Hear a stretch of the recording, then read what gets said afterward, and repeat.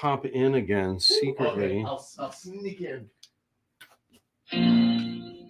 Oh, we are live. Rock and roll. So, here is what's up. We have a very special guest that I'm going to be introducing in a second here. Let me just make sure I've got all my ducks in order. Oh, yeah. Are you ready? Can you feel the power of a djinn, of a genie filling the air through the smoke? Are you ready? The live stream lounge, part 2 of our full day release day marathon with special guest Erik Steele. Hello, round 2. All right. So here we are, round 2, and man, the first round went pretty good. Why does it always smell like pancakes? Yeah. It does smell. You can actually get flavoring smells for the smoke machine. Really? They have them at Spirit of Halloween. No, Spirit. Well, yes, but Spirit of Halloween has cotton candy or Jim Toe's favorite, which is pumpkin spice. Because Jim Toe loves him some pumpkin spice. Oh, cool. Given the trends nowadays. I mean, that's good point. Good point. Oh man! Yeah, I mean, can someone push the button right there on that? Oh, I can't believe it's right down here, Dave. You got James? No, I don't know what I'm looking for. It's right. It's on right the where ceiling. James is. Oh, he has it. So funny. The one upstairs. So we used a Oh, lot is more it? smoke You this might need time to go through than the house first and stream, find them all. So James, if you can find them too. What? Oh, that's good. Okay. this is definitely the hazards of using a smoke machine indoors. For any of you filmmakers who have ever used it in a building, this always happens. Yeah. Travel that far. I didn't think You know, Well, we use a lot there's more. been situations where because it's not actual fire smoke, it didn't seem like it was.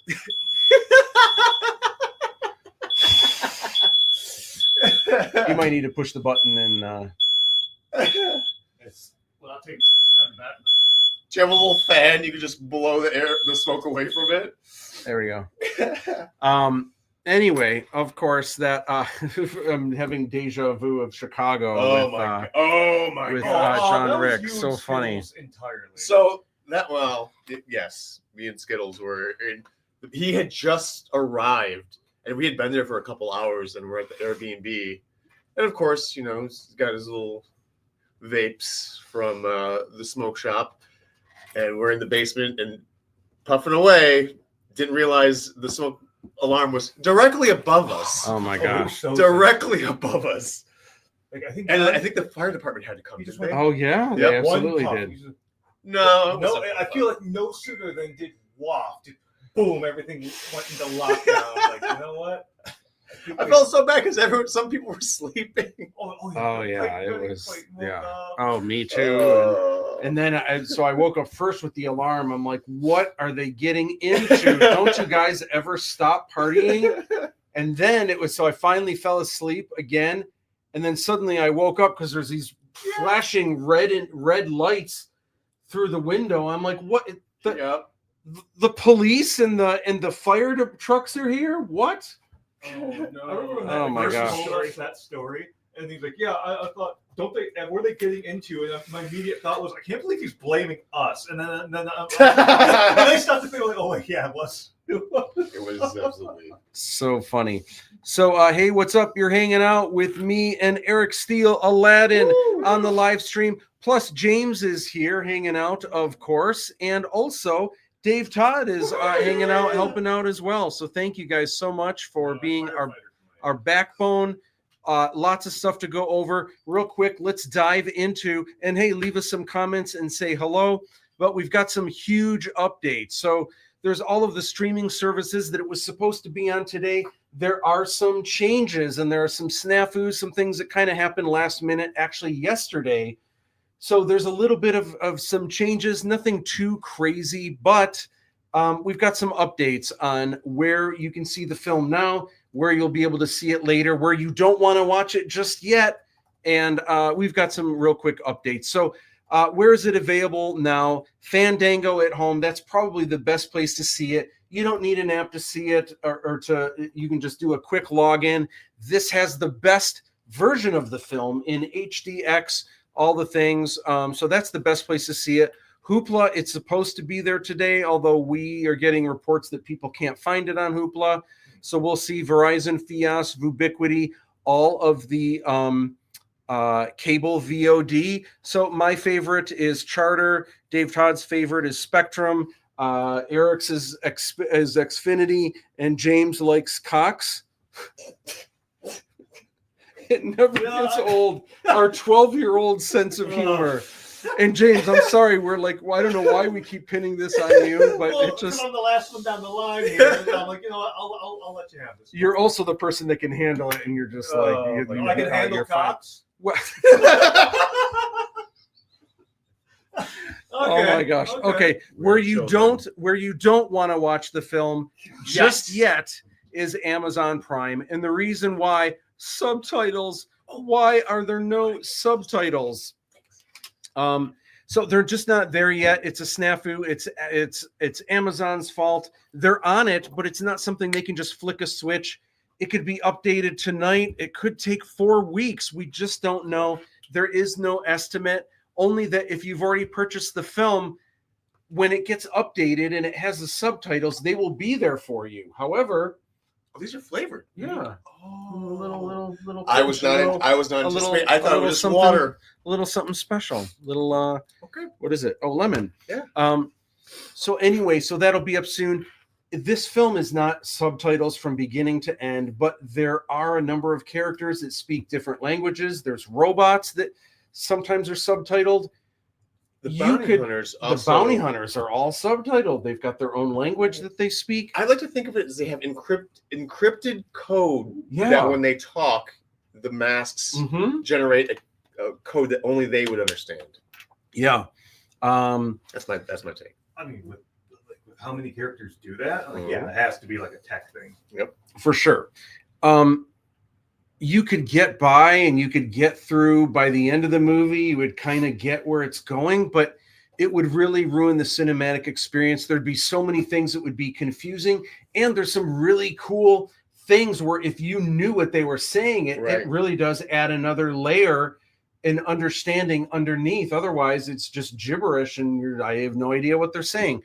So if you can hold off, just wait on Amazon, and we will scream it to the world once that is updated and fixed. So I feel bad because up until this point, we've really been pushing Apple TV Plus and Amazon Prime. At the moment, the best place to see it, and in some cases, kind of not the only way, but really the best way, is Fandango at home. And one of the reasons why, if you look closely, this is the only place that offers the film in HDX. If you don't know what that is, HDX encodes video at a higher bit rate, almost twice that of HD.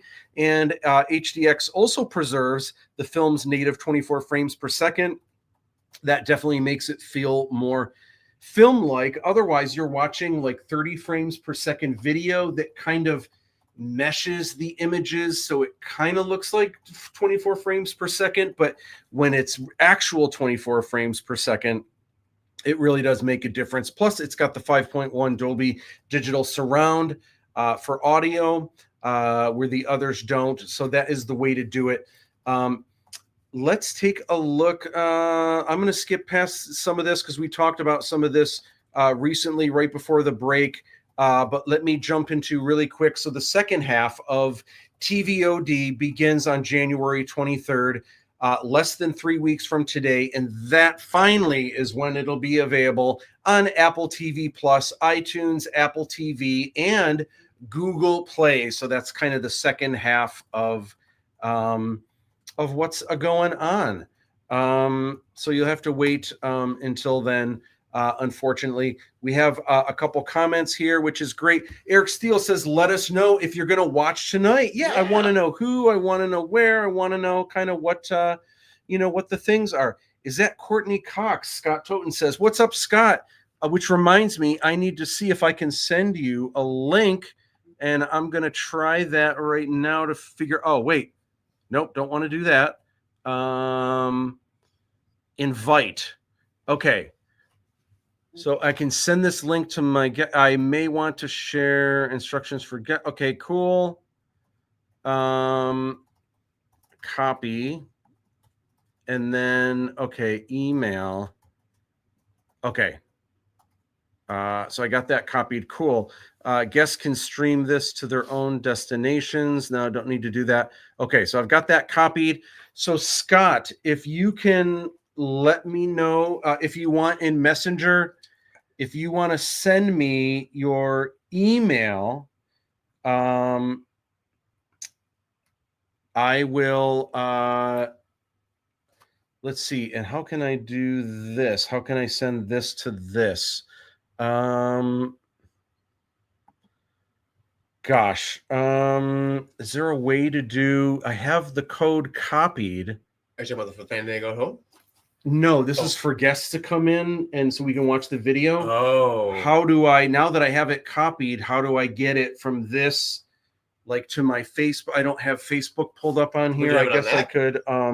What's that? You have it on that right there? Yeah, but this is my iPad. Right. Yeah. But you have the link. I have the link copied on here. You could open up your notes. Or yeah. Or wait, I can, if I do another window, you know what? I'll try to do this. Let's take a look at a scene really quick, and I'm going to try to open Facebook. So real quick, this is an image of that I painted, kind of imagining what this particular fight scene is going to look like. Let's take an exclusive look at one of the action scenes. Airdrop. That is a good idea. Actually, you're right. That is a great idea. Let me see if I can do. I'm going to try to do that. I'm going to try to do that.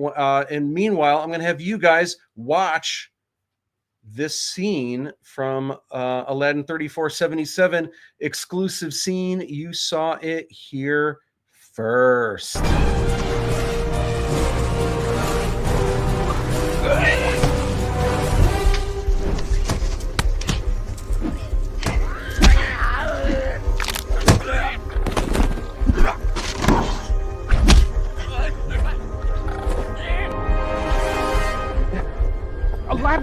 Aladdin, wait! Wait for what? Umi might be in trouble. She'll be fine. She just saved your life. All right, fine. Then take this. What am I supposed to do with this? Get back to the sky sail, shoot anything that gets in your way. But I couldn't possibly. If you want me to help Umi, you have to pave the way to the sky sail. Okay.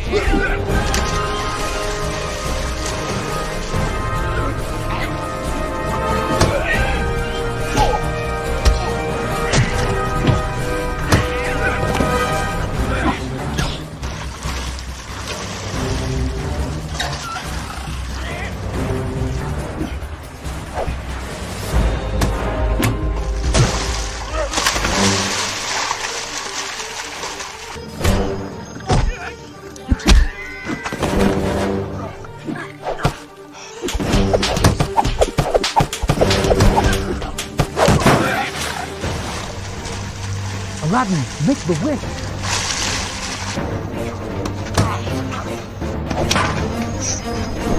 Make the wish.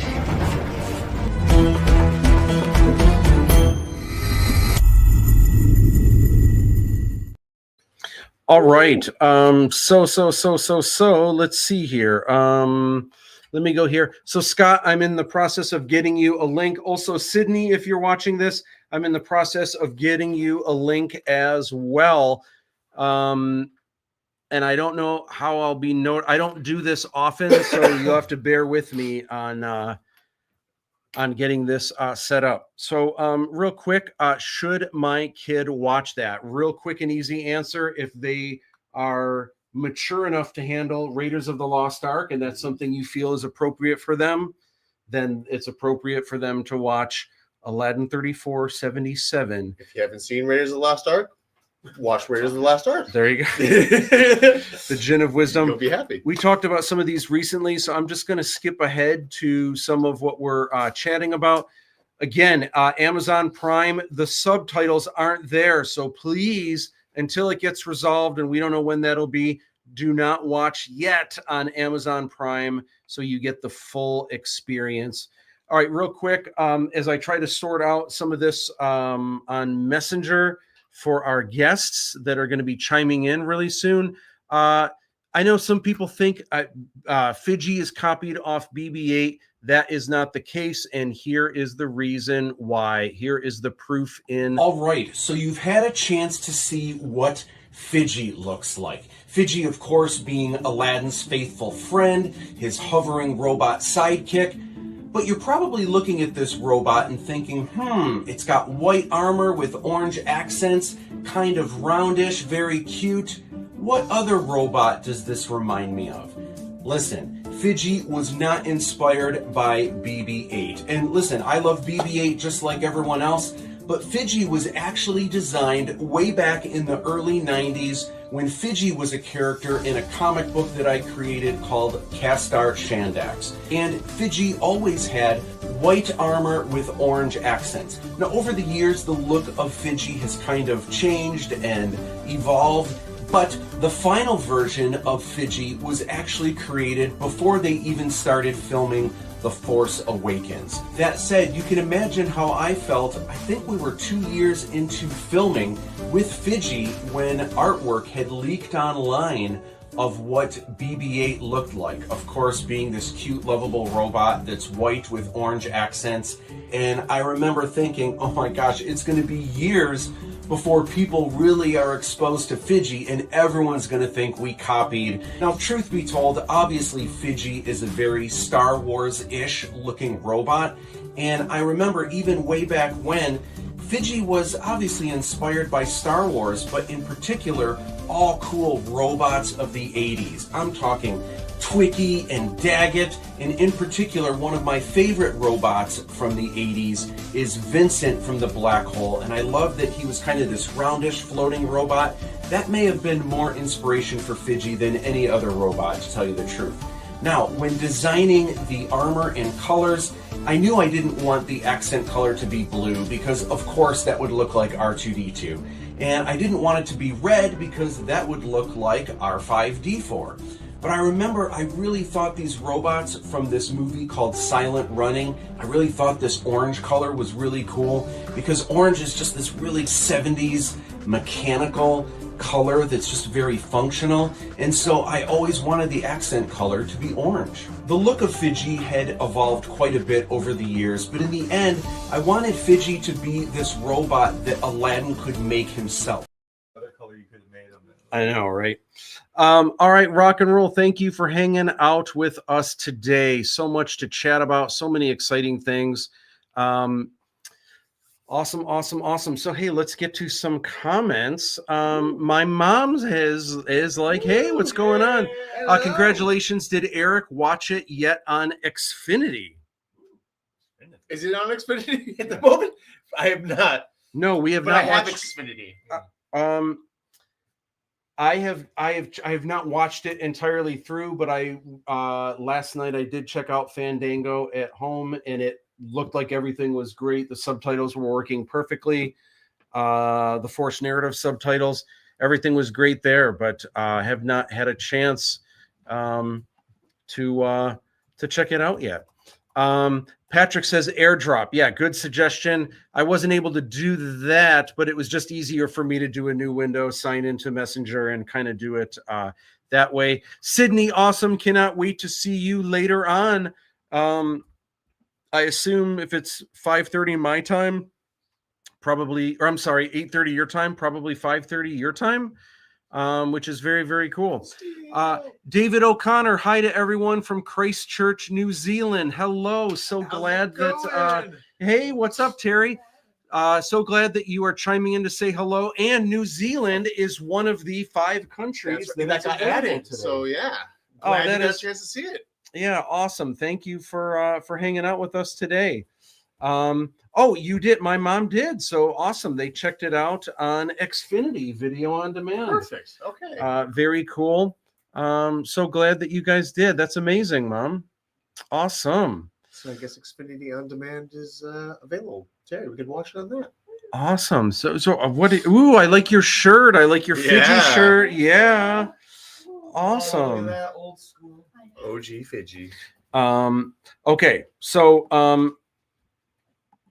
so something new. All right, so earlier we had taken a look at the art of Aladdin 3477 art book. Got a little something special to share. James, you might want to man the camera for this. Another little ditty, another little surprise. I get to put together another little guy. It might not be that cool, but I think it's cool. So from what I understand, the hardcover art of Aladdin 3477 art books are on their way by boat from Europe. So cannot wait to get those. That'll be the last thing other than the Blu-ray and the DVDs to send out for swag box number 4. However, they were nice enough to FedEx me just a couple copies of the art book.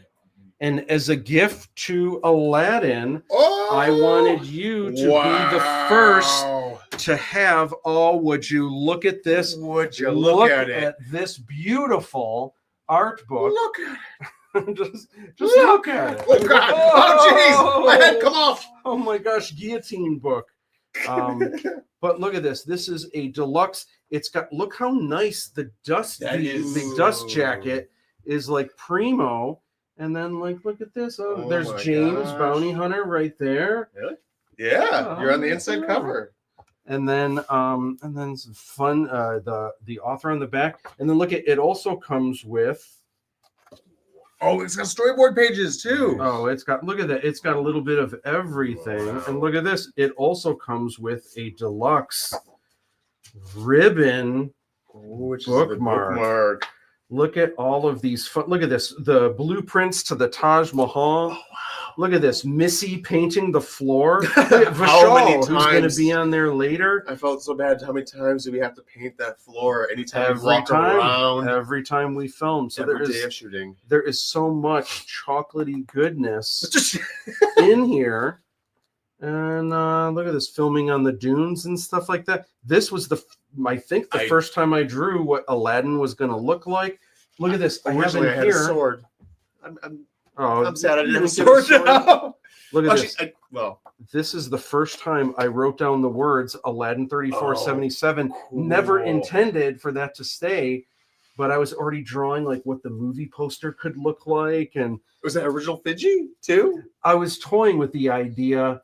Even though I had already created Fidgy, of doing an Abu type robot monkey, you know, Ratchet and Clank. I love it. It is kind of, but anyway, so much fun stuff. But anyway, I wanted you to be the first. Thank you. Oh my gosh. What? Oh my gosh! You are kidding me right now. Is that for us? You brought sushi? Oh my gosh! Thank you, Terry. You said snack 'em this is amazing. That is oh my gosh! Thank you. Thank you so much. That is amazing. All right, hold on. We're gonna look at this art book in a second, but hold on. But first, oh my gosh! Look at this delicious. Oh my gosh! I am gonna tear into this. So I didn't even know I liked sushi until little more than a couple years ago. Casey somehow got me into sushi, and the trick was she got me into Pokey Pokey first. And that was my gateway drug. The funny thing is, Pokey Pokey became my favorite food. So after about a year of that, she kind of had the come to Jesus meeting where she was like, I think it's time you try sushi again. You had everything in the sushi. And here's the crazy thing. Here's the crazy thing. Because for a while, Pokey Pokey was my favorite food, I have not had Pokey since falling in love with sushi. So I almost feel like... Is it Pokey Pokey or is it just Poke? Well, there's I don't know. Poke. What's Poke Poke? Well, it's the same thing. It's just a different location. There's Poke Bowl and Poke Fish. Oh, okay. Mm-hmm. Now, do you eat the wasabi? Mm-mm. No, really? Matt's pal is still playing around. The thing is, Dave, come on in, grab some. Ooh, that's nice and hot. Wow. Where'd you get this from? Up the street. It's called Fire Sushi Grill. Ooh. 21 in card. 21 in card for real? Is it new? It must be. It looks new. Interesting. Is it by the Kroger Plaza? That's Oh my gosh. Wow, that was a fireball. That was so good. So some coated wasabi. Mine was. I almost There's feel one spicy roll. I feel bad. I feel like I'm like I think I might got don't you? at first I felt like I was cheating, but I felt like I'll come back to you, Pokey, but I haven't returned yet, so I feel like I just completely abandoned this poor To be fair, the this only poor significant thing ex-love. compared is the fact that their shrimp tempura is straight laid out with the tails already cut off, so it's just like shrimp sticks. Well, not wasting your time. The shrimp. That's wasting my time. the tails are sticking right out there. But now, have you done hot pot? Mm-mm. You haven't been to K-Pot? See, James is a regular there. Well, You are. I have had like a couple different Korean things before, but K-pot's it's like fondue, but with soup. Asian fondue. Where soup, and you basically get unlimited amount of meat that you could just cook in front of yourself and then eat with sauces. Very much like sushi, but it's cooked, and you cook it and yourself. then for $5 Oh, no. more, you get all the Korean barbecue. oh my gosh, Terry, thank you. Oh my I was gosh. not expecting sushi today, babe. Thank you. Wow. So Wow. I've been hearing pork crispy. Oh my gosh, thank would you look Or wow. do you want the sugar-free one? No, I'm fine. I'm fine Okay, with go with sugar. Okay, I didn't know if you Wait, I want it. you want Yeah, the sugar. Thank you, babe. Thank you so much. Wow, I am just like this is so good. We've got some comments here. No. Let's real quick. Chantel said never had sushi, but I want to try a hot pot. You won't be let down. I would, and I would have a different palate for it now. I've had sushi here and there throughout my life, and I never liked it before, but I think I was a lot more freaked out about like what's in that. And I think the thing that helped with Pokey is usually you see all the fixins. Mm-hmm. And I remember the first time going thinking like, man, there really isn't much here that I don't like. Yeah. I like everything. And I wasn't sure about avocado, but then I was like, I love avocado. Oh my gosh, this is so good.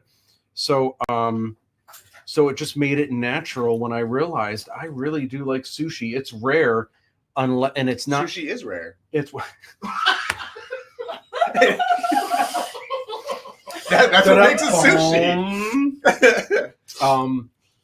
Yeah, so gosh, it's rare because they don't usually put mushrooms in sushi. They usually don't put onions. Sometimes they'll have a funky, like a crazy one that does, but it's just not one of the main ingredients that they usually use.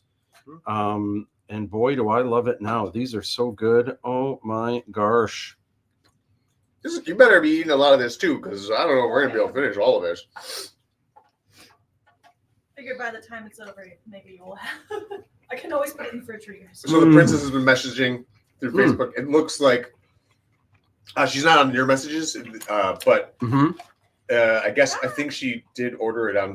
It sounds like she ordered it on Apple TV, and has a group of people coming over tonight to watch it. But luckily, I told her about Fandango. She'll be popping on around 6. Oh, cool. I will send her a message. So does she want to pop on video? I don't know. I think ask her if she wants to, like before they start the movie. And people are like, coming over at 6, so she will reach out shortly after 6. And Rich Busch says sushi is rare. That's yeah, right. wah, wah. That's great. Okay, while we are eating and diving in, so just a really quick look at the Aladdin 3477 hardcover art book. It's my 7th art book to date, and I am so, whoops. What did I do? Cancel. There we go.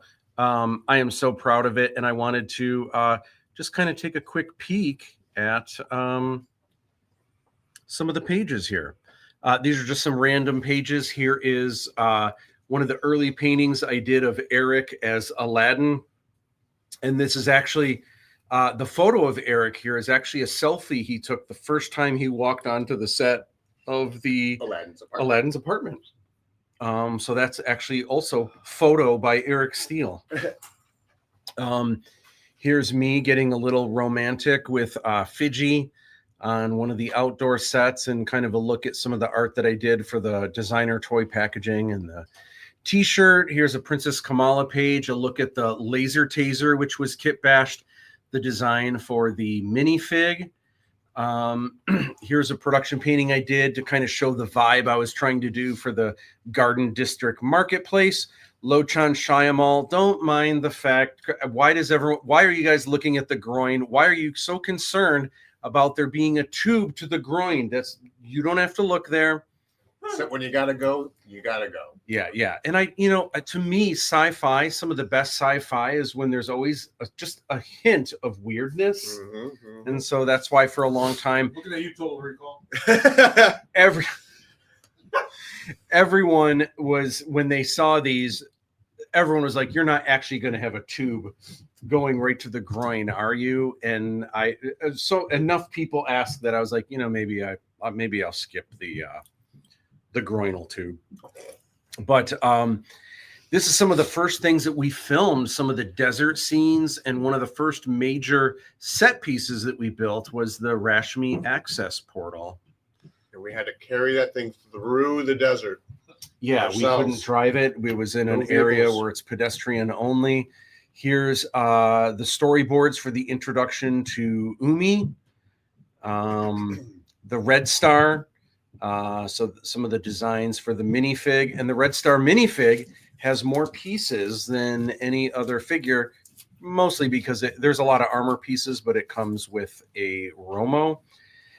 One of the early designs for the sky sail. In fact, the sky sail here is wrapped with fabric, although so was the first sky sail that you see in the movie.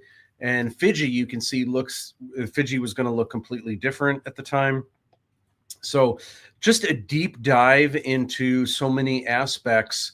The book is 160 pages. It's the same size, same number of pages, same everything as those Art of Disney and Art of Pixar books. So if you collect those art books, and this Art of Star Wars books are a really close size, but if you collect a lot of those and you get this book as well, it'll fit on the shelf, and it kind of fits right in. We talked about some of this last week with Sean Sheehan, the digital logo in the film. And then here is the back cover. So many cool things. So this, for example, is the painting that I did to kind of show what I wanted the apartment to look like. And then we're going to take a look at a video right now.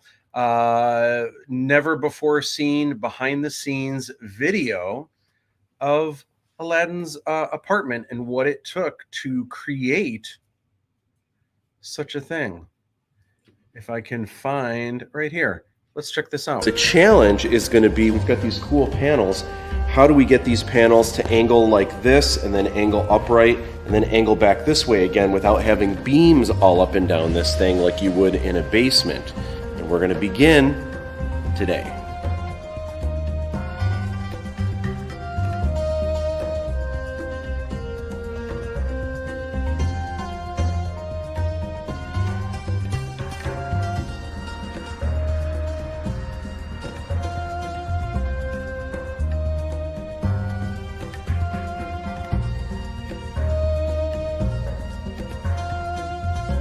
The set looks great. It looks cool. It looks inventive. It's this really neat mixture of high tech and low tech, and I think it meshes together incredibly well. And I think this is really neat. This apartment, it isn't just slick and super high tech. It's charming. The carpet.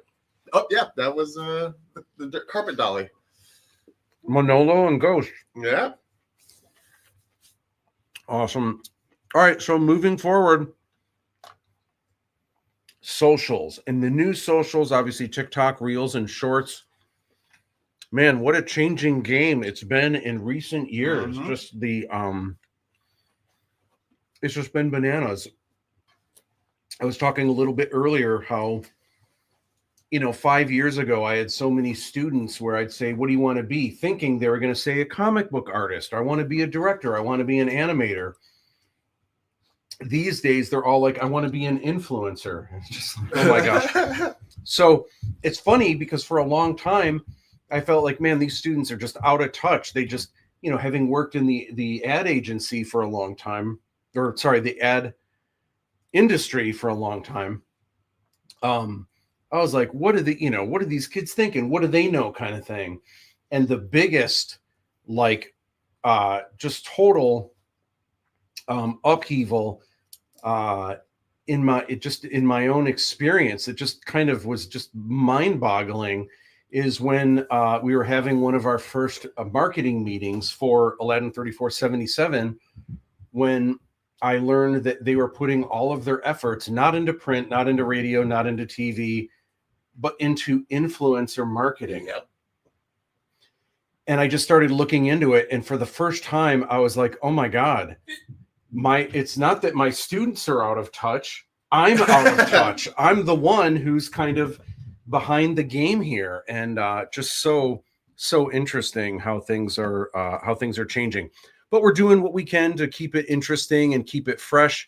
This is a look at the outside of the studio. This is your studio. That's true, in yeah. downtown Utica.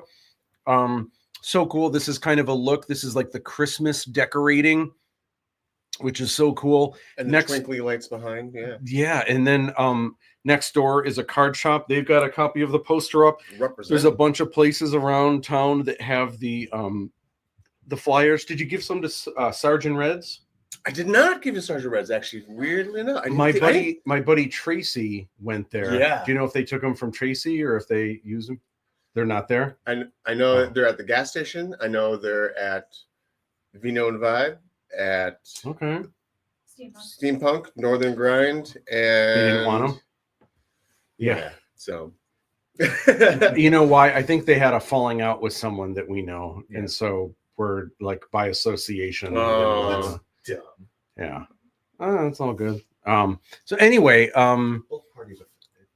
well, I mean, it is what it is. It's all good. And yeah, so super cool.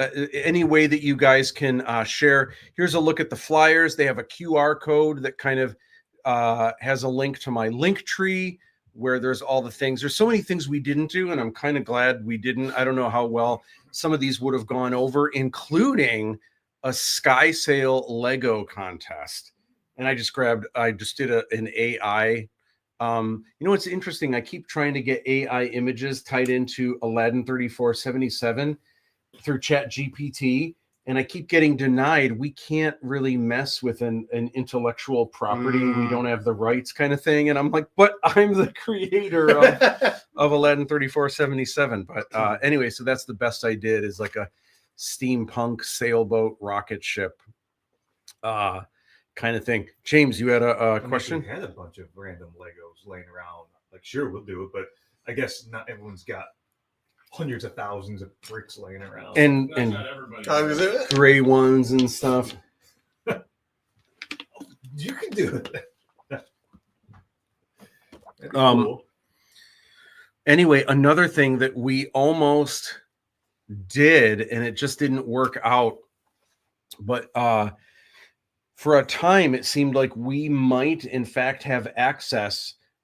This would have been earlier in the week. This would have been like over New Year's, that we would have had access to a storefront in Times Square.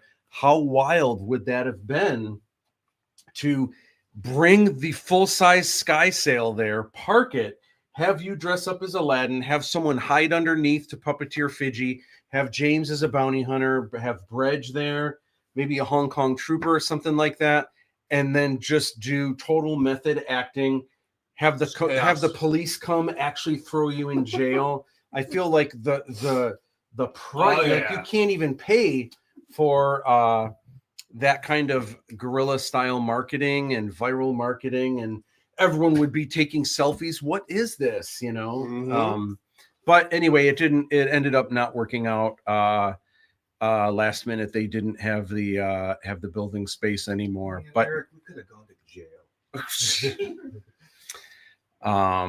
who knows? I don't know how we would have even had time for that. Well, oh my gosh, so much. The has been logistics going of on. just getting that sky sail to New York would have been a nightmare. Yeah. Matt was going to say, I don't know how I would have bailed both of you out. But I would have documented the whole experience. Your one phone call. Oh my gosh. Hi, I'm Matt Busch. Hi, I'm. Sorry about that. Yeah, Terry definitely would have come and probably would have saved the day for sure. No, Eric and I'd be sitting there, and then these guys would just be like, "Hey, you think they're anybody's girlfriends yet?" And like, guys, they've been in there like 15 minutes. Of course, they're somebody's girlfriend. Anyway, so we did a Kickstarter, and I wanted to share. That was really cool. That was actually 2 years to the day exactly that the Kickstarter was unleashed. This was huge for us, not just for the Kickstarter, but this was the first time people saw a close look at the characters. It was the first time people saw moving footage, and this was a game changer, at least with my fans. Prior to this, no one was really interested in Aladdin. People were just interested in like the Star Wars and stuff. Now it's almost the opposite. I feel like I get more likes and more comments and things when I post about Aladdin than I do about Star Wars stuff. So that's the dream. That's what. Now I love the Star Wars too, but that is just awesome. Anyway, I want you guys to take a quick look at the Kickstarter and what it was like when we unleashed that. The Beast. The Beast. Hi, I'm Matt Busch, writer and director of Aladdin 3477. You may already be familiar with my work as an artist on tons of Star Wars projects over the years. I've also worked on other studio properties like Indiana Jones, Lord of the Rings, and Stranger Things. I got my start in Hollywood working on feature films, but the dream has always been to create my own epic saga. So over the last 13 years, I've been working mostly in secret on my own huge sci-fi adventure, Aladdin 3477. A world with compelling characters, robots, mysticism, armored warriors, starships, intense action, bounty hunters, martial arts fighting, and vast landscapes. I spent years writing and traveling the world, getting inspiration and filming background plates in countries like India, Hong Kong, China, Thailand, Cambodia, and more. The amount of concept art I've done is insane, and every single shot of these films I've storyboarded by hand. Principal photography here in Michigan took 5 years alone, and I couldn't have done it without the incredible help of family and friends, along with industry pros that went the extra mile. We've made hundreds of costumes and custom armor, kit-bashed props, built mechanical puppets, constructed dozens of giant sets, filmed in exotic locations, choreographed wild fight scenes, and performed crazy stunts. Without a doubt, this project is an unheard of scale for such a small indie production. We used every visual FX trick in the book and relied on practical effects in miniatures wherever we could. Recently, the Hong Kong Business Awards bestowed Aladdin 3477 with Most Anticipated Film Project. Since then, I've spent the last few years editing this beast to create an awesome experience of sight and sound. Speaking of sound, the soundtrack features Cell Dweller, a master of cinematic music you've heard in some of the biggest movies, TV shows, trailers, and video games. The end result? Based on the classic tale from Arabian Nights and set 1,500 years in the future, Aladdin 3477 is a trilogy of feature films. We've already filmed all 3 movies, and the first film, The Djinn of Wisdom, is coming to you soon. No, we have sushi down here. Oh yeah, Oh yeah. we're definitely gonna need help finishing up this sushi. Mm. Oh my gosh, we're back on. What is up? Thank you guys for hanging out with us. We got some comments. Phil M. On a smaller scale, what if you did a thing at Canterbury Village? Sci-fi weekend and movie in the park or something. I'd be down for that. We still have the Kong Cham set. Or build the whole set. Rebuild it. That we don't have, but man, that would be really cool. Love that idea. Tracy Wayne Surgeoner, hey guys, boom. Did you enjoy the movie last night? And I'm curious, did you watch it on Amazon or did you watch it on Fandango? Oh, they got Curious. They got What's to that? see it early somehow? Well, oh wait, if it was last night, it probably was Got on Amazon because yep. it went early. It didn't have subtitles, Trace, so you didn't get didn't watch it yet. Oh, Good. Perfect. Hold off on Amazon because the subtitles aren't on there. Best place to watch it is Fandango at home. Plus, you can download it from Fandango. Plus, it's in HDX. Plus, it's in digital Dolby Surround. All the things. Best place to watch it. Subtitles aren't on Amazon yet. So, boo. Don't tell me what to do. Don't you tell me what I can't do, ever. We are going to be explaining the process all day long. So thank you, everyone, for all the support. This has been a riot. And this day, man, it's kind of flying right by, which is great. We've had some cool news. This is news in Germany for filming is strange. There's another article as well that I just saw yesterday. Oddly, has really specific locations for like all three movies where we filmed. And I don't remember releasing this kind of information everywhere. How do they know? Like it's kind of strange. Also, someone released the Aladdin 3477, The Gin of Wisdom movie script. So funny though, because it's not the actual script. Someone just went through the movie and wrote down everything that people say. Which I wonder if they got it and they just had it transcribed, but it lost every sound effect and everything. You know what? That's interesting because you are correct. Maybe somehow they got access to the metadata of the closed captions because actually everything is spelled correctly. I was gonna say, yeah, Darshana Shayalaja. Like that's too. That's very specific. specific. Yeah, figuring out too much that of a name. Hail Mary that they got that right. Very specific. I can't even spell Bresh properly. Fletch Arnold says, I caught some of this earlier. You guys are so right how great Eric was at playing off all stuff going on around him. Yeah, really, really good. And so much was on your shoulders because everyone is kind of playing off you. So when things are funny, you had to kind of let other people shine and kind of act in a way that doesn't overshadow their moments. But same thing with the fight scenes. And there's so many great things and fun moments. And really, really incredible all around. A punching bag. Yeah, you got to be my Ash and I got to be your Sam Raimi, which is funny. Strangest thing on the internet. I know I keep pulling this up, but you just can't beat someone selling the official trailer for $35 in some store. And there's options you can choose from, but they're all men's shoe sizes. Yeah. Which gave us the idea for Fidgy Flops. Fidgy Flops would be really cool. I don't know why I didn't do this right away, but I feel like I need to order whatever this is just to see what shows up. Like I'm curious what's going to arrive in my shoe size. So Arabian Nights, I've been having fun with a couple music videos. These are just for fun. This music is not in the movie, but let's take a look at this fun futuristic take on Arabian Nights.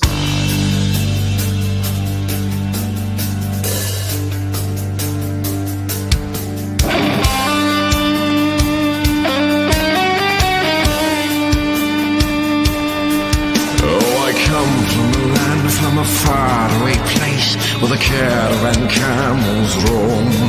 Well, it's flat and immense and the heat is intense. It's barbaric, but hey, it's home. When the winds from the east and the sun's from the west and the sand in the glass is right. Come on down, stop on by, hop a car, and fly to another Arabian night.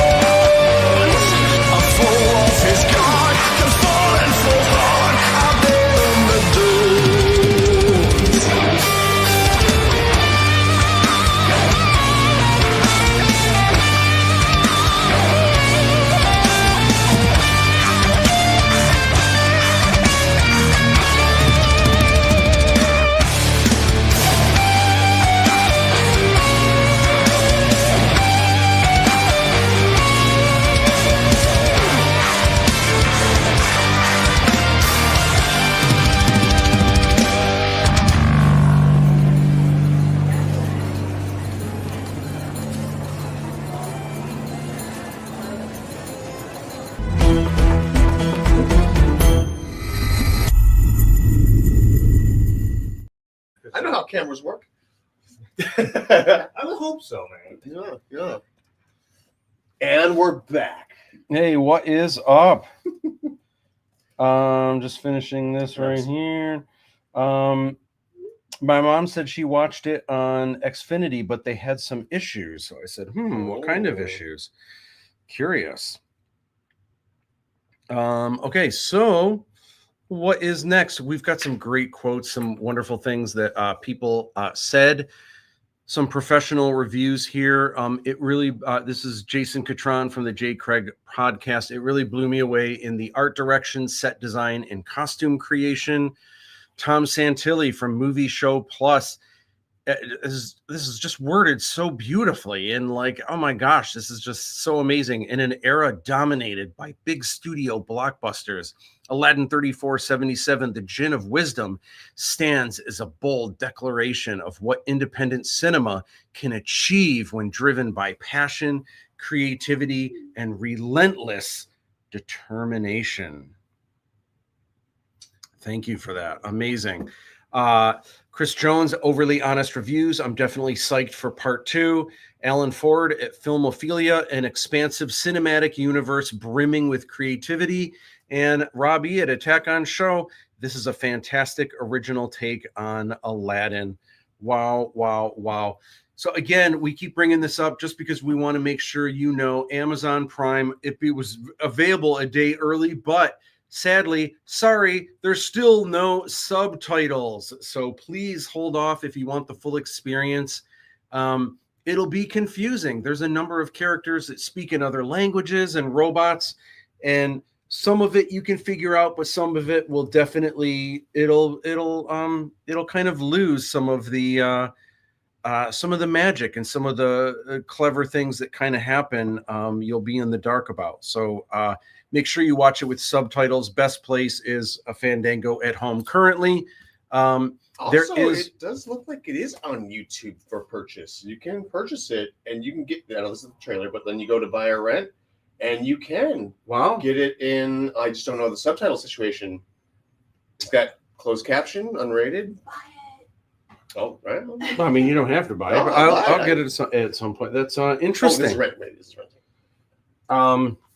I mean, you can rent it too. You don't have to pay full price for it. Just curious to see how it works. So there is a bonus if you stick around at the end through the end credits. This is that app. I don't know if you guys use it, but you can type in any movie and it lets you know if you stay through to the end credits. If it has a bonus scene, we have something better than a bonus scene. It's your first look at the next Aladdin 3477 movie in the trilogy. So as you guys know, we have these minifigs. Here's the one for Aladdin. And we just did a fun thing earlier where I've already done this first brickhead figure. I'm considering doing these in the future, but I'm trying out different companies to see which ones are best, which ones are cheaper, what fans might be into, and curious what you guys think. Okay, so this is figure A, and this is figure B. This was the original one that I did. This is a different company. Eric put this one together today. I'm curious, which one do you guys like better? Which one is cuter? Which one is dreamier? Which one is ready for action? Which one has a better back? Which one has the better hair style? I like this one because the hair is a little bit longer. Eric likes this one because it's got cool, shaggy little kind of drips in the front, which is kind of cool. This one has a curved chin on the bottom. This one's more of a blockhead. This one has the eyes painted on. This one, or printed on. This one actually has these little button eyes that are built right on. So I'm curious, what do you guys like better? Do you guys like A or do you like B? There's Eric, and then there's Eddie K. Give us the scoop, A or B. I'm curious what you guys think. In fact, let's go to some comments. So Terry says A. Matt, do you have a specific spot with the subtitles that you were concerned about? Right at the very beginning. Oh, baby. Oh, I mean, there's subtitles all over, but oh, interesting. Wow, that's it's closed legit. caption. Yeah, I could turn it off, I think. Yeah, turn it off. I'm curious what'll. Okay, go ahead. Further or Yeah, go back further because then it's in English for a little bit. A little bit further, a little bit further, a little bit further. All right, that's that was not closed captioning. yeah, that's no, that's the subtitles as they should be. Okay, so YouTube does have subtitles. Great. What's interesting, those are the legit subtitles too, not the burned in ones. Right, So that's good to see that it's working. Okay, cool. All right, excellent. That's good to know. I don't know why they didn't tell me. I would have pushed YouTube as I would well. have also pushed YouTube, but I didn't even know that was who said that it was on YouTube? somebody wrote that. Yeah, I don't. Okay. But thank you, whoever told us about it being on YouTube. Yeah, that's yet YouTube, another. which is technically still part of Google TV. Which is yeah. Yeah. So it doesn't make sense. I wonder if it is on Google Play. Well, actually, so because you own the film on YouTube, it goes into your Google Play library, or Google TV library. Can you look up and just see if it's on Google? I'm just curious because they said Google Play also wouldn't be until the 23rd, but who knows? Everything is so. It's been a learning process.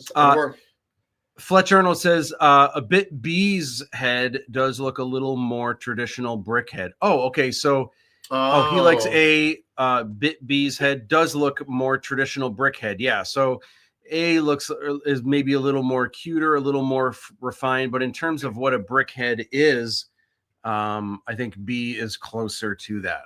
So so if you go into your Google TV account, yeah, I can go to my stuff. Boop, there it is, and I bought it off YouTube. So it's through YouTube connected to Google TV because they're both the same company. It's just I'm curious if you didn't get it first on YouTube, if you would have been able to get it on Google Play. That's what I'm gonna. It just tells you where you can watch it, so it says you can watch it on YouTube and Fandango. Oh, nice. Button eyes really sell the cute factor there. So in terms of Fandango or YouTube, both of them are good with subtitles, and that's good. We learned something today. I know. It feels like sometimes we learn the hard way. Like this one, we're going to the club to pick up the ladies, and this one, I'm taking them to the zoo to buy them a balloon. What? This is before the club. This is after. After what happened? All right. So here's what's up. There is some of you might be wondering, hey, what are the differences and similarities for Aladdin? How come Aladdin isn't from the Middle East? Some people have some questions and concerns. Well, let's take a quick look at this video here that may answer a lot of those questions. You might be surprised about the real history of Arabian Nights and Aladdin and what the original tale is all about. Check it. Which Disney characters are in Aladdin 3477? The original Aladdin tale comes from the Arabian Nights collection, often referred to as 1001 Nights, which is in the public domain. In 1992, Disney came out with their own version and changed a few things. My version, Aladdin 3477, is also based on the original source material, where I've changed a few things as well, the biggest of which, mine takes place way in the future in the year 3477. So while there are some huge differences with the Disney version you know and love, there are also some similarities. Let's talk about them. Aladdin. Yes, as you can guess, the rogue street rat Aladdin is the central character to these films. The first thing you might have noticed about our Aladdin is that he isn't Arabic, and the reason why is neither is the original Aladdin. Despite coming from the Arabian Nights book, while the characters all have Arabic names, Aladdin is actually a Chinese boy living in China. So I thought it would be interesting to split the difference location-wise and have the Aladdin 3477 saga take place throughout Asia and India, and so our Aladdin roams the streets of futuristic Hong Kong. The Aladdin you'll meet in these films is charming for sure, but he's also a little bit more of a scoundrel. He's a con artist through and through, so we'll see over the course of these 3 films if he becomes the hero everyone is expecting. Abu is my favorite, but sadly, Abu doesn't exist in the original tale. He's a Disney character, so no monkey sidekick in Aladdin 3477. You do see monkeys in the films, however, the only thing better than a monkey sidekick is a robot sidekick, and that is Fidji. Fidji was a character I designed way back when I was in college, way before I entertained the idea of making a series of Aladdin films. He was always intended to be the floating sidekick of this other adventure-seeking con artist, so when it came time to making these films, Fidji was the perfect accomplice for Aladdin's shady antics. Woohoo! Yeah. Okay, just going through this. Okay, so some interesting juice, and a lot of people are just have no idea that Aladdin is actually Chinese, which is pretty wild. Cody says, I've heard a lot of the interesting and fun aspects of the project, but for both of you, what were some of the discouraging parts of the projects? What were the obstacles? How did you overcome them? Great question. For me, man, there was a lot. I don't even know where to begin. There's discouraging stuff that happens all the time. For example, it was a huge, just yesterday, discovering that Amazon arrived a day early, which doesn't bother me at all. But the fact that it didn't have subtitles, like that is such a huge, because Amazon is like the reigning supreme streaming service that we're on, and anyone that watches it there, they're not going to get the full experience, and in fact it'll be confusing, and they might potentially not give it a great review. That's a huge bump in the road for us. We've had a lot of wins, but like it's like that, and it's completely out of our hands, to the point like you can only hand it off to the company, and they can hand it off to these other companies, and then it's on them to make sure it gets put into their system. And yeah. And then with Apple pushing their date back, which didn't bother me anywhere near as much, but last night it wasn't like I was throwing stuff or anything like that, but I almost canceled the live stream today because I was just like, I am so tired. I'm not going to get any sleep, and all I'm going to do tomorrow, how am I going to keep my spirits up when I'm just continually telling people, don't watch Amazon, don't watch after don't watch our movie months, like Amazon, yay, know. And Apple TV Plus, yay, and like now both are temporarily foiled. But YouTube is okay, which is connected to Google Play, so yeah. And Google Play is okay. I actually there's a bunch of things that I saw here. Verizon Fios has a dedicated page. All the things, so I'll be able to put together better lists once I'm not locked into the live stream. But what were some of your obstacles and things that you overcame, and things that were perhaps difficult? One was maintaining facial hair in the proper way. I had this weird situation where I got white spots, like white hairs that would come in little patches, and it would look like a misting spot. And then there was a time I remember we cut it, and it was like there was a little bit of hair that was gone for a while, and then it just grew back for some reason. Like right now I have it with this little spot. I trimmed that like a month ago. It still hasn't grown back, but then it'll come back all out of the blue. Yeah, I guess just maintaining the same look was difficult to a certain degree. Other than that, everything was a blast. I just had fun the whole time. So yeah, great questions. I've also asked a lot of questions specifically on the past and some in the present. What does the future look like for both of you? Ooh.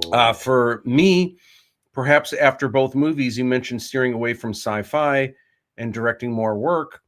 And for Erik, perhaps your own personal projects or future acting roles. I mean, yes, acting roles have I've done I worked on one movie in an acting capacity. The rest of them I've always been as crew. 2025, the plan is to do our own feature film out of our studio, where the studio actually becomes a character, which is all based on a real life story from the past for us, but very Harold and Kumar-esque, which was also one of the first films that I worked on. So it's like a full circle coming to being. But like that, the plan is to direct. So from acting to want to direct my own film as well. Love that. For me, it's still, I have so many ideas of movies I want to make, books I want to write, graphic novels I want to illustrate. I actually have animated projects that I want to dabble in. Ooh. Perhaps stop motion, all kinds of things. But I feel like the best thing that I need to do is just finish the next two films. I need to just get those through the can. So it's hard because I feel like 1 month I'll be thinking about, I've got an idea for a movie like this. I definitely need to do this when Aladdin's done. A month later, it'll be something else. Mm-hmm. So I kind of just like, I daydream all these ideas, but realistically, I'm just like, yeah. I'll know what the next thing is once Aladdin is done. So for me, it's hard because it really is just Aladdin for the foreseeable future. I just need to finish these and kind of get these through the can. No, it's not. And I'm very excited about them. And it's cool to have something ready to, work on and kind of continue with. And it's not so much that I'm exhausted and I don't like working on them. I really do enjoy it, but I'm also excited to have it completed and work on something new for a change. But it is just it's been amazing. Jeff Norgrove, what is going on? I'm going to try. Don't know if I have the right apps. Well, Fandango at Home is the best one, and Fandango is easy. If you just go, in fact, I'll put the link. Let's see if I go to here, it should be in banners. So I've got this here. Can I copy this here? Oh, I can't copy it, but what is it? At home at fandango.com. Let's see if I can type this in. Let's see if I go to, let's see, http://@home.fandango.com. So if I go here and then if I do this, and if I can turn off this banner here, whoops. And then if I go back to the comments, if I put this back up again, you can copy, or you should be able to click on this link, and that'll take you to Fandango at Home. And from there, if you just look up Aladdin 3477, you will find it. You will need to just sign up really quick, but you don't have to pay for it. Yeah, you don't have to download an app or anything too crazy. And you can watch it on your TV. You can watch it on your phone. You can watch it on a laptop. You can actually download it so you have it forever. It's pretty easy peasy, mac and cheesy. Fox 13 Utah just posted a thing about what to watch this weekend, and we're top of the list. What? Yeah, streaming on most VOD platforms is fantasy action film Aladdin 3477 Part 1. Oh my gosh, that's Fox wild. 13 Utah. Wow. Dang-a-ga-dong, ding-a-dong-ding. It was interesting when I had like all these interviews. Some of them were just the craziest. Like some of them were like sci-fi websites and pop culture sites, and then randomly it would be like the Ozarks CBS News, channel or something like that, which is wild. Fletch Arnold wants to know, do you have a timeline for the other two releases? I don't yet. Kind of the benefit that I have of these films, because they're not through a big studio, which demands, listen, this is when the film is coming out, whether it's finished or not, this is when it's releasing. Sometimes they have a release date before a script is even written. One of the benefits that I have is I get to choose when the movie is in a good place to stick a fork in it and kind of move forward from there. I don't have a timeline. Ideally, it would be one a year, but I don't know if that's possible. Even if I had the next film done in a year, the difference with independent films and studio films, when a studio film is greenlit, they already have all of the distribution locked in. Right. They already know what a lot of them sometimes know how many screens and everything else. Where in the world of truly independent cinema, it's not that way. You have a completed film that you're kind of pitching first. And then once that is greenlit, then they start the process of who, what, when, where, why, and how. It's got to go through QC, all these different things that just kind of take a little bit longer. I wish I had a timeline. Also, I've learned if I don't know, don't even give an estimate because things always take longer. And man, you said this too. And you said 5 months ago. So it's, that's always kind of difficult to do. All right. So let's take a look here. We're gonna do this, and then I need to go backwards through my slides, and we're gonna start right back in the beginning. Oh. How's everyone doing? I want to hear how you guys are watching, what streaming service you guys are watching on, and I want to know, how are you watching the film tonight? Are you or tomorrow? Are you hanging out with friends and you're meeting up for coffee first? Are you guys making popcorn with like the movie theater butter? And is it, do you have family coming over? What is the sitch? Who, what, when, where, why, and how? Yeah. Are you chilling out by yourself with the Dune popcorn bucket?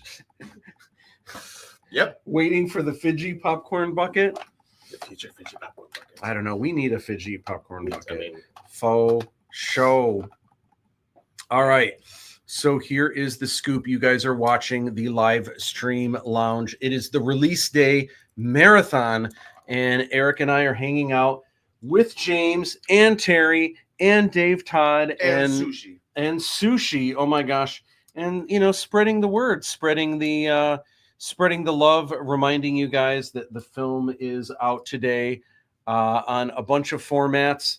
We're going to let you know once again real soon which ones are available, which ones not. It's funny because they told me yesterday specifically, and we're learning right now, it is not the same of what they told me yesterday. So we are learning as we kind of move through this. It's continually but we're also updating finding other platforms that it was on that we didn't know. And cool news and things that reviews that are posting online. So it's been fun, and thank you guys for hanging out with us.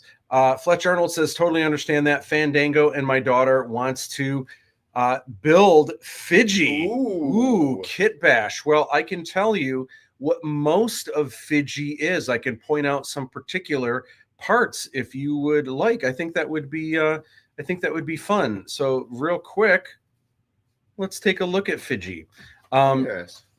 So Fiji, the head is a Sony radio CD player. It's a particular kind, and I don't know specifically what the model number is, but it is a Sony, and I have it somewhere. I have it on my computer in my office.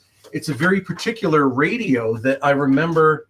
I had this like in the 90s. When I started teaching, I had a red one, and I always thought, man, it looks like an ant head, but like a robot ant head, And I always thought it looked so cool, and then it was stolen out of my office. But I found another one years later that was like a dark blue, and that's what you're looking at right now. It was repainted for Fiji. So that's the head. Underneath, inside the neck, that is a flexible like gutter, like the gutter that comes down and it's like flexible going into the ground or something. So that's a little piece of that. A lot of the body is actually an Omnibot toy, but it's kind of funny. What I did is I turned it backwards and upside down. I took a bunch of pieces off. So normally this is where the neck and the head is, and the arms are higher. I was able to take the arms off and flip them around the other way And there you have it.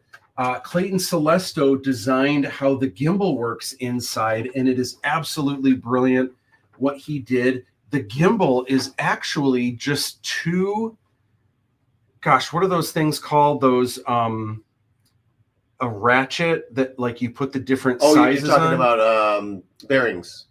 2 bearings? I think so. It's hard to see. You know, it's one of those ratchets that's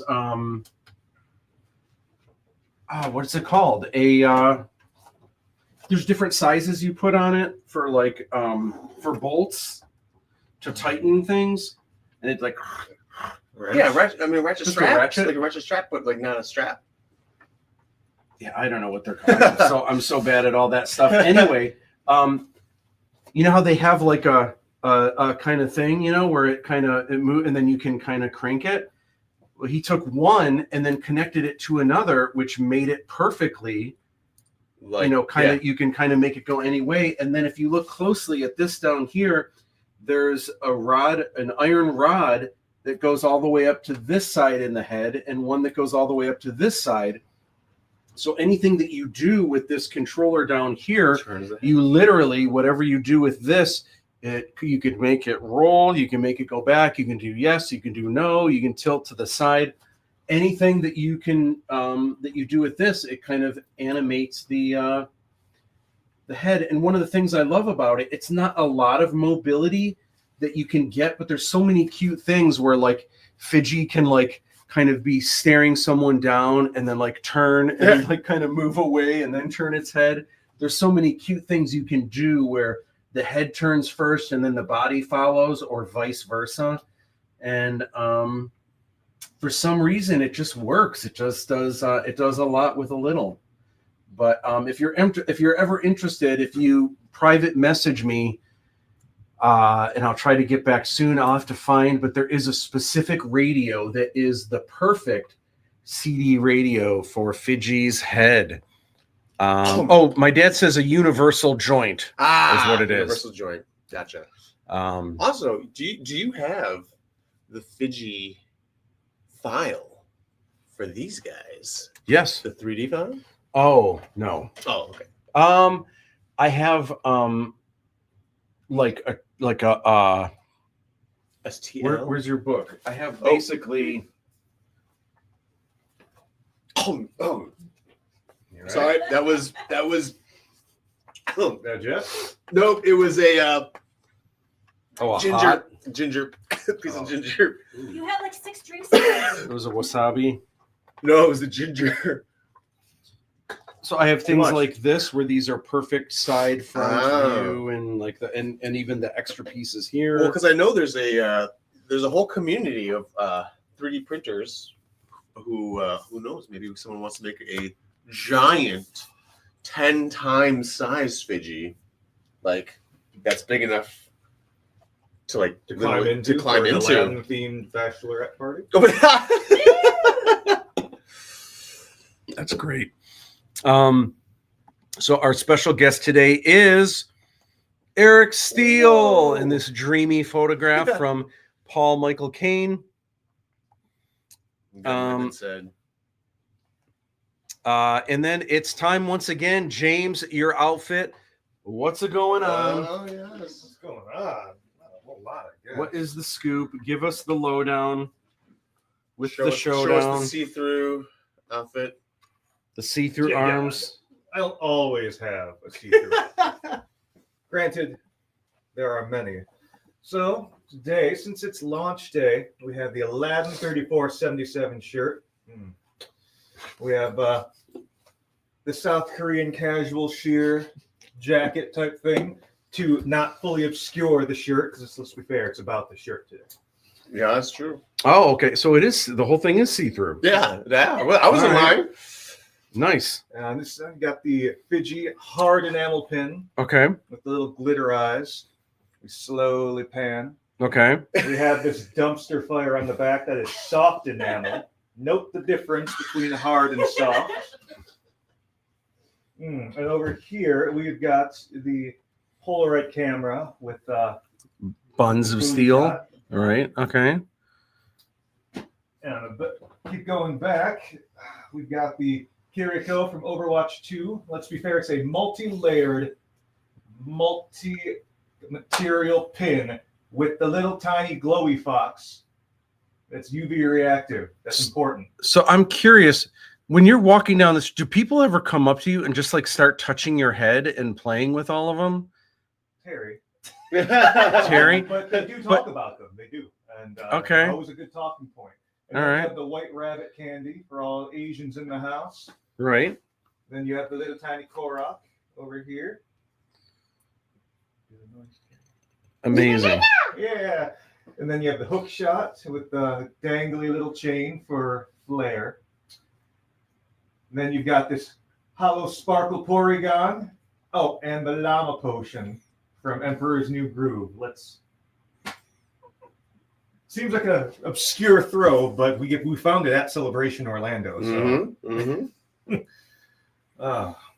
Amazing. And while we're on the topic of Fidgis. And we see Look at that. Oh my Fidgy gosh. shot. Classic Fidgy on the front Yes. and then the back of Fidgy on the back. Do I need to make more of these shirts? Is there a demand? There's the tramp stamp. The Fidgy tramp. Fidgy's tramp stamp on the back. I really like the new Fidgy shirt. Mhm. The A lot of people comic do. booky- Yeah. Yeah. The, That's where you should have- Yeah. awesome. Material on those DTE's shirts. got one. Okay, so next up, we were using those glasses earlier. We may bring them back if we start making more drinks towards the end as the night goes on and we get slap happier. It's not happier. This is Fidgy. Happy holidays, everyone. Merry Christmas, Happy New Year, all the things. Hope you guys had a great one and you guys are kicking off a great new year with hopefully health and family and you've got a slew of fun creative projects that you guys are excited about for the new year. Shiva to Believer. I'm curious. You said you counted. Did you count this many? One more. Really? I think so. Okay. Well, one of them was.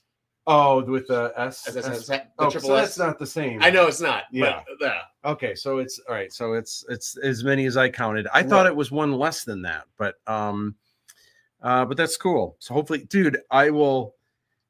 Can you imagine? What if people start saying this? What if it caught on? That would be the craziest thing to be at like a comic book convention. It And works. like no one even knows you're walking behind them, and they're just like, "Oh, Shiva to Believer." That would be wild, right? That would be. People pick up on trends. Japan specifically. You think dumpster fire just originated at Denny's? No, I brought it there. No.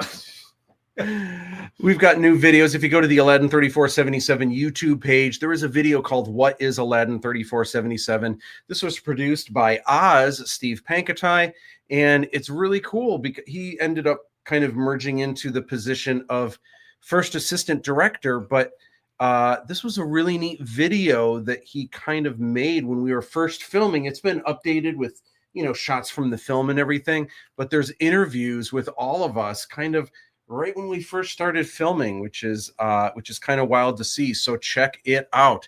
Okay. So this is really neato torpedo. This is the first, might even be the last time that you see this. This is a message I created that initially was attached to the film.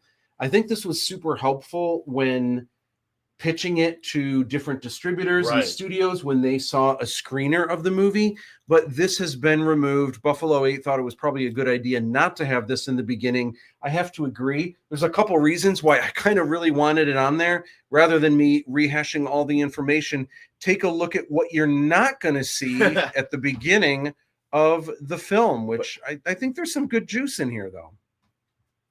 Let's check it out. Hi, I'm Matt Busch, creator of Aladdin 3477. I wanted to thank you for taking the time to watch a truly independent film. We did our best to try and make an A-list looking movie without having the budget of a big Hollywood studio. With family and friends building sets in our own backyards, we spent years putting our blood, sweat, and tears into this handmade epic saga. This film, The Djinn of Wisdom, is the first in the Aladdin 3477 motion picture trilogy, and the adventure is just getting started. Be sure to stick around after the end credits, where you'll get your first sneak peek at the second film in the Aladdin 3477 trilogy. Enjoy.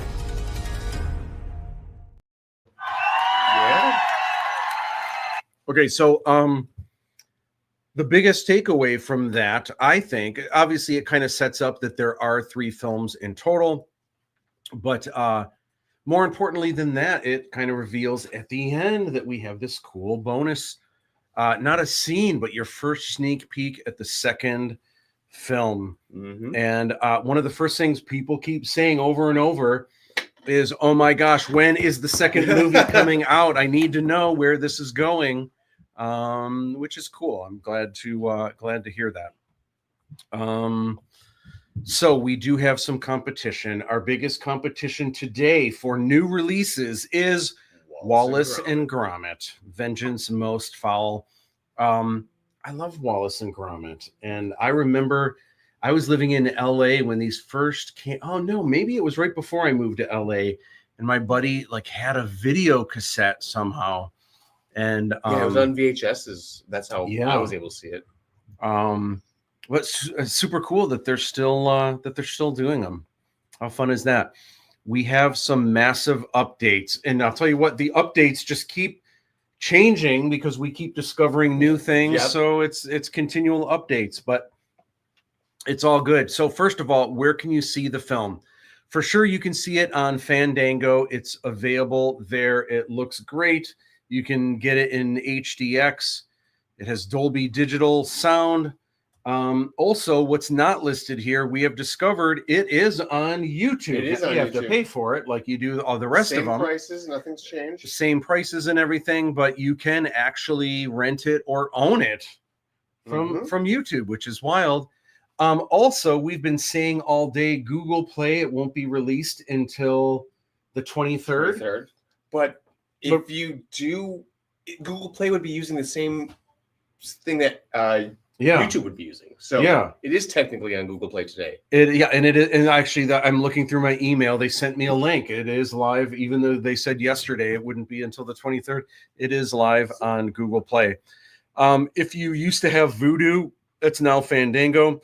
Hoopla. Oh, and I saw in my email here, Hoopla is delayed. I don't know. It's coming soon. I don't know what that means other than coming soon. Maybe they meant to say Hoopla was the 23rd. Maybe that's what they mixed that Hoopla up with Google. Yeah. It's got the double O's. Double O's. Verizon Fios, it is available there today. Vubiquity, and then it's on all of the cable VOD, including Charter, Spectrum. James really enjoys Cox, Xfinity. It's what the service is called. I don't know why we keep James keeps getting the butt of the joke. I don't know. Yeah, I keep getting shafted today. Anyway, so Amazon, it is available on Amazon, but you don't want to watch it on Amazon yet because subtitles issues. There are no subtitles. There's supposed to be forced narrative subtitles for all of the non-speaking English parts and robots and everything else. It really is kind of important to the experience. So please hold off on Amazon until that is resolved. Don't know when that will be yet, but please hold tight. It'll be worth it. So originally it was going to be released in 66 countries. Today, now it's only 5 countries, but it will be 66 on the 23rd. Today it's released in the US, Canada, United Kingdom, Australia, and New Zealand. Which someone from New Zealand said hi to us today. Yeah. Which was also, now, is it still today for them or is it tomorrow for them? Oh, it's got to be tomorrow already. Yeah. For sure. It's got to be It's they're from the future. They're living in the future. So which is the best? I would say now, although it looks like YouTube looks pretty YouTube clean. and Fandango are, but I would say, I would say YouTube and Fandango cost the same anywhere you go to see it, but at least the subtitles are working correctly there. And it looks like it's a nice, clean image. So I would say Fandango or YouTube is the way to go. Fandango? Fandango. What? That just because the way they would pronounce it? No, No, because just because they have dingoes. dingoes Oh. live in Australia. Hardy hard. All right, so Fandango has it in HDX, which is super cool. Dolby Digital Plus. Recently, Collider gave us an awesome exclusive with releasing the first exclusive clip from Aladdin 3477. It's a quickie.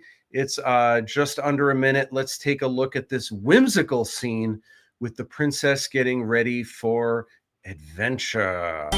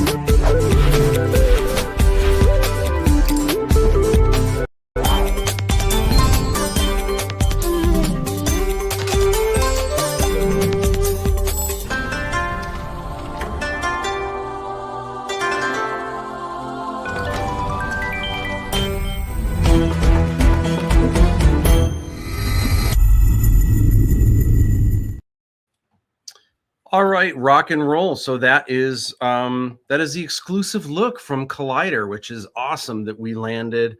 Man, Collider was amazing, and then Screen Rant also for kind of announcing the release date and the trailer and everything. Super lucky, super grateful for all of that. It is January 3rd. Can you guys feel it? Are you guys digging the movie? Like, we want to hear from you when you guys see it. What do you think? What were some of your favorite moments? Maybe try to, if it's spoiler material, maybe be a little bit vague about it. But I feel like what's the spoiler embargo? Is it 2 weeks after something's released that you can talk about things online to share about it? What is it? Eric would have a good idea. Dave, what do you think? I think it's fair. I don't know any rule of thumb. It's not something I know of. We'll have to ask Eric when he comes back. 2 weeks almost seems too soon. 2 months, it's like, No. So the first phase that we are in now is called TVOD. It stands for Transactional Video on Demand. Yes, that means you're going to have to pay for it. It's super cheap, though. Man, if you rent or if you buy to own Wicked right now, video on demand, it's like $30. And you can also get versions of it that are like $60, but you get like a t-shirt and you get a mini poster or something like that. But this is as cheap as renting for $3.99. It's as expensive as buying it for $7.99, which is a steal, really. But all of these you have to pay for except for Hoopla. When you're looking this up, again, you might have to type in Aladdin for all of the Aladdins to come up. Again, because of the Disney algorithm, it might all be Disney stuff. So you might need to actually type in 3 and then maybe 4, maybe even 7 for it to pop up. But here is Christy, the princess. Very excited earlier in the week when Fandango actually had the pre-order ready to rock and roll, which was great. I think she's about to kick off a watch party Oh, yeah, that's in the next right. couple minutes, I Speaking believe. of which, Eric, what do you believe the statute of limitation is for spoilers? Yeah, when is it okay for people to... Ooh. Is it like 2 weeks before we can chat about the spoilers of the first movie? I'd say at least a month. I'd say one month is probably perfect. 1 month is Yeah. a little bit better? Yeah, Okay. yeah. All right. Especially to give it some time. Yeah. Yeah. So we've got some new release dates, and even there's some updates from the release dates that I plugged in last night because everything keeps changing. So the second phase of TVOD is January 23rd. And with that is when Apple TV Plus will be unveiled. Also Apple TV, also iTunes. And then I think there's been a little bit of a mix-up. I was told that Google Play would not be available until the 23rd, but it looks like Google Play is available today. And instead, Hoopla, which was supposed to be available today, it looks like that won't be available until the 23rd. So there's kind of been a flip-flop there. Because Google Play is technically the storefront. Okay. Google TV is the service that is pulling it from YouTube. Mm-hmm. So yeah. Interesting. So on the 23rd, that is when it'll be available in these other countries, topping out at 66 countries and territories. And then just like, I think 2 months after that, it'll be available worldwide, which is super fun. Okay, so Aladdin's Apartment, it was one of our favorite sets that we had a lot of fun with. You know, we showed a cool rising to adventure scene with the princess, but I think it's time to see a cool Aladdin getting ready and getting ready for action. Let's check this out. All I want is the lamp.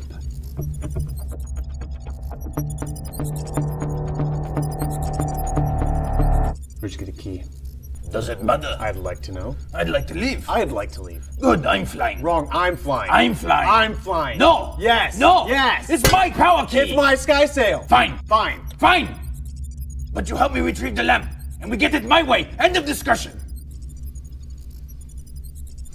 And what are we waiting for?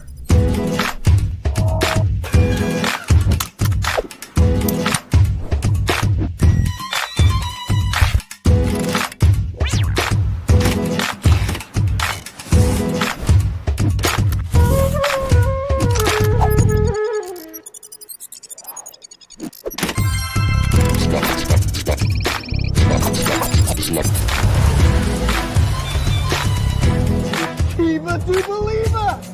Yes!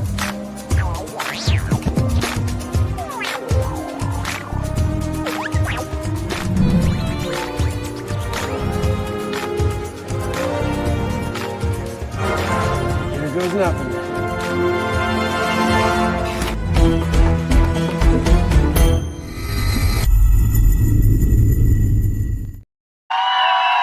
Woohoo! Loads of fun. Woo! Loads of fun. So there are some cool things, including there is, if you're watching the film, there is a bonus. You definitely want to stick around after the end credits, because a true Marvel fan stays until the credits have finished rolling. There's something special. It's not even just an additional scene. It is your first look at the second Aladdin 3477 film. They've already been filmed. I know there's still visual effects and things like that, but there's almost a trailer of sorts at the end of the end credits. So definitely check that out. We've got some amazing quotes, and man, it warms my heart. Some of the things that people are seeing with the film and how they're perceiving it is just, man, you can only hope, because you never know. There was something I really learned, and I learned the hard way, but it was a great learning experience for me. And that is when I made my first independent movie, Conjure. I was very creative. I did the whole movie for $300, including the cost of the Sony Handycam, which was like $200. Mini DV tapes, didn't put any money in it. I also didn't even have a script per se. I was kind of making it up as I went along. A little bit of an ad lib, yeah. Super creative. I'm super proud of it for what it was. I thought when it came out, because I got distribution deals, both North America and worldwide, I thought for sure people were just going to know watching it that almost like there's a flashing light above. By the way, this film was only made for $300. Isn't that amazing? Isn't that creative? And there were some people that noticed that, but also there were people that trashed the film. Because of that? Well, not because of that, but just because the lighting was not super professional. It wasn't professionally mic'd. Literally, all of the audio was just from the camera. They held it up to the same standards as they would any feature film. And what I realized is when that came out to video stores, it actually dropped the same day as Peter Jackson's King Kong. And what I realized is, oh my God, it's on the shelf with that movie, and there's no, like, of course, like, people, it costs just as much to rent my film as it does Peter Jackson's King Kong. So the question is, are they getting their money's worth? Is it entertaining? Is the quality there? You don't get brownie points for how crappy your movie is. Yeah, but we made it for 50 cents. Like, Right. no one really cares about that. Like, that worked for Mariachi or El Mariachi, and But even that was still $5,000 back in the day. yeah, and maybe Clerks, but like that's already been done. You don't get to play that card again, you know? So anyway, so I learned right away, man, you really need to go the extra mile, because you are going to be judged along every single, not only every single movie that's out now or coming out now, but every single movie that's ever been out. Why should people take the time, not watch anything else, but spend time on your film? And yeah, I would say it's almost even worse now because you're competing with the entire internet. Yeah. Oh yeah. It's bananas. That said, I just wanted to read through some of these because, oh my gosh, my heart just melts. I'm so thankful. A visually stunning sci-fi adventure that redefines independent filmmaking, says Tom Santilli of Movie Show Plus. Wow. Chris Jones at Overly Honest Reviews. Aladdin 3477, The Djinn of Wisdom, revitalizes a familiar tale with innovation. It stands as a testament to the capabilities of independent filmmaking. Again, wow. Undeniably ambitious, blending classic storytelling with sci-fi themes. That's Alan Ford at Filmophilia. Mechanical puppets, forced perspective, miniatures, and in-camera practical effects, a vision that's out of this world. That's Tito W. James at comiccon.com. I think that was one of the people that interviewed me as well. So one thing you can do, if you want to know what you can do to help, you can give us a review. Oh my gosh, that would help us so much, especially because I wasn't going to chat about this as much today. Like, you know, yeah, hey, if you want to give us a review, that's great. But because we are going to be fighting people that watch this on Amazon that are going to be like, where are the subtitles? How come, you know, they might not get, they might be like, the movie was great, but I'm downgrading this just because Amazon can't get their subtitles right. Well, we get Amazon doesn't get penalized for that. We get penalized for it. So we need as much help as we can get to kind of balance out the reviews. And of course, there's going to be haters and everything else. But when you're a small independent production like us, like word of mouth and reviews is all we have to go on. So it really does help. Lots of places you can throw the reviews at, like Letterboxd is really cool. Rotten Tomatoes is a great place to go. They have both professional reviews and they have like audience popcorn meter reviews that anyone can go and give their 2 cents. Anything to spread the word and tell people about the film is super appreciated. You know, we don't have a huge Disney budget for advertising and everything else. So any kind of word of mouth is just magic and amazing to us. Speaking of, we've got a couple comments here. Oh my gosh, look at this. Evelyn Salady. What's up, Evie? What's going on? Yeah, Evelyn, oh my gosh, Evie Salady? Salady, I always forget how to pronounce it. Thank you so much, and your handiwork is in the film. That's right. The hologram princesses look great. What is shaken? Elaine, what is up? E, Amazon, you the man. I am so happy for you. But E, if you're planning on watching the film, don't watch it on Amazon just yet because there's no subtitles. And you want to get the full experience. So the places to go for sure, if you watch it on YouTube or if you watch it on Fandango at home, that's kind of the best bet, the easiest way to see it. So definitely check it out. There, just the subtitles aren't on Amazon yet. They're on it, but it could take days. It could take weeks. It's just a complicated process. All right, Anthony LaFata, I'm a hater. I hate that I'm not watching it right now. What is up, Anthony? What is going on? How do you plan on watching it? When are you going to watch it? I'm curious. Inquiring minds want to know. So one of the next steps, and I don't know if it'll be DVD and Blu-ray coming first, but one of the next steps is AVOD, and that is advertising video on demand. The good news is it's free. The bad news is you get commercials. You were saying you watch AVOD quite a bit for stuff. Yeah. Okay. It's fine. Yeah. TV shows and stuff. Movies. No, Okay. full on movies. But it is sometimes weird when the placement of the ad is always sometimes in a very Bizarre Nonsensical spot. spot. Yeah. Doesn't even make in the middle of a sentence. Mm. It's like, oh, That or like in the middle of a punch, like yeah. It's like, oh, it's free. Well, guess what? The Welcome to team that Mobile. placed these, they worked for free too. So, Mhm. okay. You want me to put those in the fridge first? Oh yeah, go ahead and put them in there. Chris Garricky, what is going on? I loved it. I watched it on Hulu. Oh. Hulu, kudos. Wait, it is Wait, on Hulu? On Hulu for real? Wait, what? We're Are learning you- so much today. I bought it Are twice you for today. real? All right, I'm gonna check Hulu. On Hulu? I'm so curious. Fandango and Amazon. I'm like, if it's on Hulu, then someone's getting refunded. It's All right, Amazon till I'm it's- curious what's going on. If that's for real, or you're playing. Oh, hold on. No, lots of familiar faces. Happy for you, Matt. Watched it on Prime. Awesome. Thank you so much. My bad. So just so you know, Chris, the subtitles aren't on Amazon. It's something they're trying to fix. So there might have been some scenes that were confusing. Normally, anything that would have been in a different language, and a lot of the robots also were supposed to have subtitles. Right. It's a glitch they're working on. But if you paid for the film to own it, once those subtitles are back on, you can, if at any time you feel like watching it again, you will get to see it that way. Yeah, my bad. I was so interested. I was like, "Ooh, we're on Yeah, Hulu I was too?" looking for Like, it how right did- away. How did that happen?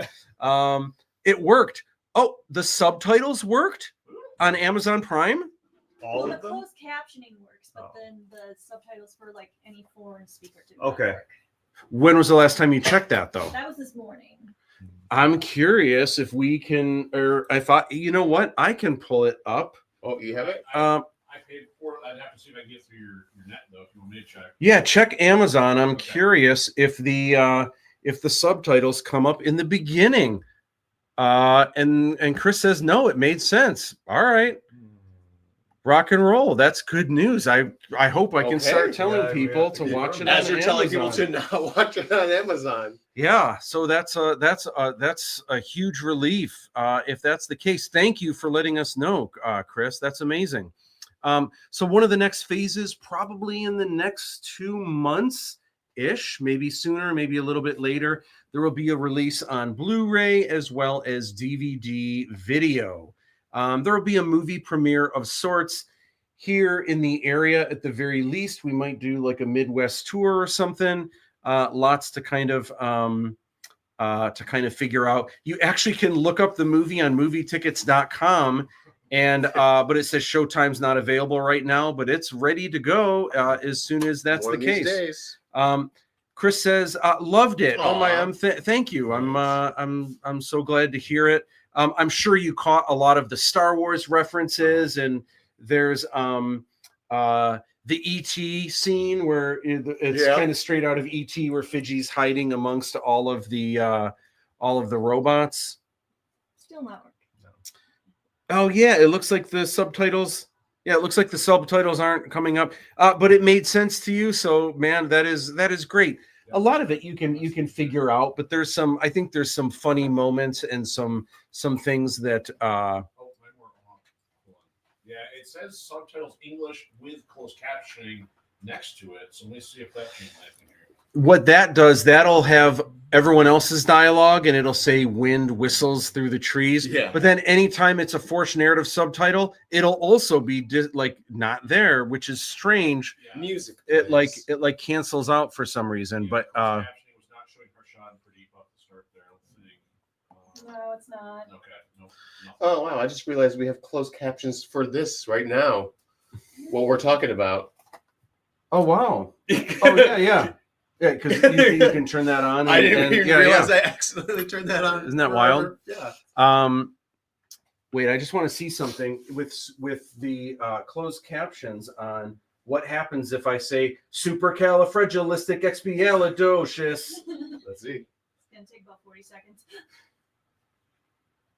Oh, for a second. It did it. All right. Anthony Lafata says Steelbook edition. Eric's face plastered all over the front. His I like face the is way you think. already plastered all over the front. I like the way you And think. have you guys seen? Have you guys seen our own popcorn bucket that Eric and Terry created for me? I love it, and I love that because the bucket is bigger here and smaller here. When you look around it, I love that it makes the princess lean in more on the side, and the Taj Mahal is like going at an angle like that, and then this ship is kind of going like that. And then over here, normally Bredge's hand goes straight up, but it's like angled inward. I just think that's neato torpedo. And on the back, the Darshana and Fiji. This is like one of my prized possessions. I love this. Aw. That's so cool. Thank you, guys. Let's see. We got some more comments here. It was cool. You can figure it out in context. That's good to hear. I just feel bad sometimes when there's an entire scene of characters speaking and you don't know what they're saying. You're just like, I'm listening to gibberish right now. I have no but that's great. That's cool. I'm glad that you dug it. Fletch Arnold says maybe coincidence, maybe intentional, but is the sky sail based on the Kenner Power of the Force mini rig skiff? I don't think so. Oh.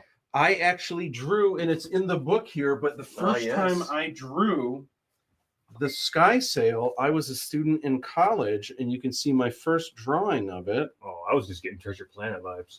I want to see what that looks like. So the first time I drew a sky sail, coming up soon. There we go. So what it was, we had a project back before the term steampunk was coined. We had a project where we had to do vintage future, and vintage future was when things are in the future, but it kind of looks like the past. Whoops. So there is my first drawing. It's a little bit different, but there is my sky sail, and that was something that stayed.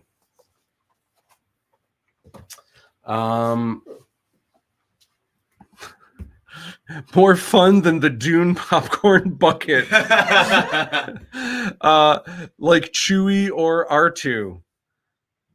I'm missing what the like Chewie, R2.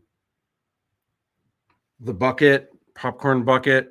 Oh, yeah. So there are characters like Fiji does not have subtitles. So that's absolutely like R2, but like the bounty hunters, and there are specific robots and the Indian guards and everything. But yeah, you can, I'm sure anyone could kind of, figure it out as it goes along. But there are some fun things with some of the fight scenes where if you know what they're planning, and then the outcome is slightly different, it's a little bit more inventive and not just, it was people fighting, kind of thing. But so far I have Venom, Optimus Prime, and the Nosferatu popcorn buckets. Did you enjoy Nosferatu? Did you see that? I've not seen it yet, but it looks awesome. Talking with the dialogue. Now I need yours. Yeah, so we need to do like a Fiji popcorn bucket. It's all about Lindsay kicked so much ass. Yeah, she really did. She really brought her A game, and a very, very physical role. And she did a lot behind the scenes. So a lot of times she was doing hair and makeup in costume as Umi, and then she had to run out and do the fight scenes and everything. And it was absolutely amazing. She totally rocked it as Umi. Faux show. So checking out, amazing. Thank you so much. Yeah, just incredible. I can't wait. She's already everyone has kind of seen versions of the movie in different states, but I'm curious how she enjoys the movie in its most recent form. All right, so we're going to take a quick look behind the scenes. This is just a real quick video kind of showing a day in the life filming in our exotic desert. Really, this is just off the coast of Lake Michigan. Right. It's the Silver Lake Sand Dunes, but there's a huge area, a pedestrian area where there aren't really many people, but we had to wheel this heavy Rashmi access portal out into the middle of nowhere. Check this out.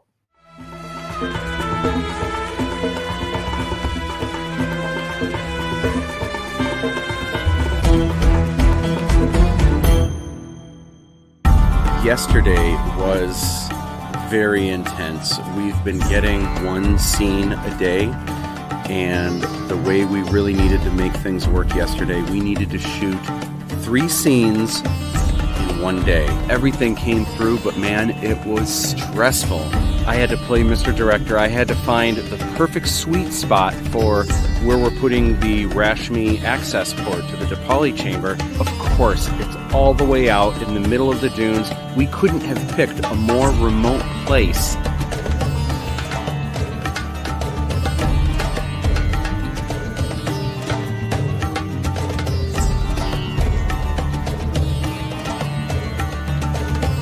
So once we had the setup, we were good to go, but these were intense fight scenes, murder scenes. So it was very intense. Everyone came through, pulled together. I'm just so stoked. Everyone's performance, the camera shots, everything, sound, everyone pulled through.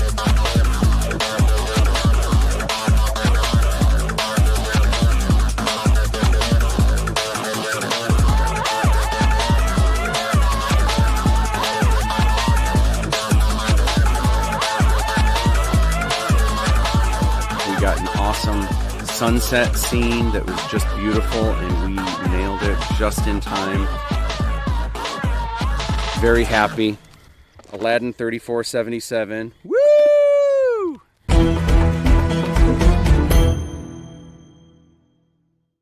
Woo! What is going on? Why can't I copy this message in Messenger and Facebook? Am I not allowed? We're trying to copy. I'm just trying to double tap. I'm afraid I can't let you do that, man. Oh, yeah, that's weird. Let me think. How did I get it over here? Oh, I know how I did it. Maybe did I do this? Can I do it here? Copy. Oh, okay. And then if I go here, 1 second, just doing this thing really quick. Oh,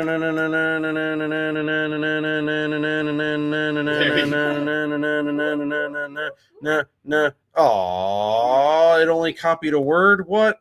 All right, I'll come back to that. Any word from Christy? Oh yeah. Oh, I think they're getting ready to start it, but I think They're so probably not zooming in. Okay, that's fine. So our guest today is Erik Steele. And oh my gosh, you brought so much to this. So physical. And I remember one of the things that that we kind of talked about when we were first kind of embarking on this, something that you kind of caught when I had originally written the story that I didn't really think about too much is Aladdin didn't get as much action at first.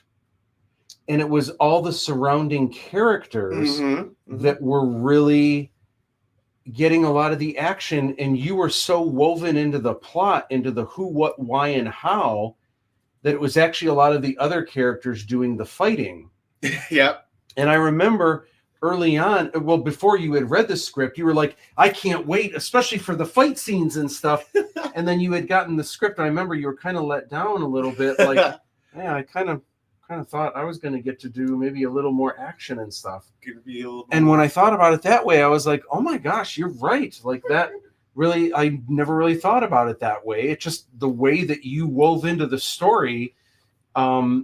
You're just the driving force, but it just ended up where everyone else was doing all the gritty stuff, and you were kind of causing the drama, but not really in a lot of the fights. So in later drafts, that was something that just became more and more, especially because that was one of the reasons I wanted you on board, is I knew I could put you through the ringer, and then it was almost like I wasn't taking advantage of it. And I loved getting thrown through stuff, and that was fun. So oh my gosh, you were so, and like, were there any things that like hurt more than you would think? Like, I'm curious, I've never asked this before, but when we had everyone throwing boxes at you, no, that was fine. and like whipping boxes at you, did that ever? I mean, obviously there was nothing in the boxes, but dude, there's 6 corners on a box. Like 6 corners, 8 corners on a box. When someone throws it and it spins through the air, one of those corners is going to get you. Yeah. Like what? Well, that was fine for the most part because I had the reflexes. But people from behind and are chucking them and everything. I think the thing that got me the worst was, well, the gurney, which not till later. That hurt? Yeah, that hurt because it's spinning around centrifugal force. But I didn't know. You never complained, so I never knew. Because it wasn't that bad. Now. I remember the one that was pretty bad. Not bad, but the one that like was kind of rough was, and you see it in the trailer, spinning around in the barrel. Because I really was. I mean, look, we do some special effects, but like we really rolled down that, and we wheeled you so that you like crash into a door. And the fact was like the ground was concrete and it was not even, so you'd be like like hitting certain steps or certain uneven bits, and like sometimes my head would like in the metal bin like hit, and I'm like, oh god. I remember all the little rocks and the little so I remember coming out of that with a pretty big headache of like it wasn't painful and like I'm in pain, but it was just one of those like minor headaches that just throughout the whole day just stuck with you. You're like, ugh. Yeah. And then the other one, that same scene, when you, not pain, but when you got wet with the sludge and then the water rinsing yourself off, it was pretty chilly. It was super cold. It was like in the 50s. That was definitely the worst. I'd say it took you a very long time to get you warmed up again. Borderline hypothermia, but you were a trooper and got through it. So I'm laughing at first. I'm laughing so hard because at first I didn't know what this meant. Chris Garricky says, Bill getting the shocker from the princess was also a highlight. And I'm like, what? when did that happen? Oh my gosh. Yeah, that was a great scene. You must have gone to that adult website where they were. I was going to say Rule 43. You know what's going to happen to Bill's character is actually going to get the shocker from the princess. Very handsome man. Loved your performance. He let Lindsay handle his light work. Yeah, it was so great. And I think Lindsay's character Umi, on purpose, the way I hope to design the character, I didn't want to show a lot in like trailers and stuff like that. I feel like both Lindsay's character Umi and the Gin of Wisdom really are meant to be discovered. I feel like in a trailer you wouldn't really do them a good service by like just quickly explaining who what the character is and like racing through. Especially in the case of the Gin of Wisdom, everyone's expecting Robin Williams and they're expecting blue smoke and crazy magic. Yep. So because I wanted to kind of downplay some of that, I feel like there's nothing in a trailer that would have made people see the Gin and be like, oh, now that like I cannot wait to see the Gin of Wisdom. Right. You know what I mean? But Aaron G did kill it. He killed it. Oh, it was great. He was fantastic. But I feel like in the scope of, or in the context of the film, it's just a lot cooler to discover that. Yeah, to discover him versus us. And Chris says I downloaded the wrong movie, but something, Chris, that maybe you would have appreciated. And Chris said he was awesome. So one of the things that I thought was kind of an inspiration for the Gin, because when I was kind of tinkering around with the idea of doing an Aladdin movie, my biggest hurdle was the genie. Like, I have a story that I love, but a genie and a lamp, and genie's derogatory, a gin and a lamp, and like, how am I going to do this? Because having like crazy impressions and making a wacky gin or a genie would just kind of change the vibe. And so I started thinking, man, what if it was more of like a mentor, Yeah. like a Yoda or an Obi-Wan Kenobi or something like that? And I love the idea of not, because already everything's fantastical. You've got ships everywhere and there's holograms and stuff. So I thought it would be much cooler to have the magic be subtle, where you're not seeing blue smoke and blue like sparkles in the air and Right. stuff, but having it where, like, if you don't believe the djinn is real, like, it's kind of like, is he even, like, who is this person? Right. Like, is he real? Is it just sleight of hand? What's going on here? And for people that believe, that's cool too, but I wanted it to be more subtle.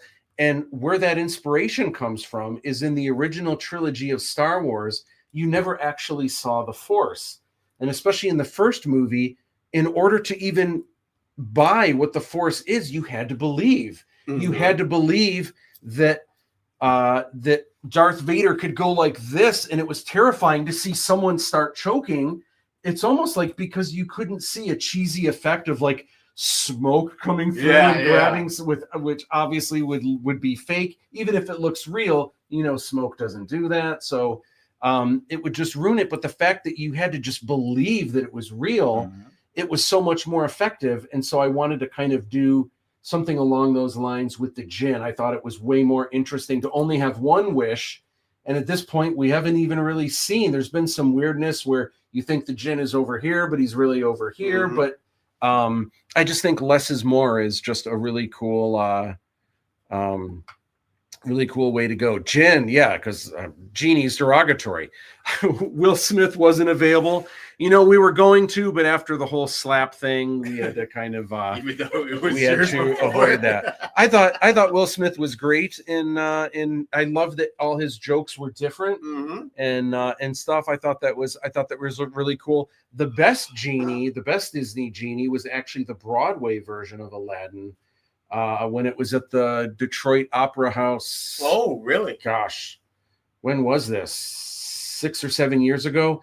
Amazing genie. And again, all different jokes. It was really well done. Thank you. We had a lot of fun, and I hope you're anxious to see the second one. Can't wait to everyone's excited about the second one. So Ashigs has, what are these? I can't even tell what these are. These look like hearts. They look like geisha hearts. Oh, they are adorable. Adorable. I like you can project your own experience mentor onto your djinn. I like it. Yeah, absolutely.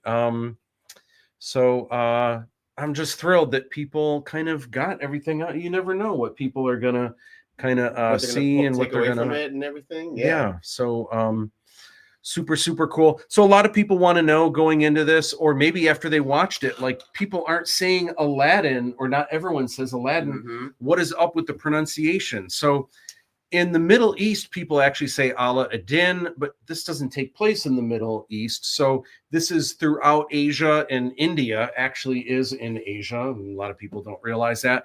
So throughout Asia, they actually pronounce it Aladdin. So that's how most people say it in the films. There is the djinn, I think it's fair, it probably isn't a spoiler, says Aladdin, which is interesting. And then Brej actually says Aladdin, which I discovered really quickly when I was, it's derogatory. It would definitely be an insult to someone named Aladdin to call them Aladdin, because you're basically calling them a girl. Really, man. Which is perfect for Brej. That's exactly what Brej would say. So that's why he says it a little bit different. Had a blast. Some people probably will recognize this. The head wrap that you have in the desert is a throwback to Raiders of the Lost Ark. We had some really cool, we tried to get real inventive with our effects shot, a lot of them in camera.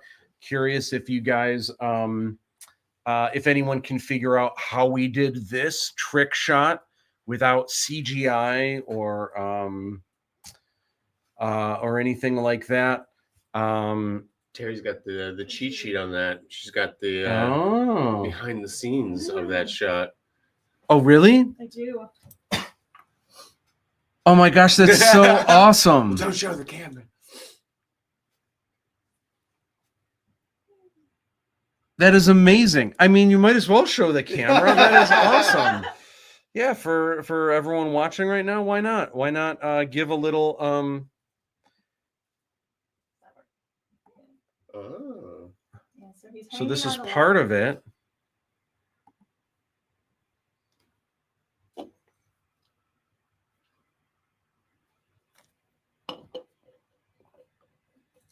This is how movies get made. Chris Garrick, says, I got some indie vibes from it. Absolutely. I feel like the tone, to me, the vibe of it, even though the story is nothing like Raiders of the Lost Ark, it is an adventure. And I feel like it has a very similar number of, or ratio of like comedy to adventure to sometimes people get shot point blank. True. Sometimes people die a horrible death, you know, and it's got one shit in the film, so I feel like Raiders is and look, Raiders is like a perfect movie, and I'm not placing the quality of this movie next to Raiders of the Lost Ark by any means, but just the vibe of it. When people ask if their kids can watch it, that's kind of the benchmark for if they're mature enough for that would be that's cool. X says, what was the hardest part of this journey for you? The writing, filming, editing, etc. Real easy. The hardest part was scheduling people. That was the least fun because it was complicated because sometimes it would take us weeks to finish a new set. Sometimes it would take us months. And so filming was very sporadic. Well, people have lives, and I can't just own people for 5 years. Right. Couldn't afford to and couldn't ask that of anyone. So I always told people, listen, if you have another acting gig or something else lined up, if you can schedule something before I can schedule you, then awesome, that's great. But if you agree to something, once I do schedule something, if something else comes up, please, like if there's, it ruins it for everyone, and it really puts us behind if last minute, oh, I got invited to this ski trip, I really don't want to miss it. Like, we already locked this in. You already, so, but if you had it already locked in before I could lock it in, then I can't be upset, So that was the most difficult, because if you've got a scene that has 30 people that you're counting on, you start going through, can you make it? Yes, yes, yes, yes, yes. You get to the 12th person. I'm in Chicago that weekend. Okay. Back to the front. Or you say, okay, if you can't do it that weekend, how about the weekend after? That weekend, I'm great. And you go back to the front. Hey, we're not doing that weekend. Can you do this one? Yes, great. Hey, we're not doing that weekend anymore. Can you do this one? No, I can't. Okay, can you do the weekend after that? And then it's right back to the front again. And we had to do that every single time. So for me, and because it's not very creative, that is that is the hardest part for me, without question. What about you guys? Anything that you guys think for either this film or filmmaking in general, either in front of the camera, behind the camera, anything that you guys Getting Eric to set. Getting Eric to set in the morning. What about stuff like this? Getting slapped? No, that was fun. That was fine. I was one who told her, like, go for it. Actually hit me. So funny. So anyway, so Eric does his own stunts, as we all did, but Eric really did some great things. And yes, he when you see him get slapped, it's always slapped for real. And when I came up with this idea to have him rolling in the barrel, I knew he wouldn't say no. And I'm sure it was not easy, and the massive headache and everything. But I think it's time to meet Aladdin. Let's check out another exclusive clip. And this one is called Aladdin Gets a Taste of His Own.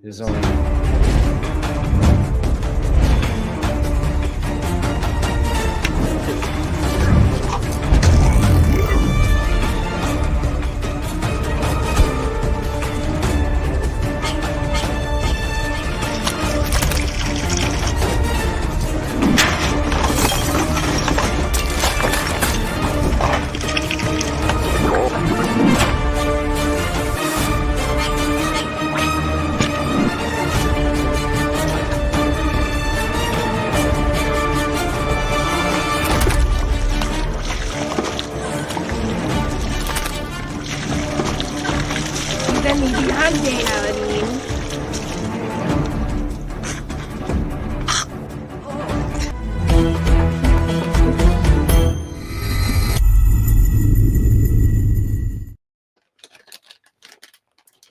All right. We're back. Again, Amazon. Yeah, it's great. It's up, but the subtitles aren't working. So yeah, you'll figure out the movie, but if at all possible, subtitles not working. So I would recommend either Fandango at home or YouTube, which we've just discovered today. Works. It's on YouTube, which means it's probably also on Google Play, which we were told yesterday it wouldn't be until the 23rd. Yep. Everything gets shifted around, but I would say YouTube and Fandango at home is the place to go. When you go to any of these streaming services, obviously the easiest way to find it, you go in the search, you type in Aladdin, and sometimes you'll see it amongst the Disney versions. If not, you might need to add a 3, a 4, maybe even a 777. Also, another thing you can do is you can just turn on your TV, and usually you can just say into the little microphone, Aladdin 3477, and it'll pop up, and you can put it on your watch list, and usually it'll list all the places you can watch it. Getting lots of press, and including cabletv.com. This is really cool because it's got the top 16 what to watch this week. Relax with our, although the two that they listed, I don't know if these are relaxing items, but relax with our top 16 movie picks for this week. And the only two there's 16 of them, but the only two it lists in the header is Squid Game 2 and Aladdin 3477, The Djinn of Wisdom. Amazing. MSN has covered us. TV Guide. Interfleet Broadcasting, I did an interview with them. We've been doing unboxings with all of the fun things coming out, and Pop Culture Kaboom. It's a radio show on 95.1 FM. On Sundays, they actually did an unboxing of swag boxes that I gave them. Fidgy Fridays. All right, so we've watched the videos. I don't think we need to watch a Fidgy Friday video again just yet. Maybe we'll watch it again a little bit later, but I think it's time to do another Fidgy Friday. So let's see, what can we do? I was wondering if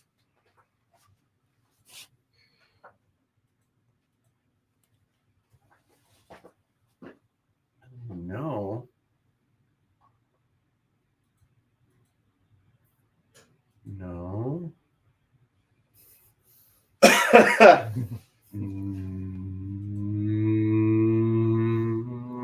That's how Taj Mahal came down. Yeah, right. After all these years. I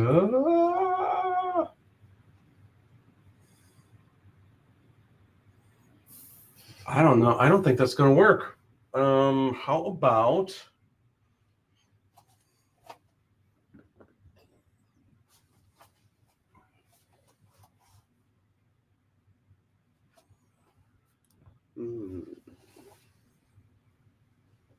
Oh, Harold the Badger thing, whatever that is over there.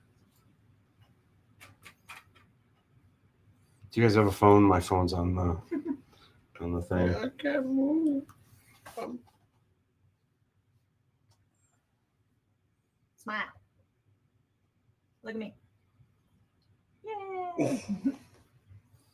Woo! Adorbs. So that's how easy Fidgy Friday is, and you wait until a Friday, and then you just add the hashtag Fidgy Friday or hashtag Fidgy Fridays. And then the cool thing is you can go and see what other people have taken photos of. You can see your own, and it's just kind of a neat way to connect. We do it every Friday. Some Fridays are thicker than others. We're like, man, there's a good number of people doing it, and sometimes I'm the only one doing it. Hey, but that's okay. And hopefully it's something that grows as more of you get these Fidgies and participate in Fidgy Friday. Fidgy Friday. That's me. Oh, okay. Oh, awesome. That's what the Fidgies look like. They come in a blind box, so you never know what you're going to get. And some of the Fidgies are more rare, and some of them are easier to get, like the standard Fidgy. I still haven't found the one with the giant question mark on them. And then what's this one? This isn't on there. That's I don't not even on there. understand. Yeah. Like, where did that come I'm looking from? for the invisible one with the giant question mark. Isn't that a It's DC the hero? The Riddler? Oh, maybe it is the Riddler. I was confusing the Riddler and the guy with the white and the Shazam? polka dots. The Spot? maybe the one. Yeah, he's in Okay. like the Suicide Squad. Anyway, Polka Dot Man. draw this in your own style. So we've been having some of these that are really cool. We did one for Aladdin. We did one for Fiji. We did one for the Princess of India. And then sometimes randomly they will scroll in, even though we already did one for Aladdin and Fiji. This just came through this week. Someone did an Aladdin 3477 draw this in your style contest. We just wrapped one for Lochan Shyamalan. Check out some of these entries. Wow, I am just blown away by this one from Max Hart. The detail, I wish I could zoom in to show you some of the incredible detail. The design is so good. I love that it looks like dragon scales on the inside of what are those, like horns that kind of come up like this. You see the Nano Dragon terminal in there, the hologram light version of Lochan. Amazing. Michael San Diego, this I believe was in Procreate. I love that the chain perfectly kind of fades into the smoke in the background. Did you put all these on like the website at all, or is there These a gallery? There isn't a gallery, Gotcha. but if you do hashtag Lochan, See the post DT from the artist himself. yes, Okay, you will cool. see the for sure. So yeah, draw this in your own style. DT. Draw this in your style. YS. DTIYS. Oh, DTIYS. This one's cool. Trevor Sutherland, and it looks like a video game character design. It's so well done. He took some liberties with it as well. And I love this. It's like a chibi light version of Lochan. Looks like Powerpuff Girls or Adventure Time. This just blows me away. This is magic markers, people. That is grayscale markers. It looks like a black and white photograph. I'm just in awe. Amazing. Joe Palazzolo, this is the light version of Lochan, and he's clawing through where you see the dark version on the inside. Amazing. This obviously the kawaii version. This needs to be a sticker, a patch, a shirt, all of the above. Inspiring a plushie, a future plushie, possibly. Mm-hmm. Possibly. Yeah.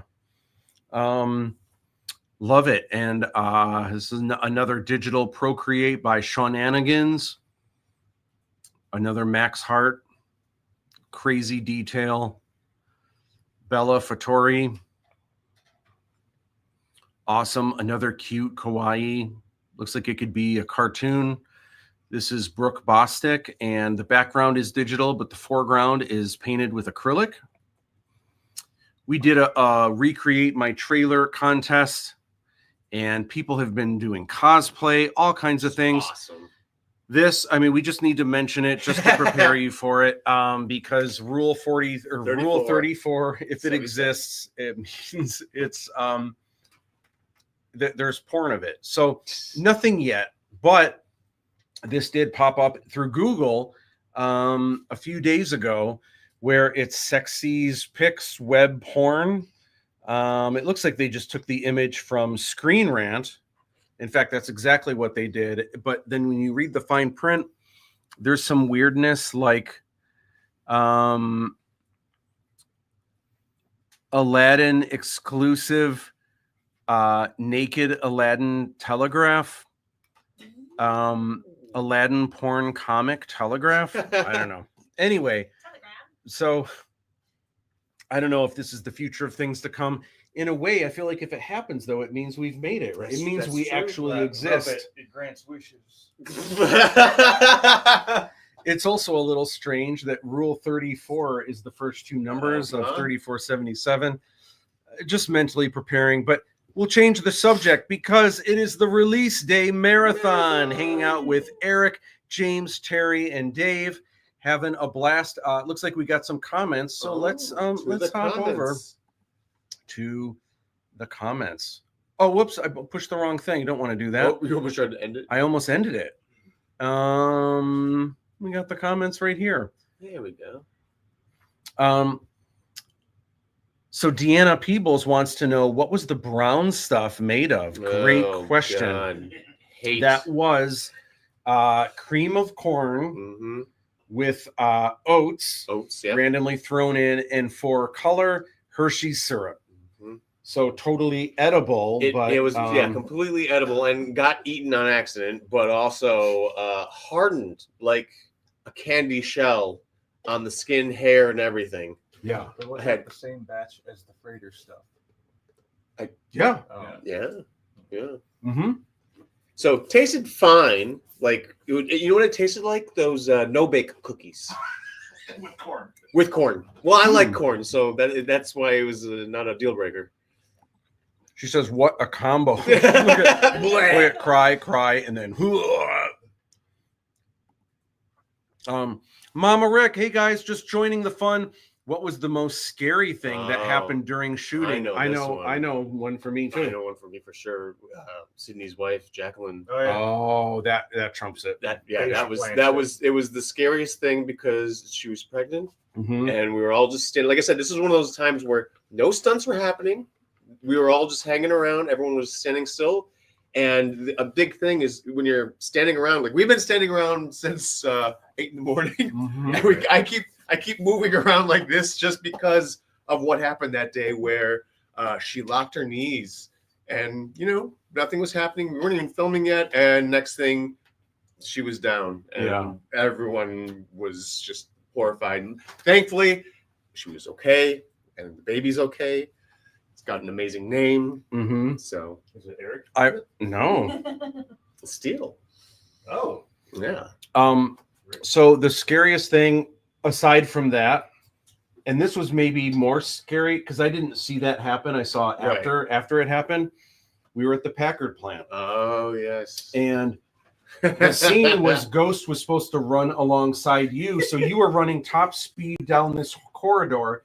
Randomly, there are holes everywhere. We kind of talked about how dangerous this place was. Oh, yeah. And then Ghost was running sideways, but kind of way on the other side so that there's passing columns passing between as he's running alongside you. But we hadn't scoped the area yet. We just looked ahead and just run all the way down to the, the side of that. And I just remember you running top speed and him running alongside you, but on the other side, you're running, and all of a sudden, out of nowhere, because your momentum is going, you just leap like over to the side, and you going, whoa, whoa, whoa, whoa, whoa, whoa, whoa, whoa, and you just flew over to the other side, and you couldn't even stop yet. And then you kind of slowed down. Your life flashed before your eyes, and I'm just like, what? And I walk over, and there's this giant hole that somehow we didn't see when you were running top speed. If you would have kept, you would have just fallen to your doom right through. And at the bottom, there's like shards of like rebar. Just spikes. Oh my gosh. Here's my Indiana Jones moment. It was so, it's so terrifying. So anyway, I have that footage, and it's hard to watch because you're running top speed and then just leaping for your life over this hole and kind of like going over to the side. And that was so scary. Holy cow. I would have preferred snakes. My gosh. I also got some young indie Han vibes from Erik. Cool, laid back hero. Awesome. You know what? I really channeled a little bit of everyone, every anti-hero that has influenced me. So obviously Indiana Jones, obviously Han Solo, Jack Burton from Big Trouble in Little China, Ash from the Evil Dead movies, Corbin Dallas from Fifth Element. All the things. So you're kind of a little mixture of everyone. Maybe even a little Captain Jack Sparrow. Ooh. Maybe just a little bit. Just a little. Maybe. Just a pinch. He did lead a treasure hunt. That's true. I did lead treasure hunts in the past. And you do have kind of a pirate vest a little bit, the way that it's styled. Where is that vest nowadays? His I think I have it in Gonna closet bring upstairs. that out in the future. Well, not only that, we need to have a Halloween where cast and crew go, but no one's allowed to Oh. dress up as their own character. Yes. Oh, who can fit- And Aaron G has to wear something other than black. He probably will not. He wears more color these days. Does he? Could, oh yeah. Since when? Well, since when he, I think when he got married, he kind of started, wearing a little bit more color and stuff like that, and kind of broke out of his shell a little bit with that. In a white baseball hat. What? Mm-hmm. Wow. Yeah. Is the version done with director's commentary, deleted scenes?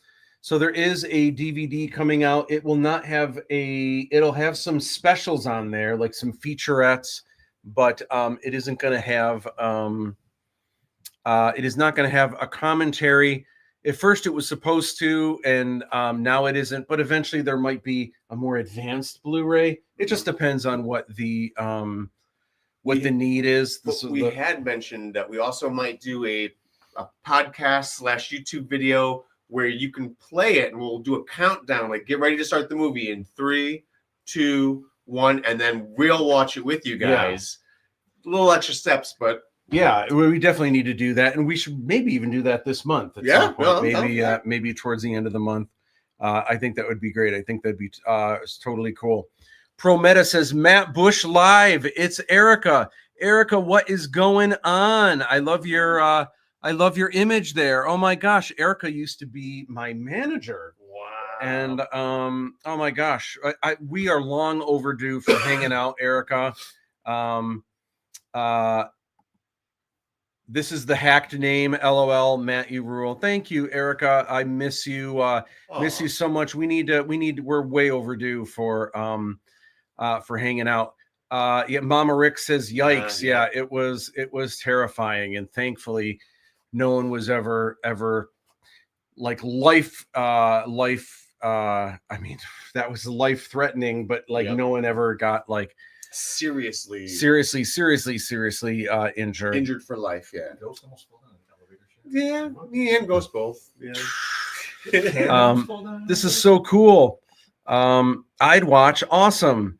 I got hacked. Okay, so that's probably why the name's different, I assume. Mm-hmm. So I can't change my name for 29 more days. Oh my gosh, so funny.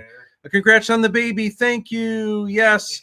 Oh my gosh, it's Casey's mom, Laura Compton Verloof. Matt, do you have any cameo shots of you like Alfred Hitchcock always did? I know of one in the bar scene. Any others? Oh yeah, so in the Hong Kong, probably the Hong Kong, in the second movie. Any others? Watching the movie for the first time tonight. Cannot wait. Okay, so there is a Blink and You'll Miss It cameo in the very beginning. There's a hologram of me walking by. So that's it for this movie. And Mom, listen, if you're watching, do not watch on Amazon. Hold off, because there are really important subtitles that are not showing up on Amazon. So you can either watch it on YouTube, or you can watch it on Fandango at home. Allegedly, that has a little bit better resolution or better bit rate or something like that. So Fandango at home or YouTube, please, until the subtitles get added back in, don't watch it on Amazon just yet. And don't injure for life, says Erica. Yep. Oh, Casey's mom. Hi. Yeah, that's awesome. I'm glad you're hanging out on the live stream, which is so fun. Christine Prusky says, hey, Matt, just got here. What's the ETA on Amazon subtitles? And Christine, if I'm not mistaken, you might have left a comment or two or a message. I've been so busy with everything going on that I haven't been able to get to all the comments. So thank you for your support and everything else. I'll try to get to the comments at some point. But the ETA on Amazon subtitles, we don't know, sadly. It could be tonight. Honestly, it could be 4 weeks from now. It's really up to Amazon. The process for subtitles is not just flicking a switch to turn it back on. The entire movie has to go through the quality control process again, and they basically need to get all the metadata in the right place. Mm-hmm. That's the only way, and they can't turn the movie off in the meantime because people have already paid for it. Well, they should be able to just upload something S file? The SRT. SRT file. It's not like that. It's not like that? Okay, never mind. The SRT file is in the closed captioning, Yes. which does work right now. So if you're hard of hearing or deaf, you can Which have is those awesome. on, and those will work. But anytime there's a foreign language or a robot, you're not going to see what they say. Gotcha. That and is it weird that doesn't, like everything else with the closed caption does, but the forced narrative subtitles don't show up? That's weird, right? That is weird. Yeah. Interesting. Matt, I heard about the Amazon fiasco. We will pick another streaming service. Trailers are amazing. Oh my gosh, thank you so much. Awesome, awesome, awesome. This is the first of 3 films. So keep in mind that this film has kind of a satisfying ending. It kind of leads into where the story is going from here, but it's not like a Star Wars movie where the heroes are standing at the top of stairs and everyone's clapping for everyone. You know, it's not like that. This really is act 1 of 3 acts. So keep that in mind. You may recognize in the executive producers Peter Mayhew's name in there. Peter Mayhew played Chewbacca, and he has passed away, but the Peter Mayhew Foundation supported the Aladdin 3477 Kickstarter because they really wanted Peter's name, who he was I considered him a friend, and he was such an amazing person. I tried to help the foundation with a bunch of different things, and they just thought it would be great to have his name live forever as an executive producer. It's Dune. Christine Peruski says it's the Dune popcorn bucket. It's Dune? I wasn't expecting Dune to be 3 parts. Thanks for the heads up on that. Okay, yeah. Oh, so you got to the end of Dune Part 1, and you're like, I thought it was going to be over. Yeah. That's a good parallel. Yeah. Yeah, for sure. Anyway, so check this out. You guys are going to dig this because this is a music video. Now, the Disney music is not in the movie, but check out this punk rock version of One Jump Ahead. I think this is so fun. Check it out.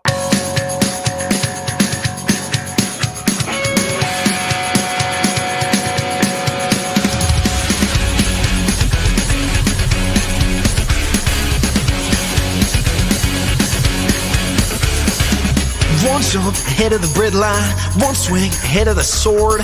I steal only what I can afford, and that's everything. One jump ahead of the lawmen, that's all, and that's no joke. These guys don't appreciate I'm broke.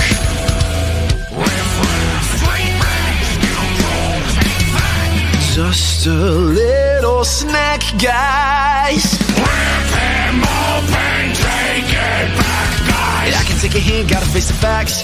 You're my only friend, Abu. Oh, it's Aladdin's in the bottom. He's become a one-man rising crime. I blame parents except he hasn't got home. Gotta eat to live, gotta steal to eat. Tell you all about it when I got the time. One jump ahead of the slow pokes, one skip ahead of my doom. Next time, gonna use a 9 to plume. One jump ahead of the hitmen, one hit ahead of the flock. I think I'll take a stroll around the block. Apple! Let's not be too hasty. Still, I think he's rather tasty. Gotta eat to live, gotta steal to eat. Otherwise we get along.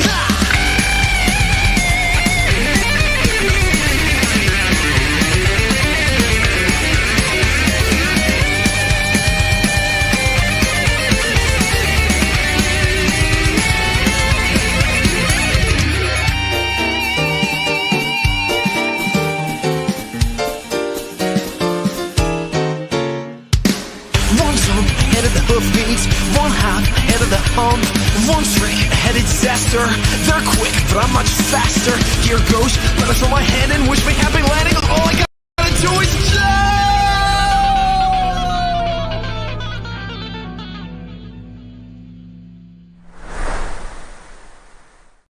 Ones too, Kobe and Danielle Smith. Awesome. So do you guys dig that music video? Did you guys dig that music video? Yeah. Awesome. So anyway, man, we have been through so much. Gosh, this is like a radio interview this is years ago, like before even the Kickstarter, before people even knew kind of like what it looked like. And we were lucky enough to that there were some people that were already interested in it, which was just fantastic. All right, so you guys need to know this. At the end of the film, there is an extra bonus. So definitely stay around, stay through the end credits. Even better than a bonus scene, you are going to get your first look at the second film in the Aladdin 3477 trilogy. And so far, everyone that I've been with that has seen the movie, as soon as the movie ends, they are just like, oh my gosh, when is the second movie coming out? Which is awesome. And I'm just thrilled that that people are interested in seeing it, which is great. Chris Garricky says yes. Awesome. Huge updates. Okay, so we are continually getting updates with who, what, when, where, why, and how to stream. Yeah, things are a little bit different than what we were told months ago. Even yesterday, things keep changing a little bit. So here is the scoop on all of the streaming services. Fandango at home is probably the best place to get it because you can download it. It's got the highest bit rate. It's in HDX. It's also surround 5.1 Dolby surround. So if you really want the clearest image, it might take a little bit longer to download, but the best way to view it at the moment is Fandango at home. Also, I don't have it listed here because I didn't know it would be available this way, but YouTube, it's actually on YouTube. Just like everywhere else, you would have to pay for it. It's the same prices everywhere, depending on how you want to watch the film. But YouTube is another good option. Hoopla, even though I was told it would be today, it looks like Hoopla isn't going to be until the second phase of TVOD, which is January 23rd. It is on Verizon, Fios, and Vubiquity, and it is on the 4 cable VODs. Now, my parents said that they watched it on Xfinity, and they said that the audio was really garbled. They said it was hard to hear the dialogue, and they said sometimes the music was way louder than people. So I don't know if that's an issue with the surround, or I don't know if that's just something with Xfinity. Did the audio seem a little? That's what Terry kind of said. A little light in some aspects, but like you could understand everything and you can hear it. Okay. But I mean, there might have been I think 1 or 2 scenes that I would notice that the music would dip. But nothing where it's so bad that you couldn't get through the scene. No. So I might say the cable. Charter, Spectrum, Cox, or Xfinity maybe isn't the best way to see it. I would say Fandango at home as a number 1 and YouTube as a number 2. YouTube seems to be doing pretty good right now in terms of quality and everything seems to be good. Amazon Prime, it is available, but subtitles. Why are there no subtitles? There are some key moments. It's not like there's subtitles from beginning to end, but there are a lot of characters that speak in other languages. So to really know what's going on, to get the full cinematic experience, you need the subtitles to work. Amazon is on it, but I don't know when they're going to go live. It could honestly take weeks. So if you can hold off or potentially see it somewhere else, I apologize. It's out of my hands. It is a snafu that Amazon did, and so we kind of have to wait for them to do it. Christine Peruski asks a really good question. If I purchase on Amazon now, will it correct itself when they fix it? The answer is yes, absolutely it will. I just don't know. The trouble is, like, I almost wish they would take it down and then put it back up when it's new. Right. They can't do that because people have already purchased it. Yep. People have already rented it. So it stays until they're able to fix it. Then they can flip that switch, and then everyone will have the latest and greatest. So the answer is yes. I just don't know when that will be. Because if I plan to wait until they fixed it, why would I want to sit with a faulty purchase? Right. I would let them be like, sure, I'll trade it in as long as I'm guaranteed. But they didn't know it was faulty until they released it. Yeah. they didn't know until I checked it out and realized it wasn't supposed to be the way that it is. All good though, but again, Fandango at home is the best way. And if you look closely, it's the only place you can get it in HDX. It's better because HDX encodes video at a higher bit rate, almost twice that of the HD version. Plus, HDX preserves the film's native 24 frames per second. That's a big. Some people don't care about that. Right. That's actually something that's a huge deal for me.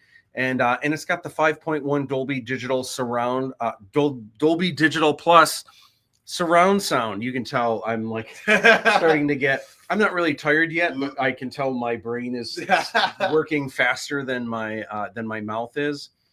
So anyway, that's the way to do it. We're looking at some new scenes. How would you like to see a new exclusive, never seen it before anywhere else scene? And, you know, not everything is action. There's also some nice, juicy drama. So let's check out this scene here featuring Jerry Hayes, who has been dubbed as the indie darling of independent films, Very nice. which is great. And Christy Perovsky, who plays the princess. Check this out. Did these lowlifes see my daughter indecent? I'm not aware of any privacy that has been violated. If there had been, the entire world news would be gossiping about it by now. However, you can ask your daughter of her safety in person, as she has just arrived.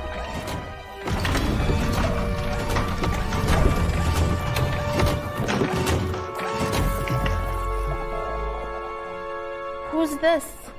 This is Lochan Shayamal. He's the new Grand Vizier and responsible for saving you. Saving me? Where are my personal guards?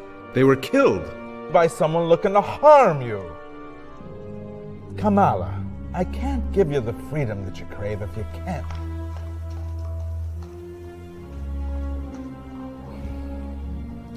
That'll be all for now, Lochan. As you wish, my lord.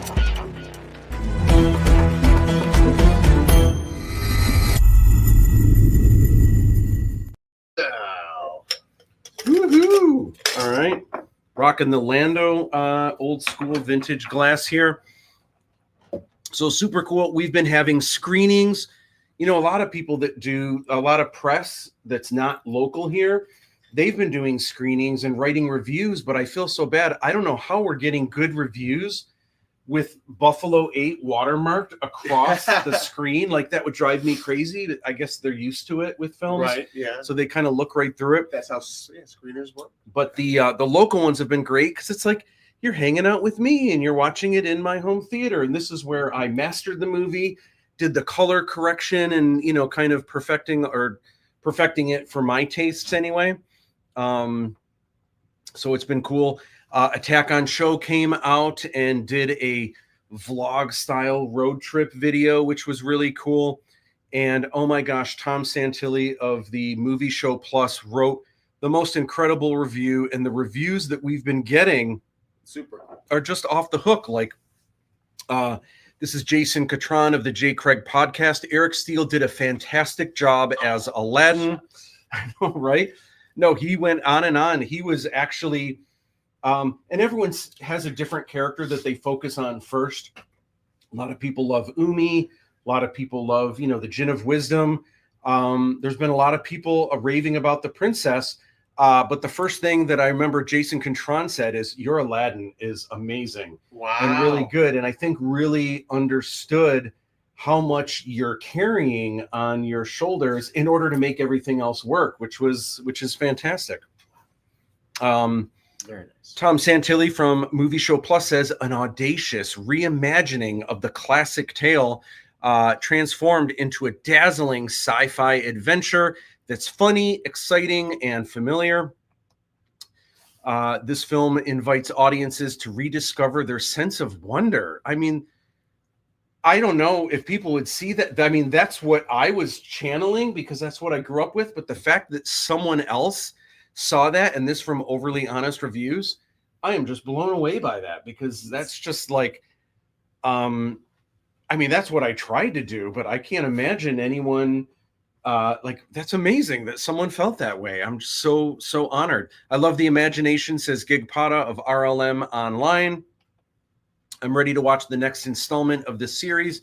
Planet Dave, the action sequences were top notch. Rob E, again from Attack on Show, awesome. So here is the scoop. If you want to help us, here's what you can do. This helps us so much because we really are the underdog. We are literally, Kaleidoscope Koi is me. It's I am the company. We are the underdogs. And I know some of this might look like it was really expensive. It really was shoestring everything. So there's so many things that might look like it's armor and it's really just cardboard. Or there's a gun that has all these cool barrel things on it and it's literally toilet paper rolls taped and painted to look like it's like this massive gun. But you did a really good job painting it, so couldn't tell. You know, we used every trick in the book. I have a funny story about that I should share. Oh, okay. You know, I'll share it now because it's just such a funny story. After we filmed the opening action scene, right, with Aladdin, and you've got the Hong Kong troopers and stuff. At first, there were no bounty hunters. Oh. At first, it was all going to be, well, first it was going to be the speeder, not the speeder bike, but the hover chopper. We felt that wasn't, you know, we probably aren't going to do that. So everything was just going to be Hong Kong troopers. Well, after we got the armor, we built the set, everything was ready to go. But as soon as actors got into the armor for the Hong Kong trooper, we realized they can't run. Because they just kind of like clunk, clunk, clunk, clunk. So it was like, man, how are we going to fake this chase scene where you're running top speed and leaping over tables? And then Michael Myers trunk. Like, gosh, that's not really going to work well. So we were able to fake it for a couple shots. One of the ways that we did it was actually taking off the trousers, the armor below. So they're literally running in they're all the armor's up here, but we just filmed it up high. So they were actually able to move a lot faster. Well, I knew I wasn't going to be able to do an entire scene like that. So here is what we did last minute. I was like, oh my God. And I spent so much money on this Hong Kong trooper. There's actually only one set of armor. We used trick photography to kind of make it look, there's a couple shots where it looks like there's three of them in the same place. That was all in camera, split screen tricks. But so literally in a week, I assembled with cardboard, random like flight suits that I had, motorcycle armor torn apart and like pasted back together. And then I needed help. So in an afternoon, I had James, Cam, and Missy come out. And it was like, let's paint this armor. I'll add the scuffed up details later, but let's put on the cool stripes and the cool this and that. I think James assembled his whole like rock, you know, his kind of wrist rocket launcher. Oh, that was after? That was after our first appearance. Okay. For the next, So anyway, we literally, in a matter of like a day and a half, made these bounty hunter costumes, and they were free. And it's cardboard, duct tape. Keep a phone. But they're bounty hunters, so I figure, you know what, they can be a little more hodgepodge or whatever. But the Hong Kong trooper was thousands of dollars to get that made. So it was funny. I had a class where I wanted to test drive the opening scene as it was kind of back then, a rough cut of it.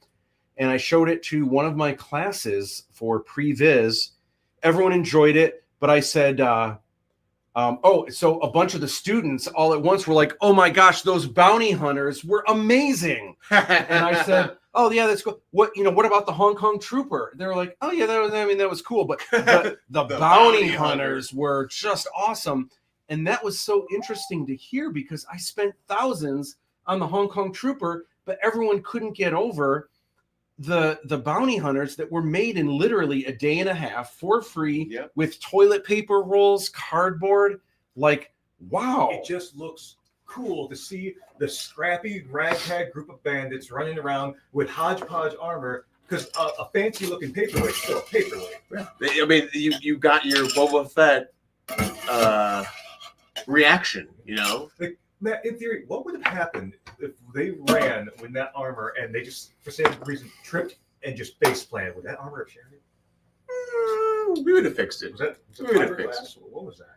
I don't know what it was made of. I think it was fiberglass. Or It might have cracked in a couple places, Okay. and then we would have, dealt with it or whatever. We would have figured it out. But anyway, it was just so interesting. If you don't mind putting that back in the cooler, thank you. Did you want something? I different? forgot Okay. I had this. So anyway, what you can do to help us, if you can leave a review when you've seen the film, wherever you see it, Amazon, Fandango, plus you can go to all of the other places where you can leave reviews. It helps us so much. And I wasn't really going to plug this too much because I hate to beg people for, write us a review and make us, if people feel inclined to do it, they'll do it on their own. Right. The thing that is hard, especially for ma and pa shops or anyone that's an entrepreneur trying to do it on their own, people are always more likely to leave bad reviews than they are to leave good ones. So in this case, I've been kind of freaking out a little bit, especially with Amazon, because, with no subtitles, there's a lot of people that they might even say, man, the movie was good, but what's up, Amazon, with no subtitles? Yeah. Therefore, I give this a 1-star review, even though it doesn't hurt Amazon. It hurts, it hurts us. So we're just really hoping, if you guys are so inclined to write a review, it really, really does help us because we're the underdog and we can use every bit of positivity and just spreading the good word as possible. Chris Garricky says, you'll still enjoy it without subtitles. It works. I'm glad to hear it. Because it was designed to be a certain way, I'm always like, you need to see this movie in a completely darkened room on the biggest screen possible. And you need to have the 5.1 surround and everything else. Yep. But it's true. People can enjoy something for what it is. It's just, I just want people to have the most cinematic experience as possible. Do I have more outtakes of Bill getting zapped? I'm sure I do. And Bill has some really good scenes.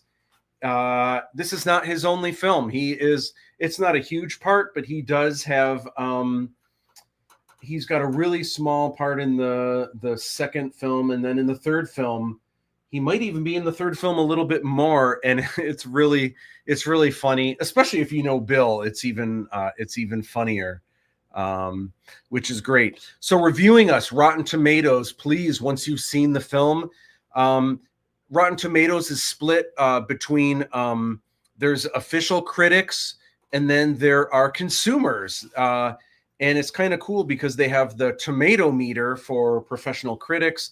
And then for consumers, for audiences, they have the popcorn meter. And again, it helps to give us a review, spread the word. Please tell your friends, anyone you think might be interested. I feel like there's no such thing as a movie that's really for everyone, but I feel like there's a lot of angles here. I think people that are into Star Wars would like it for a lot of reasons.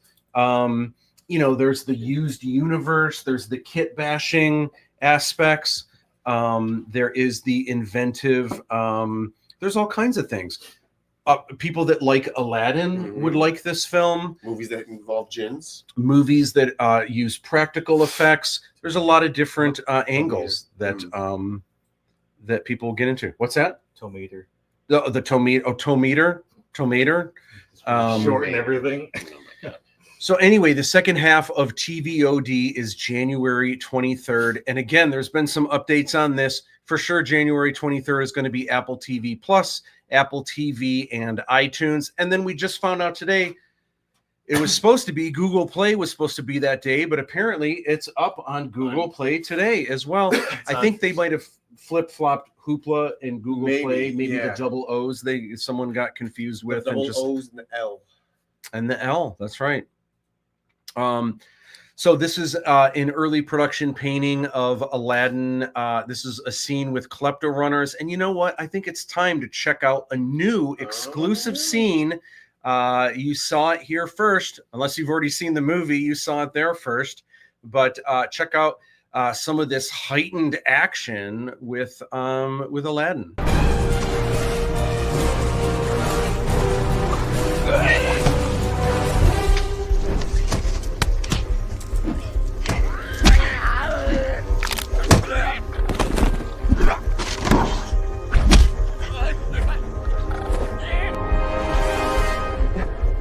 Aladdin, wait! Wait for what? Umi might be in trouble. She'll be fine. She just saved your life. All right, fine. Then take this. What am I supposed to do with this?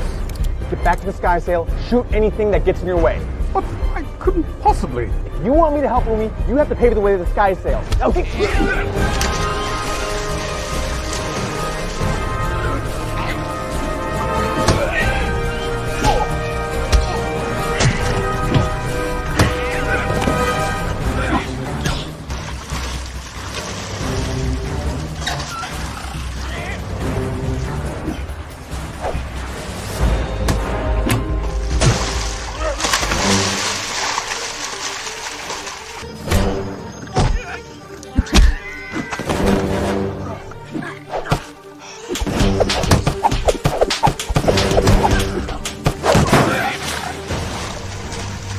Aladdin, make the wish.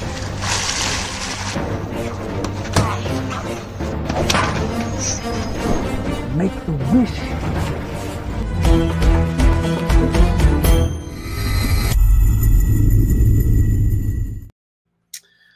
All right. So I hope you guys dig that scene. So a lot of people are curious, should my kid watch that? And the real easy answer is we didn't get an MPAA rating. If we did, it would probably be PG-13 is my guess. Maybe, yeah.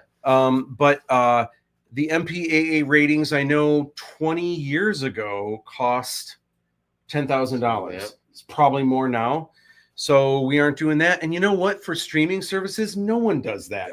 No one would be, with these companies that own their own service, they don't have to have an MPAA rating. So why would you pay this crazy money just to have that rating? So they get, every streaming service has their own mature something or other. Or I think I saw on Amazon, it was like 16 plus or something like that. What that even means, I have no idea, or why it's 16 plus, but that's what they put. So real easy is, should your kid watch that? The easiest way I can put it is if your child is mature enough to handle Raiders of the Lost Ark. I feel like that is the perfect benchmark because Raiders of the Lost Ark has a lot of funny action, but it also has people getting shot point blank. True. There is some blood in the movie, and it does have one SHIT. So I think if they're able to handle Raiders of the Lost Ark, then they would be able to handle this. Christine Peruski says the MPAA has their issues anyway. I wouldn't go with their standards. Yeah, there's all kinds of weird things where they sometimes they do let people know, sometimes they don't let people know, and it's a guessing game of what you need to change for them to be okay with it. I've heard horror stories about, in particular from the South Park cats, but I've heard all over that people have issues with the MPAA. So I'm definitely glad that I've evaded that headache. Okay, so Buffalo 8. Some people are kind of curious, man, how did you make this movie and get it onto these streaming services? Well, I signed with a distributor. First, I signed with a producer rep. Even before that, I sent out nearly 300 swag boxes. Plus, James and I went to LA. We went to the American Film Market.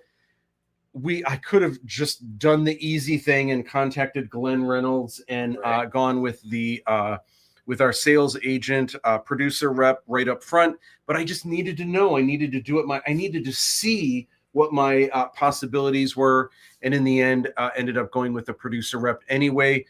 There were a number of places that were interested. I went, it came down to two.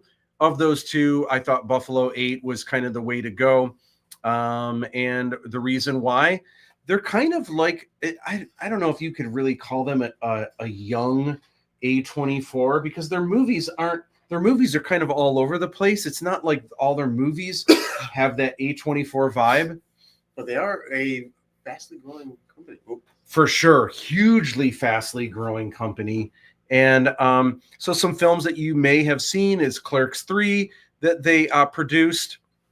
Loving Vincent, which is an animated film. Every frame is painted, and it was nominated for an Oscar.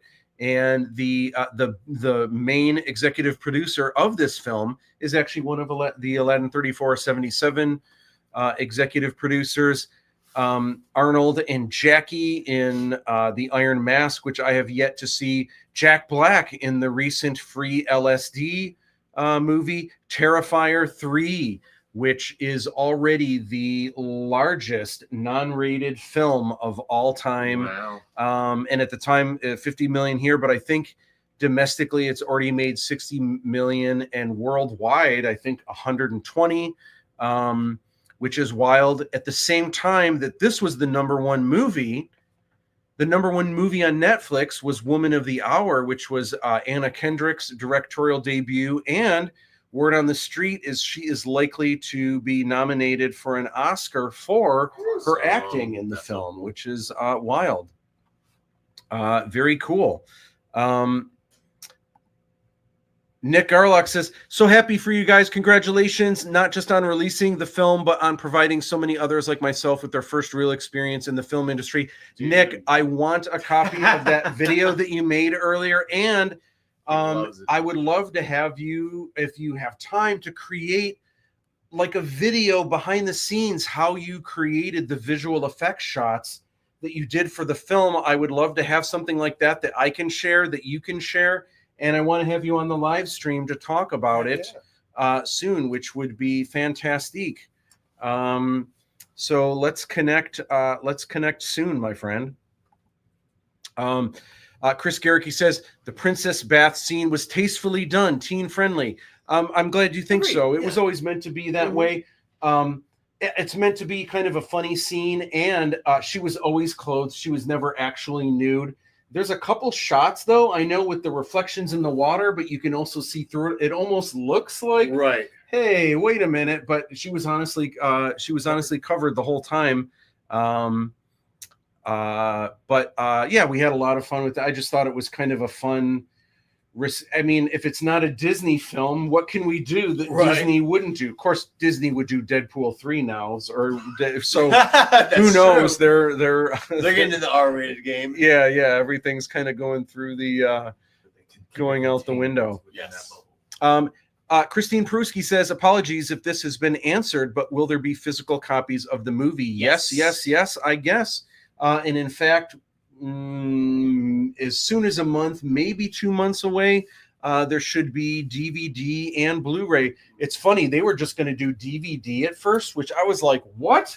Why would you do DVD? And they said, listen, in the hard media game or physical media, DVD actually outsells Blu-ray now, which is crazy. Interesting. So, but I already promised my Kickstarter backers, Blu-rays, so I was thinking I might have to make them, but they said, well, that we worked it out in the deal. It was one of the things we negotiated, was that there will be a Blu-ray as well. So someone mentioned something about the cover of the Blu-ray to have my face all over it.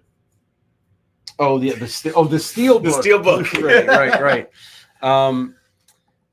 So why does DVD still exist? Strangely, this makes no sense to me, but I know why. There are more people buying DVD than Blu-ray, and it might be that there are people, maybe middle America, or people that just don't do the streaming services.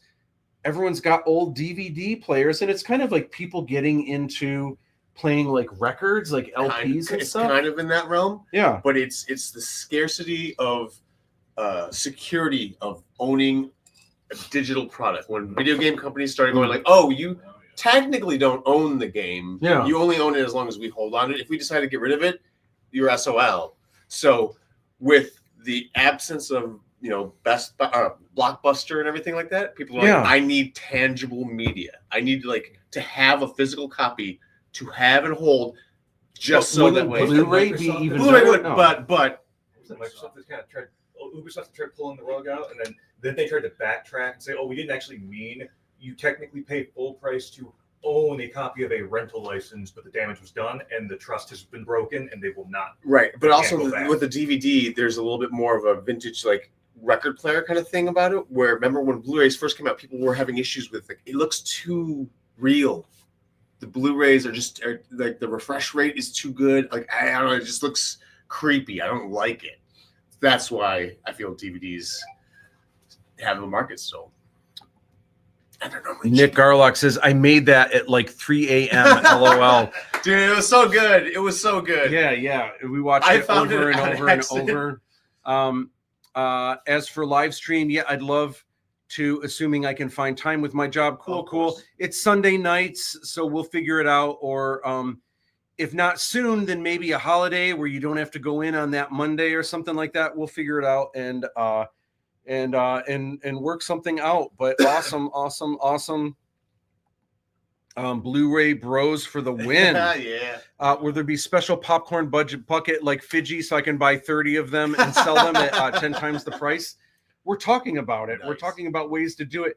The difficulty is when you have a popcorn bucket like this you can stack. Mhm. And so you can have, you could have 30 of them stacked and it's a box like this, but at least you've got 30 of them in a box like this. The problem with a Fiji popcorn bucket is it would be one here, the next one would be stacked here, the next one stacked here. So 30 Fiji popcorn buckets might not be very heavy, but it would be a pallet for just 30 of them. Right. So that's where shipping and everything gets complicated. You need a combination popcorn bucket that's shaped like his body, and then a candy dish for his head. You're talking about a whole Close because his neck would serve as the comes popcorn out. bowl and just move the candy dish. And then you got. I love that. Good for a display too. Love that. That's a great idea. You think full size or like half size? Full size would be awesome. But, working with what you got. Right. So Screen Rant is who debuted the trailer at first, which was so awesome, so cool.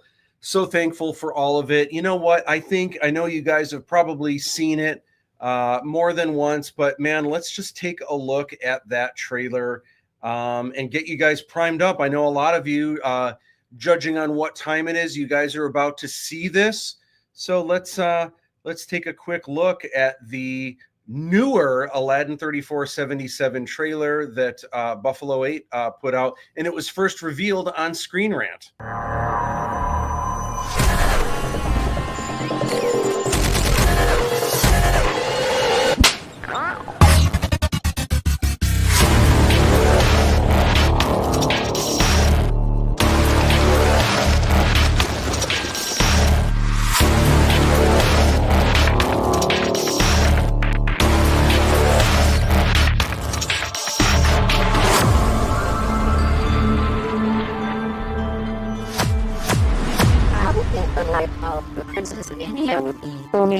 Oh, sure. Regal monarchs and maharajas handpicked by my father. My life is brimming with romance.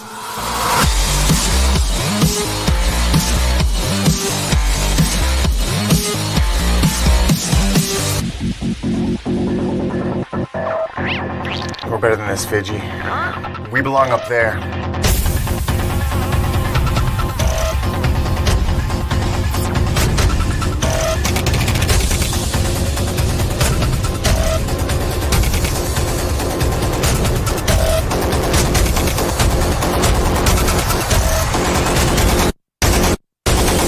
You must throw me the lamp at once!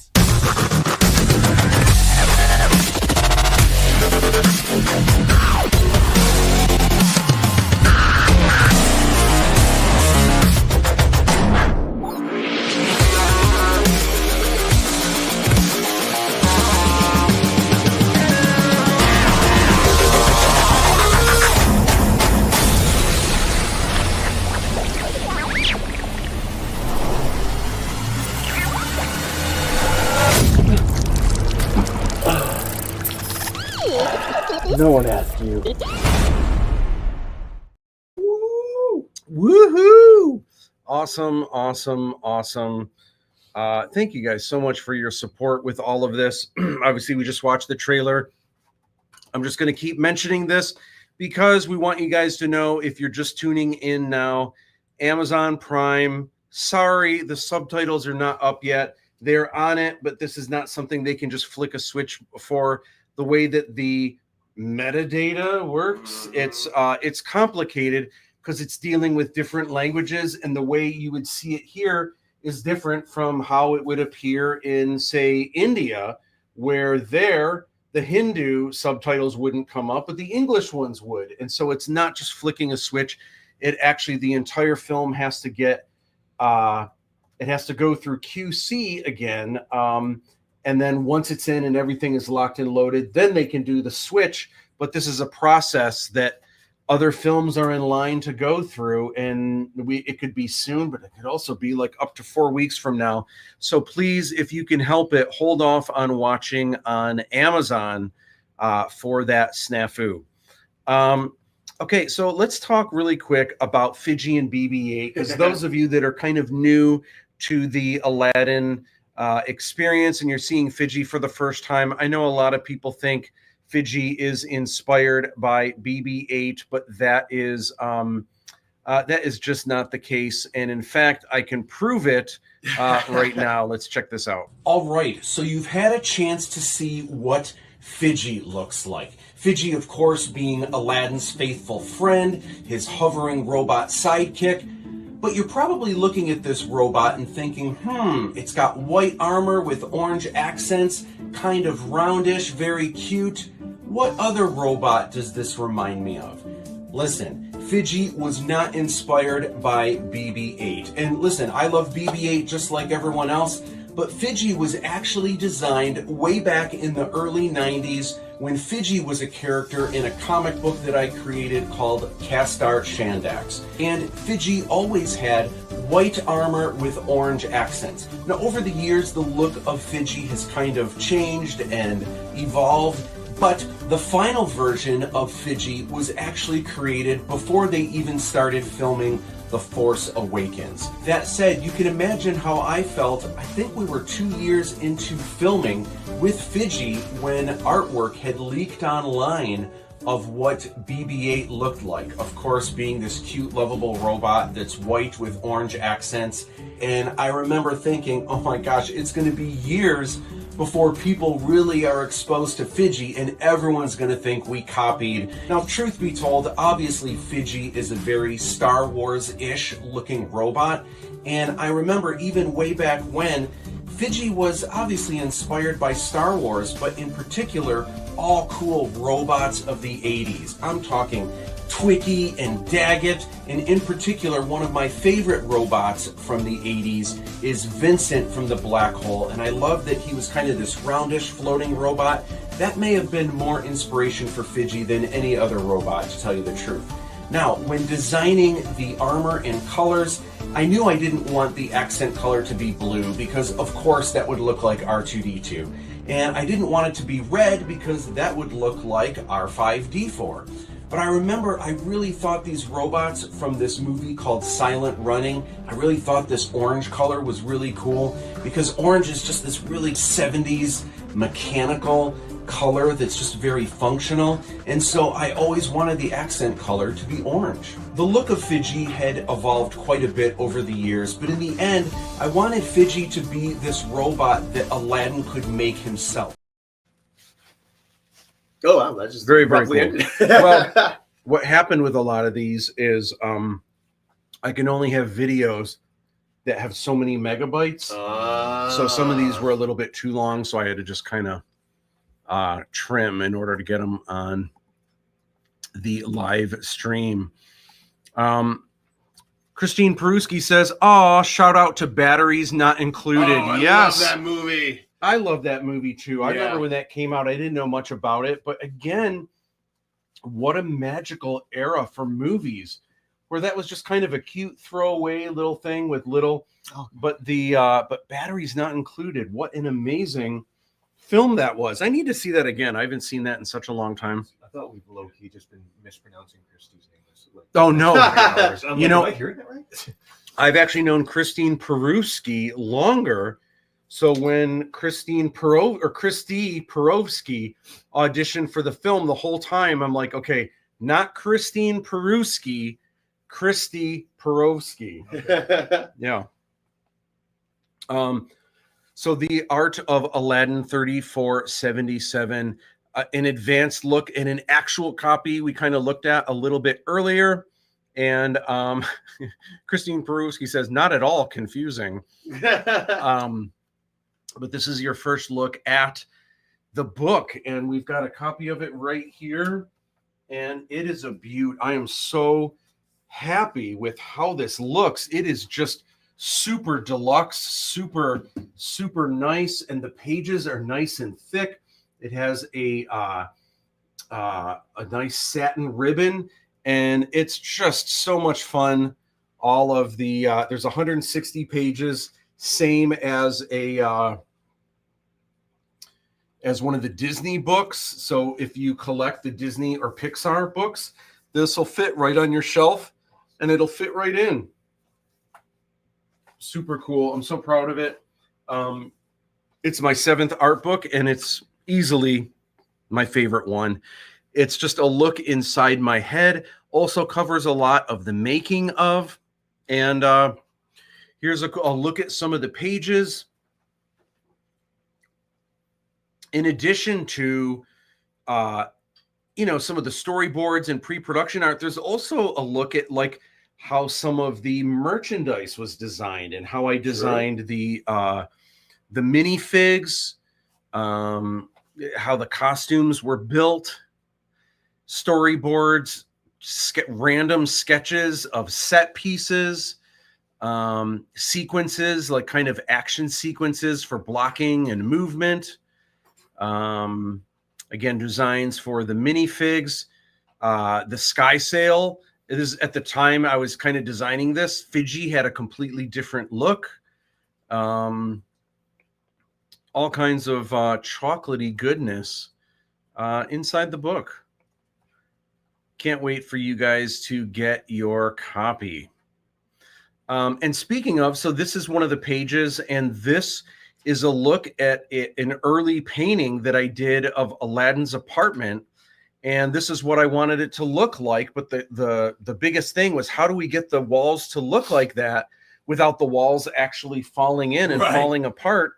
And so I've got a little taste of how we kind of put some of that together. Check this out. The challenge is going to be, we've got these cool panels. How do we get these panels to angle like this, and then angle upright, and then angle back this way again without having beams all up and down this thing like you would in a basement? And we're going to begin today.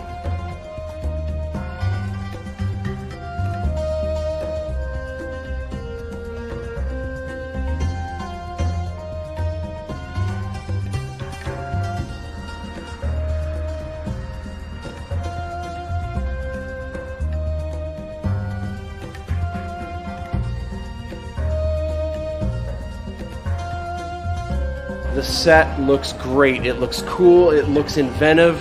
It's this really neat mixture of high tech and low tech, and I think it meshes together incredibly well. And I think this is really neat. This apartment, it isn't just slick and super high tech. It's charming.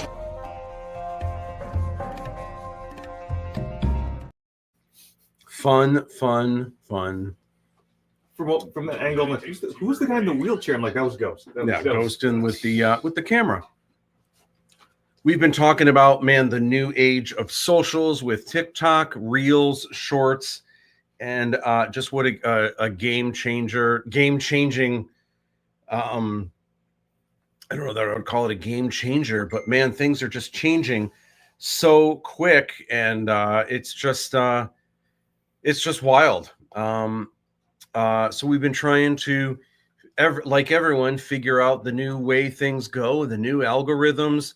We've been doing different things to promote. We've got this huge 8-foot banner of the poster in downtown Utica at the studio, all over Utica. We've got like a ton of flyers and everything else. Where we shot all the holograms too. Yeah. Most of the holograms. We have we have unboxing videos of all the things. These are the flyers. There's a QR code that takes you to a link tree where you can see the trailer and everything else. We were talking about some of the things we didn't do, like a sky sail contest where who can make the best sky sail out of Lego. It's an amazing contest that I would love to see, but how many people could we actually get to do this? Even if it's a big prize, like that's such a niche of people. that would be interested in lend me 10,000 bricks. in something like that. Is that a new article or maybe or a review? Yeah, maybe, possibly. Who is it? What is the Film film? Obsessive. Really? 11 hours ago. 11 hours ago. Oh, the title. This may not be one of the better reviews. It's so far very tame. But yeah, right, it's putting us through our paces for sure. All right. What's the title? Read. I don't know that I want to say just yet. I Oh, want to read. yeah, I need to get the full. I need to get the full thing. There's no way we're going to have all amazing reviews. Although up until today,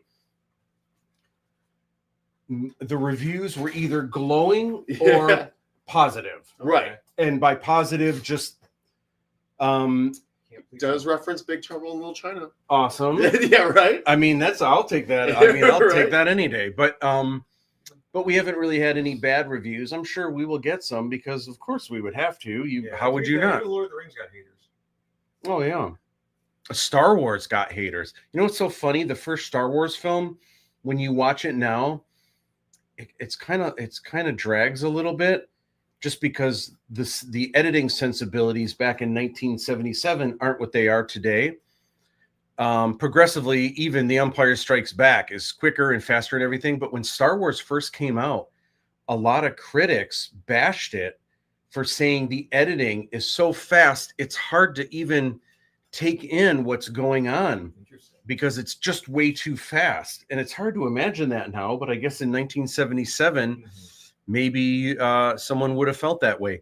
We were going to do a publicity stunt in Times Square. No joke. For real, we had an opportunity and it ended up falling through, but for a while, that was actually going to be a thing. Which is wild. Okay, so we got a couple comments here. Let's check in. Fruit Loop, hi, how's the stream marathon going? Woohoo! So I got 45 minutes of sleep last night. I got 3 hours the night before. James got an hour and a half. You got what, 6 hours or something? What did you get? I got a pretty good 6 hours for a change. All right. That's yeah. So I'm starting to feel not even like really tired, but I can tell my brain is still on fire, but my mouth isn't working as fast as what's going through my brain. But all good. It is what it is. I'm rocking out, doing well, excited to see people enjoying the film, which is great. Thank you for hanging out and checking in. I want to know, once you've had a chance to see the movie, or I want to know, how are you planning on seeing the film? Robert Wilson, what is up? Love you guys. Long day. Yes. It has been. Doesn't feel like it though. Yeah, it's not too bad. I feel like I can do a marathon once every couple of years. I learned from the last one, I could do a 24-hour one again, but I feel like starting at midnight, that midnight to 8 in the morning, there's like 3 or 4 people watching at any given moment. It's just not. Yeah, it's really not worth it. But everyone's at work at 8 in the morning, so we're actually getting higher views when everyone's not supposed to be on socials. When everyone's supposed to be working, we actually get more views then, which is great. I want to know when you guys are watching the movie, how you guys are watching the movie, what's going on. So it's fascinating to me that it was actually 2 years ago today, on January 3rd, that the Kickstarter was unveiled. Might not seem like a big deal, but that was actually the first time that the actual footage from the movie and people saw a close look at the characters. So that was kind of a big deal and a very explosive day on January 3rd. Here we are again, January 3rd, 2 years later, but January 3rd just the same. And finally, the film is released. Oh my gosh, let's just take a quick look at the Kickstarter, and this kind of gives a really nice overview of what the project is and how it came to be. Hi, I'm Matt Busch, writer and director of Aladdin 3477. You may already be familiar with my work as an artist on tons of Star Wars projects over the years. I've also worked on other studio properties like Indiana Jones, Lord of the Rings, and Stranger Things. I got my start in Hollywood working on feature films, but the dream has always been to create my own epic saga. So over the last 13 years, I've been working mostly in secret on my own huge sci-fi adventure, Aladdin 3477. A world with compelling characters, robots, mysticism, armored warriors, starships, intense action, bounty hunters, martial arts fighting, and vast landscapes. I spent years writing and traveling the world, getting inspiration in filming background plates in countries like India, Hong Kong, China, Thailand, Cambodia, and more. The amount of concept art I've done is insane, and every single shot of these films I've storyboarded by hand. Principal photography here in Michigan took 5 years alone, and I couldn't have done it without the incredible help of family and friends, along with industry pros that went the extra mile. We've made hundreds of costumes and custom armor, kit-bashed props, built mechanical puppets, constructed dozens of giant sets, filmed in exotic locations, choreographed wild fight scenes, and performed crazy stunts. Without a doubt, this project is an unheard of scale for such a small indie production. We used every visual FX trick in the book and relied on practical effects in miniatures wherever we could. Recently, the Hong Kong Business Awards bestowed Aladdin 3477 with Most Anticipated Film Project. Since then, I've spent the last few years editing this beast to create an awesome experience of sight and sound. Speaking of sound, the soundtrack features Cell Dweller, a master of cinematic music you've heard in some of the biggest movies, TV shows, trailers, and video games. The end result? Based on the classic tale from Arabian Nights and set 1,500 years in the future, Aladdin 3477 is a trilogy of feature films. We've already filmed all 3 movies, and the first film, The Djinn of Wisdom, is coming to you soon. 5 and all the things. Awesome. So thank you guys so much. Everything. You guys have just been so helpful and supportive through all of this. I plan to watch the movie through Amazon Prime Video tomorrow. Awesome.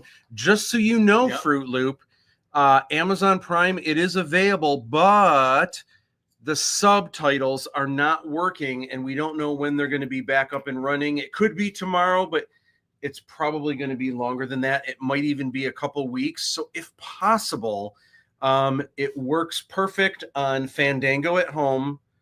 Currently, you don't even need the app for that. You can literally just sign in really quick and get it that way. Also, YouTube. Yep. You can actually, it's the same price. Which is connected to Google TV/Google Play. So yeah, and they're so all connected. They're all connected. So any of those work really, really well. I plan to watch the movie through Amazon Prime Video. I need to get in a certain mindset to watch movies undistracted. I'm with you. I'm exactly the same way.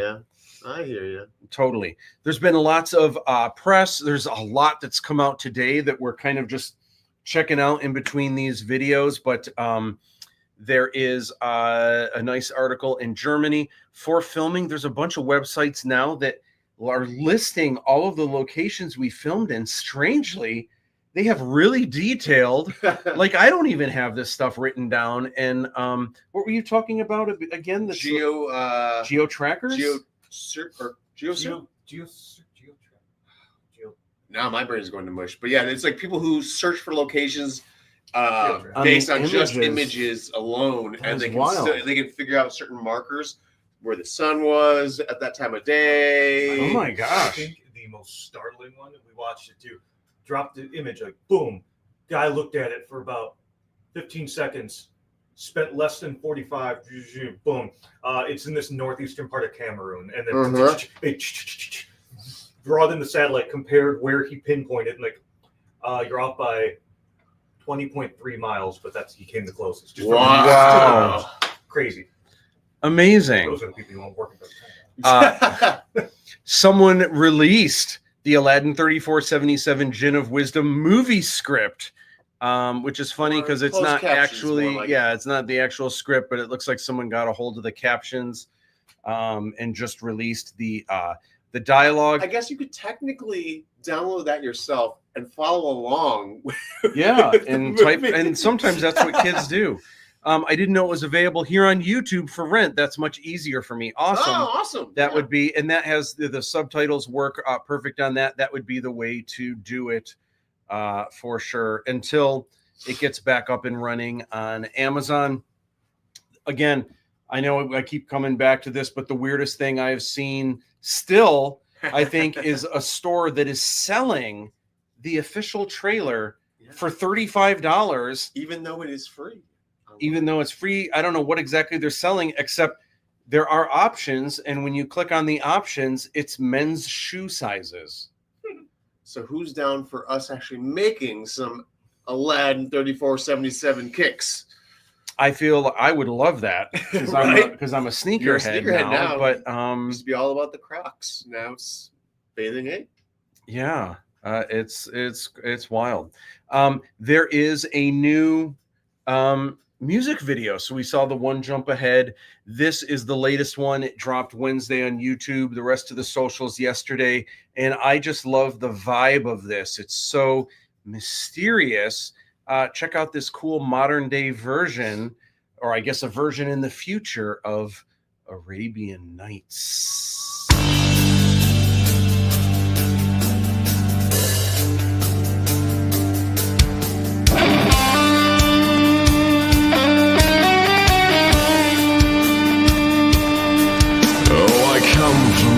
From a faraway place where the caravan camels roam, where it's flat and immense and the heat is intense. It's barbaric, but hey, it's home. When the winds from the east and the sun's from the west and the sand in the glass is right, come on down, stop on by, hop a car, and fly to another Arabian night.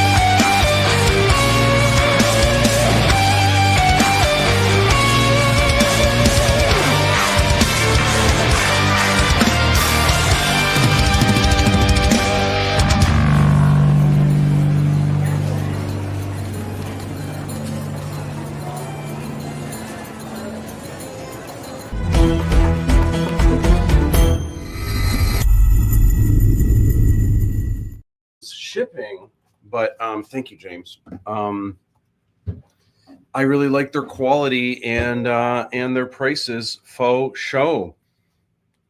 Paul Michael Caine. No way, Paul Michael Caine happening right now. Watching Aladdin 3477. That is awesome.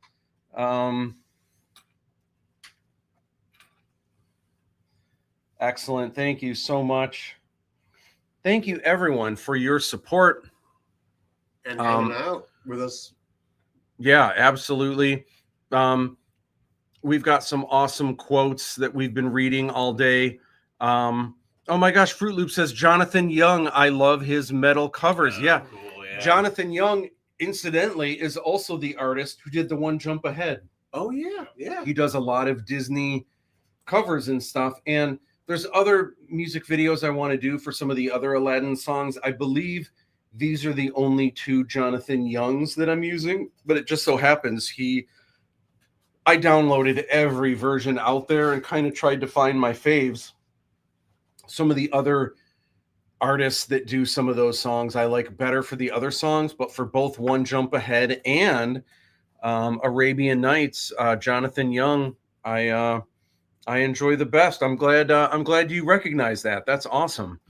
Elizabeth Cass says, I was trying to find it on Xfinity. I'll try again when we get home. Okay. Not sure why you wouldn't have found it. YouTube is very easy, and Fandango at home is usually my recommendation and the best place to check it out. And one of the reasons why Amazon Prime Video, it is available, but sorry, there's still no subtitles. So if you can hold off on that, people that have seen it are saying you don't really need the subtitles, but to really get you don't know what you're missing until you see, like, oh, that would have been way more interesting had I known. That's what they were trying to do. So when it happened, you know what I mean? Otherwise, you're just kind of, what's going on is what's going on. But again, maybe that's me.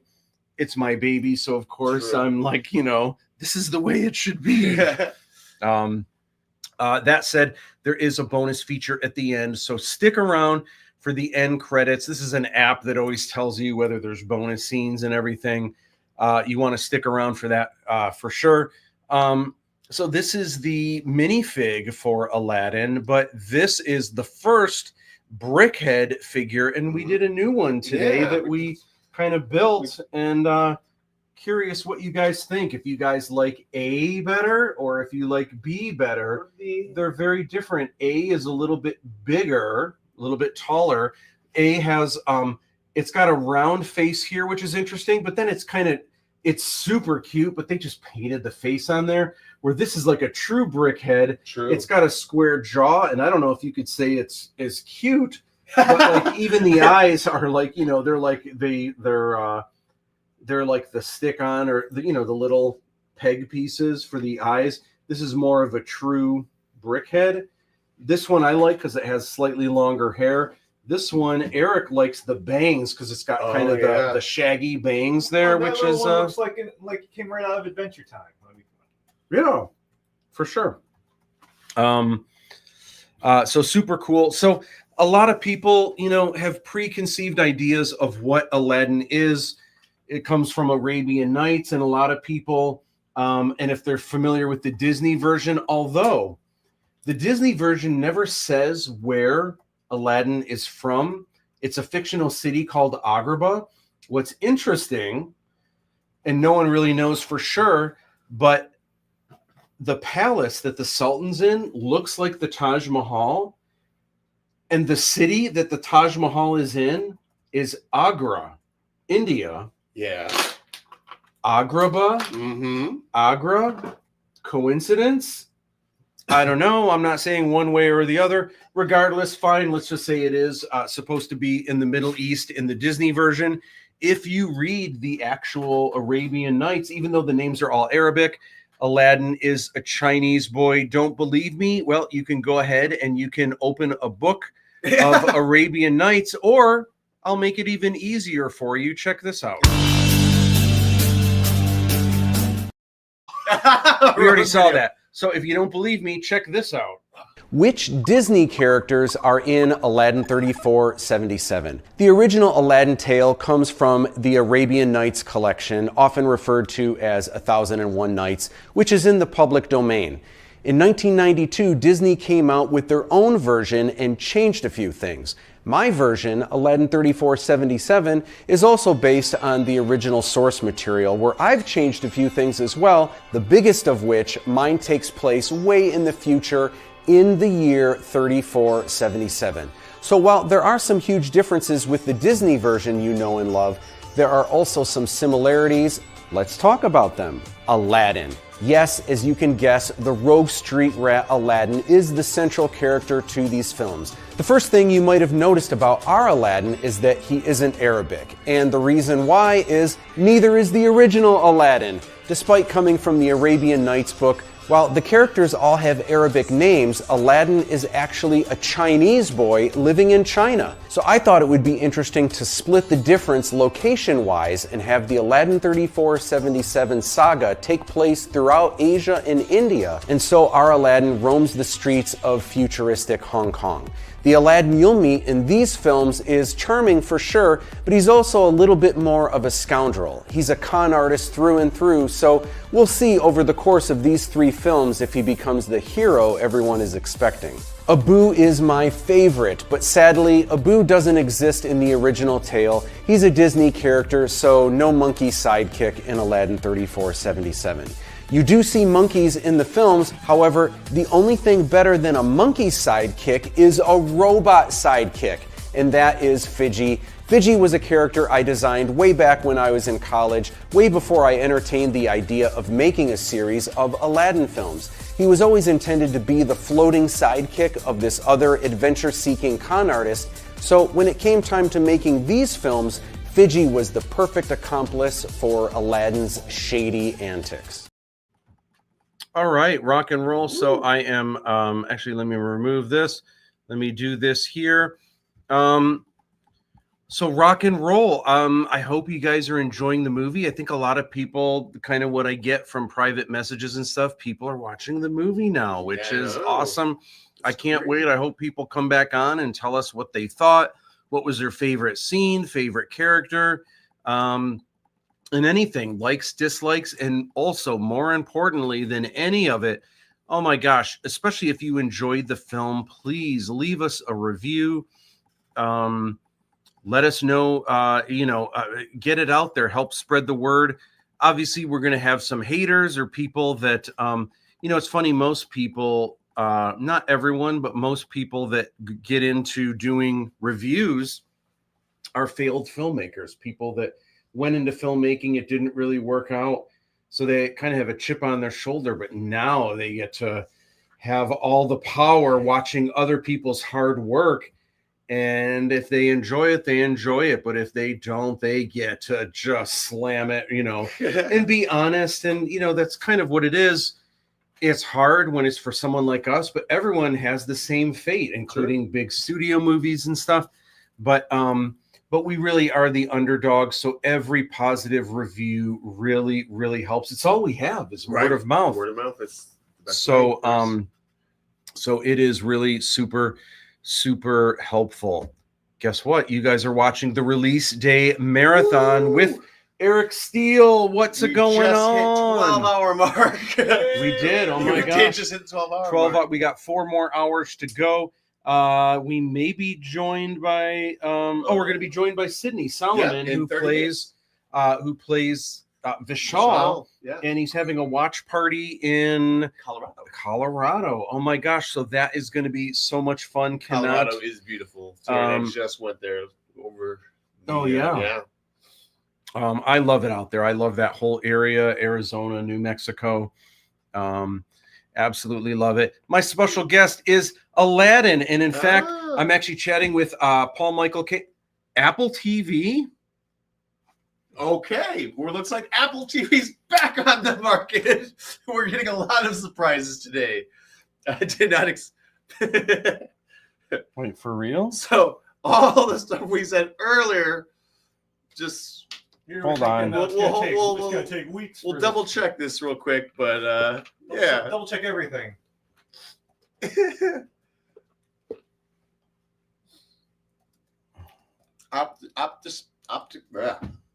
Optimistically cautious.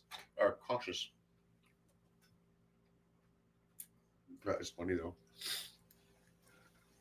There's a good chance Apple TV might have fixed the issue, just like the whole YouTube thing today. Like up until a couple hours ago, I couldn't find it on there because I was searching through Google, because Google Play is part of Google TV, which is part of YouTube.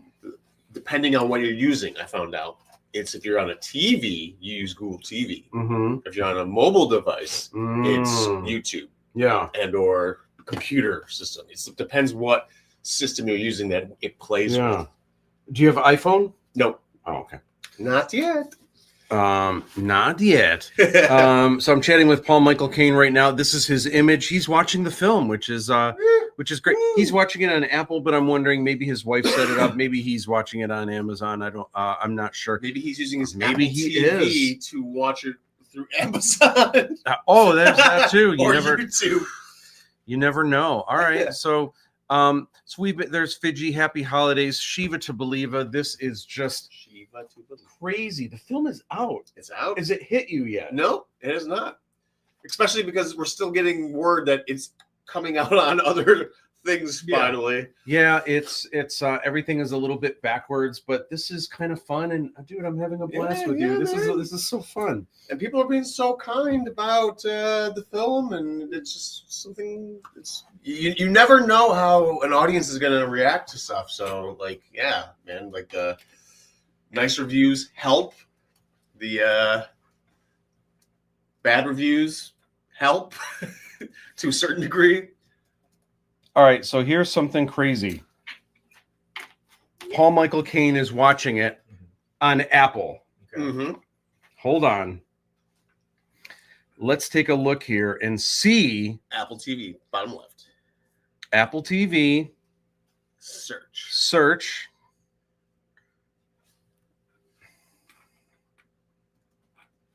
Suspense.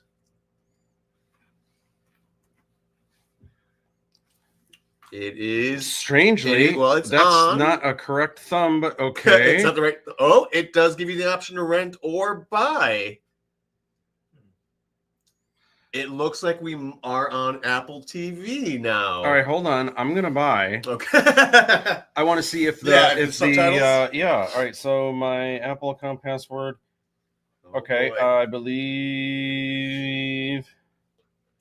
But the world was never done. Ooh, the tickets for Sonic 3 are just in Korea are awesome. Man, they're particular. Yeah, that's awesome. One-time charge with the button on the side. Not that one. This one. Oh, the button on the top. Okay. That's just another expense if we had a theatrical release of Lochan tickets. Oh yeah, no, that'd be awesome. How funny is this going to be that it's now on Apple TV? If the tickets for Lochan did that, because that's what the tickets in Korea are like for Sonic. No way. Yeah, that'd be cool. Oh my gosh, let's see this puppy. I'm just curious, will it have the subtitles correct? All right, well, it is on Apple now. Mm-hmm. Let's see. How funny is this? So much has changed in 12 hours. Like, it is flip-flopped over and over and over and over. I spent so much time telling everyone that, hey, don't do Apple right now. I know. Well, we just spent all day. I haven't been as worried because they haven't been able to get it. So it is what it is. Uh-huh. All right, question. All right, here we go. Will the subtitles or do you have to turn work? Them on? Those, come on, no matter what, those are burned in. Fandango. We really praised Fandango. But you know what? They were the ones who were right out the gate. They are the HDX. And they're the HDX. It looks great on this right now. Mm-hmm. All right. Will it work? Will it be on? Oh, the subtitles are on Apple Plus too. What? Bananas.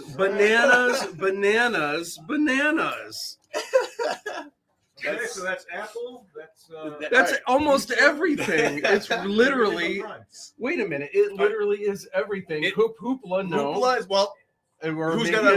Who's got a library card? Does anyone on here have a library card and the Hoopla app? You could see if it's available right now too. How funny is that? So another update. Wow. That is crazy. Okay. Shiva to Believer indeed. Oh my gosh. Watch, with any luck on Amazon, the subs will pop up soon and everything will just be the way it was supposed to. I'll have to ask Terry. Gosh. Because she's going to a screening right now with her friends. Mm-hmm. And they're watching on Amazon? I don't know. I don't know what they're watching it on. Okay. Wow, that is just it's amazing. I'm blown away. I mean, good. Yeah. but we keep telling people the wrong thing though, is what's interesting, a little bit aggravating, only that that we keep all day. We spent most of the day saying, "Don't watch our movie yet," and now we're like, "Oh no, you can watch it now." So everyone forget everything we just. A lot happened in 12 hours. So yeah. How wild is that? Crazy, crazy, crazy. All right, we've got some comments. Right. Tried it earlier. Well, guess what? It's on Apple TV Plus now as well. Wild. Rhea said, I found it on Apple TV Plus through their search. Okay. Like what I was told yesterday, it wouldn't be available until January 23rd. But you know what? It works. We just tried it. It looks great. It doesn't have like the official thumbnails in just yet, but it's working. And we checked the subtitles and everything, purring like a kitten. So that is awesome, Rhea. Excellent. Thank you for letting us know. Marilyn Michelson, how are you doing, Marilyn Michelson Clark? Excited for you and to see your personal opus. Thank you so much. I'm thinking about you guys and hope everything is getting better. But thank you so much. It's man, this is 15 years of work and everything releases today. So super exciting around here. Thank you so much always for your continued support. Apple TV Plus is showing $4.99 to rent and $7.99 to buy. Yes, I don't think Apple offers the SD versions because Apple is kind of like they don't want to share something in SD quality. Found it just now when you said someone was watching it. Yeah, we checked it too, which is great. Christine Pruski says, I have Hoopla and I do not see it on Hoopla. Thank you for checking. Thanks for that. Thanks for We've been curious because it's showing up everywhere else, but maybe Hoopla is later. I was away for a little while. Is Amazon fixed now? As far as we know, it is not fixed on Amazon. So that we're still waiting for. It is on Apple TV Plus though, which is crazy. Bought my James Cavallo says, hey, what is going on? Bought my Fandango digital copy at 4 a.m. this morning. Exciting. Cool. Awesome. And it purrs like a kitten on on Fandango as well. Thank you so much. New videos on the Aladdin 3477 YouTube page. There's a really cool video called What is Aladdin 3477? And it's got some really cool, some of the earliest interviews from when we were first filming, but it's also got footage kind of spanning this whole process. And it's just kind of a neat introduction if you're new to what all of this Aladdin 3477 stuff is, or even if you've been following for a long time, it's a cool video to check out. So speaking of cool videos to check out, originally there was going to be a short 45-second introduction to the film. Mm-hmm. This also I had on advanced copies when I was pitching this to studios and distributors, and I think it was super helpful for that. But Buffalo 8 didn't really want to have this on the film, and I can agree it's a good idea that they didn't have it on, but it's some really cool information that I think is important to know about how the film was made, about the fact that there's 3 of them, and that there is something fun at the end. Check out this video. Hi, I'm Matt Busch, creator of Aladdin 3477. I wanted to thank you for taking the time to watch a truly independent film. We did our best to try and make an A-list looking movie without having the budget of a big Hollywood studio.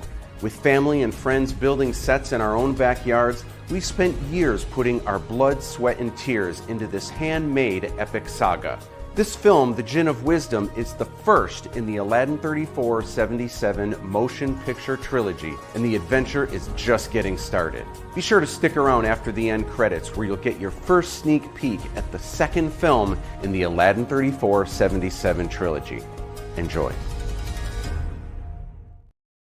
So that is the welcome message that was supposed to go. And so for all of you who are on here right now, that's basically a little sneak peek of what could have been on the film. And so now you kind of got the gist of Matt's intentions for all of you screening this at home and anyone watching at your home theaters.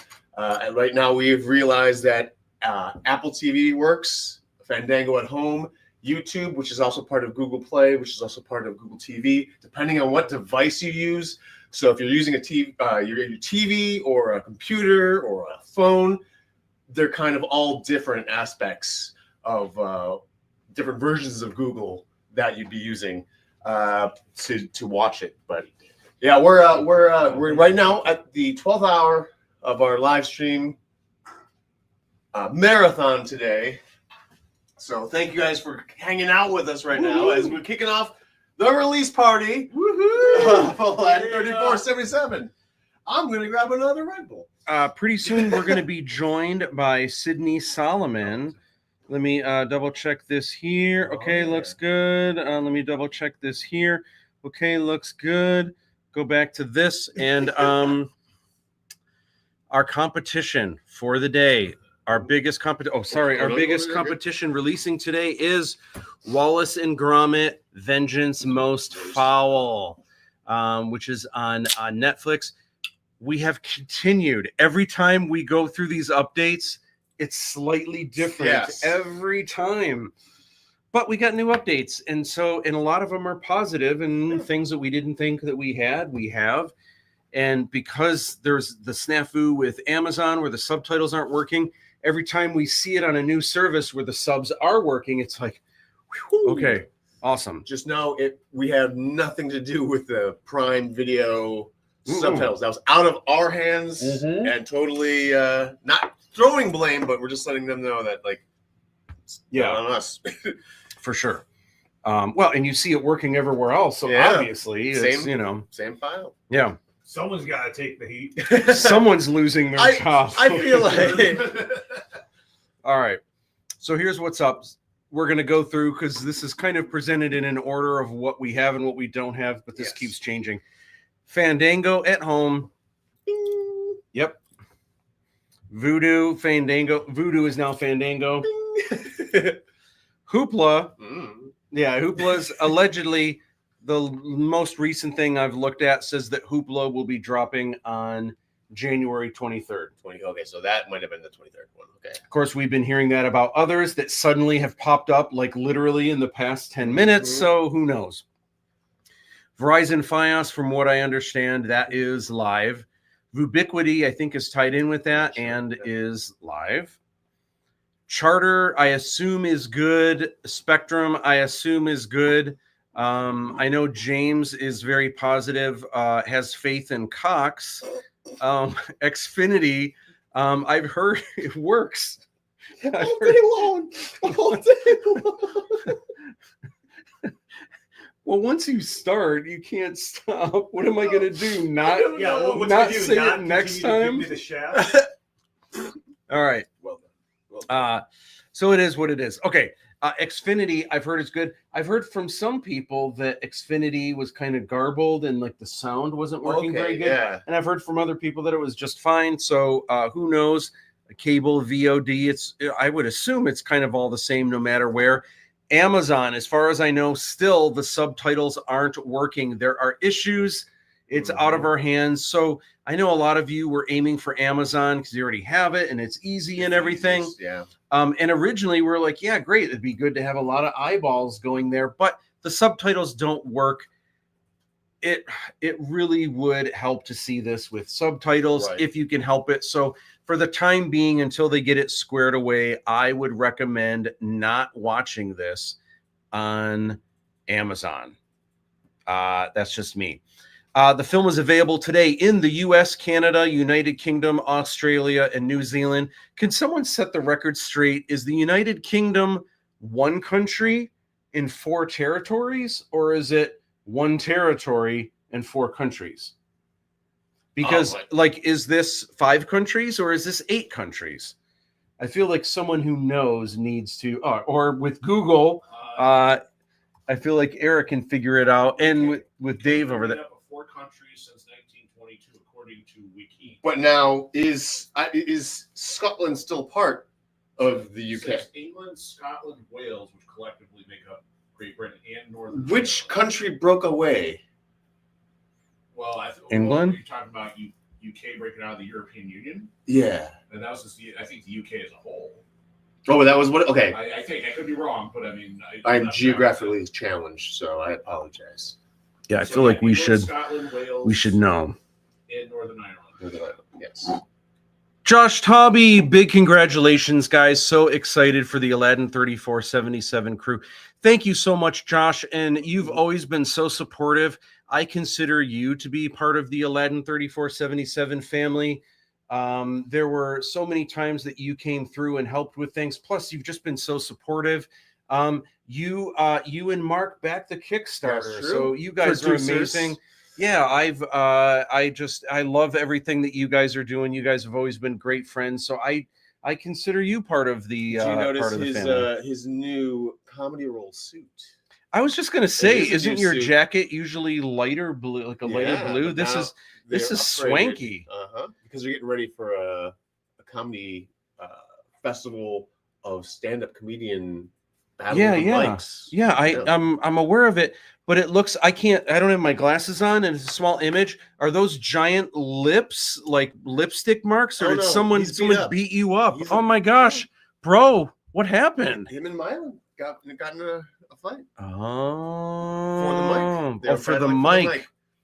Okay, I see. Sorcerer 4796 says so mature, Eric. LOL. So it was my childish 12-year-old humor. But I've been though, right? giggling like a schoolgirl all day about that. So we're definitely slap happy now. Mark says 1 territory, 4 countries. Interesting. Okay. Good to know. Christine Prusky says, I believe North Ireland is not part of the UK. I did not know that. Or Ireland. They are 2 different places. Interesting, man. I am just learning everything today. You should see Milan. He's not looking, Mylan, sorry, he's not looking so good. Unfortunately, no kiss marks. All right. Yeah. Let's see here. All right. So, which is the best? This keeps changing too. So originally I was saying Fandango is the way to go, only Fandango. But honestly, Fandango, we've heard nothing but good things.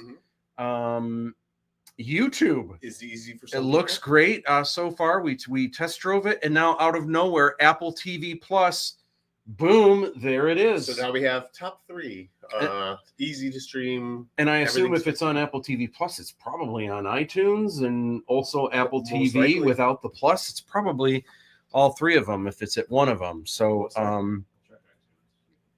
yeah, so that's super interesting. Fruit Loop says that's a war starting question. Oh, about the UK and all of that. Oh my gosh. So one of the things that is cool about Fandango is it is the only place where it's available in HDX, which includes Dolby Digital Plus.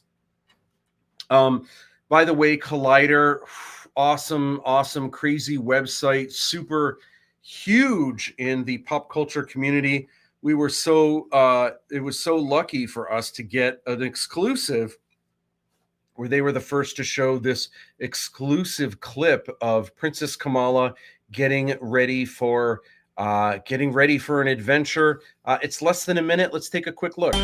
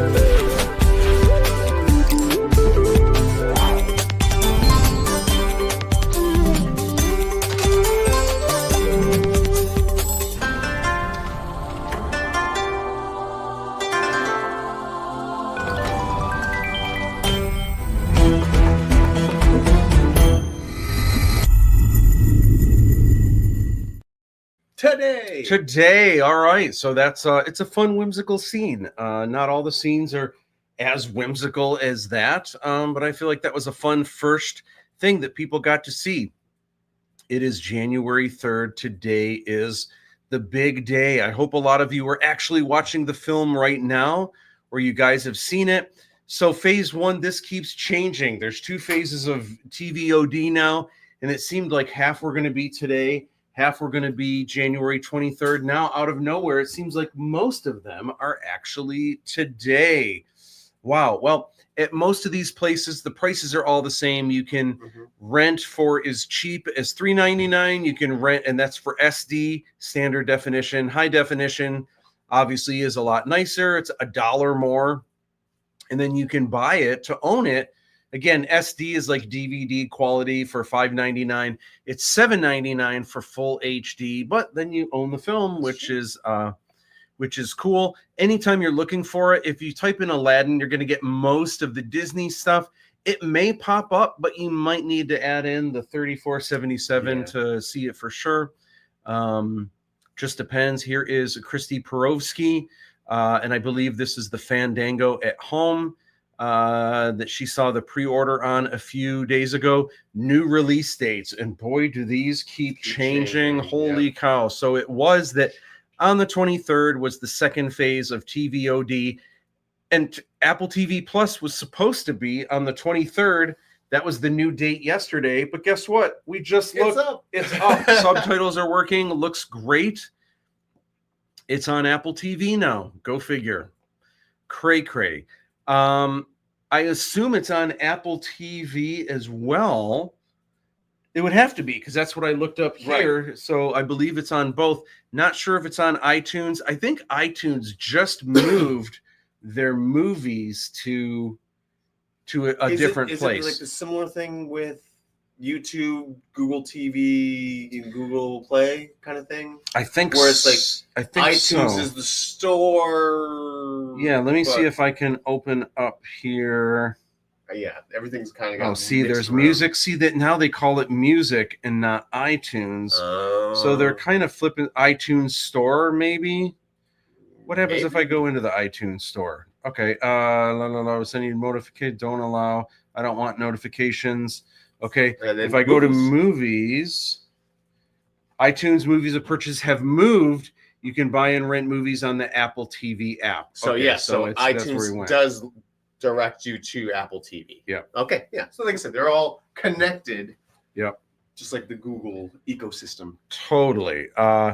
Also, Google Play, we were told, is the 23rd, and it's actually available now, which through is YouTube on your smart device or computer, and Google TV on your TV. Yeah. Yeah. So that's how you would access. Wild. So now It's weird. the only thing that's on the 23rd, even though we were told it was today, appears to be Hoopla. Yeah, makes sense. Bananas, how it all keeps getting moved around. And I was told that it was the 66 countries would be on the 23rd, but I think a lot of these are actually through Apple. So guess what? I think these 66 countries are actually today. Oh my gosh. So one of the coolest sets is Aladdin's apartment. He's got this really cool man cave that he has built out of this storage facility that is in it's in this building where it's like where it's hidden. Ships Don't tell docks and people stuff. where- Oh, okay. don't All tell right. people I where want to tell you where. All right. It's a secret. Well, let's we saw a cool whimsical scene of the princess getting ready. Let's take a look at a scene of Aladdin getting ready for an adventure. What do you remember or do you want to say what you remember after we check out the clip? Like, what do you remember most of filming the scene? Let's check it out first. All right. All I want is the lamp.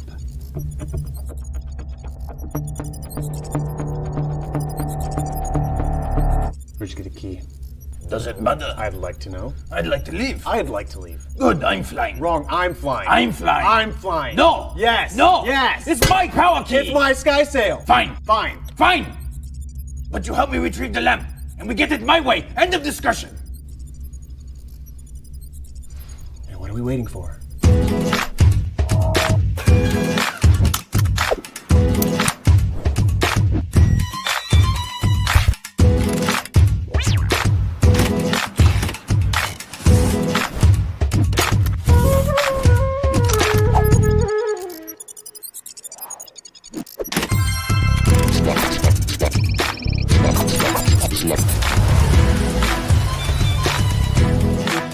a true believer! Yes!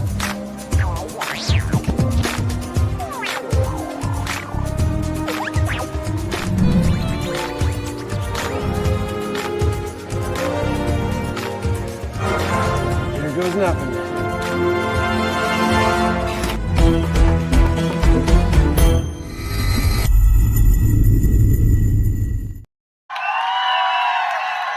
So you're asking what I remember most about that, like that whole anything you sequence? remember, like I when we were remember filming? that you were the only one allowed to do the Oh, yeah. bandana, yeah, and that it would come out apart every once in a while if I moved something too much, and then like we'd be getting ready to film, and like, oh wait, and then you sit there and wait a tighten minute. it up. For the split-second shots of you wrapping around your head, did we like specifically like you hold it like this and just do, and like did you have to perfect that single wrap? Yeah, Or what no, was- we did the single wrap a couple times. You're like, oh, Yeah. okay, now give it to me.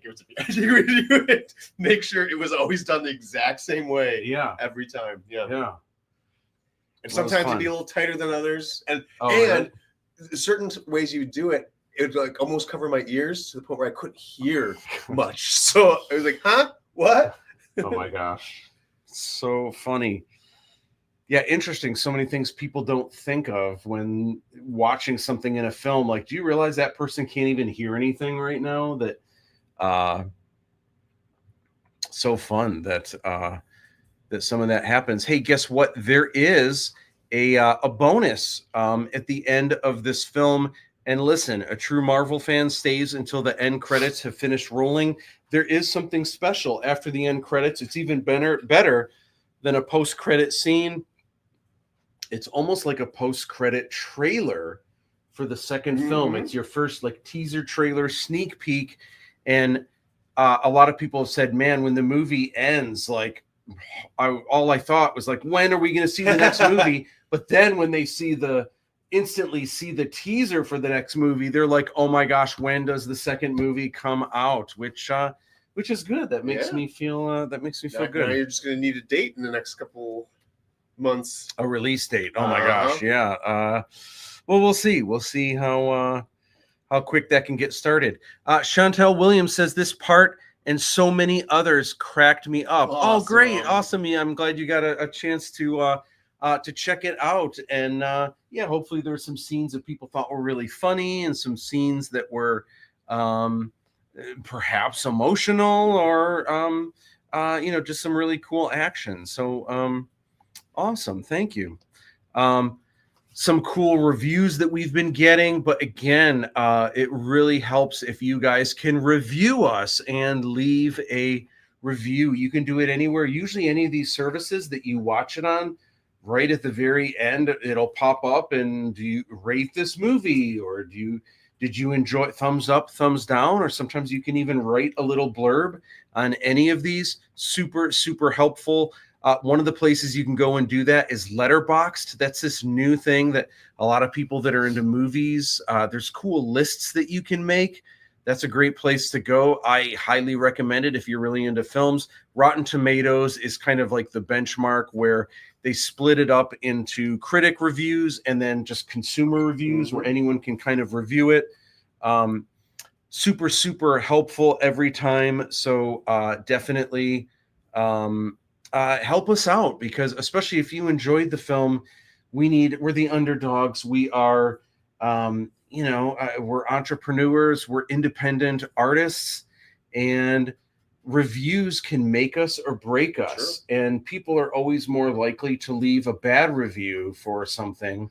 And again, with Amazon, the subtitles not showing up, that could be just enough to lean someone on the other side of the fence, either angry that there's no subtitles or just flat out confused. Why are there whole scenes where I don't know what people are saying? Right. And being mad about it and leaving a 1-star review, that really affects our grade. So for people that can take the time to, if you enjoyed the film, please leave us a good review. It helps more than you know. And in addition, spread the word. Tell people about this. If you know people that are into indie filmmaking, kit bashing, in camera, practical effects, Star Wars, Indiana Jones, adventures, sci-fi, and even like Disney live action. Aladdin, I mean, yeah. this is kind of Aladdin and stuff. So there's a lot of people who might enjoy this that and that helps as well. Fandango asks you to rate automatically at the end. Okay. Awesome, cool. Super helpful. Please give us a review, even if it's just the stars or if there's a place where you can kind of write things that you liked about it. It is so extremely helpful. Thank you so much. So AVOD, I don't know if this is going to come before the Blu-ray and DVD or if this comes after, but in a few months it's going to also be available where you can watch the movie for free, but it's advertising video on demand, so it's going to have the commercials. I kind of like that people can see it for free. Mm-hmm. I feel like art is kind of meant to be shared. And I don't even mind the commercials as much, but it drives me crazy that they're just randomly inserted. From what I understand, the only AVOD that I think lets you choose where the commercials are is Pluto. Oh, okay. Every single other one, where they are is where they are. And of course, Blu-ray and DVD don't have an exact date on those, but hopefully, hopefully maybe in a month, 2 months, don't really know just yet, but hopefully soon. There will be a movie premiere of sorts, and there could be a bunch of local showings here in the local kind of Detroit area. We might do a tour of sorts, maybe like this summer, and do like a little Midwest tour, and maybe for a couple weeks go from town to town and go on a mini tour, showing the film in a different theater each night, having merch. We might do a thing if we could get a really good someone to plan it out and make all the phone calls. It'd be great if during the day, if we could hit college campuses where they have like an auditorium to screen the film. Students get to see it for free, a Q&A after. As soon as that's done in the afternoon, we hightail it to the evening screening that'll be in that town and really maximize. I mean, there's a chance we could be making money, even though the students don't have to pay for it. Colleges might pay for us to come out and have the Q&A, and it's a thing.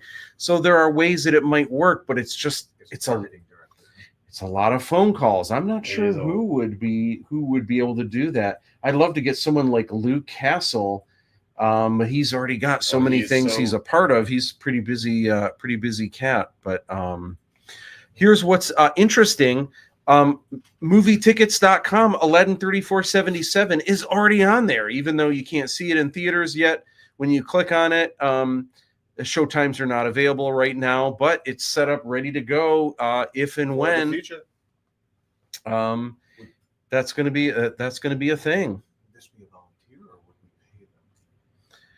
Depends on how good they are and how what they're capable of doing.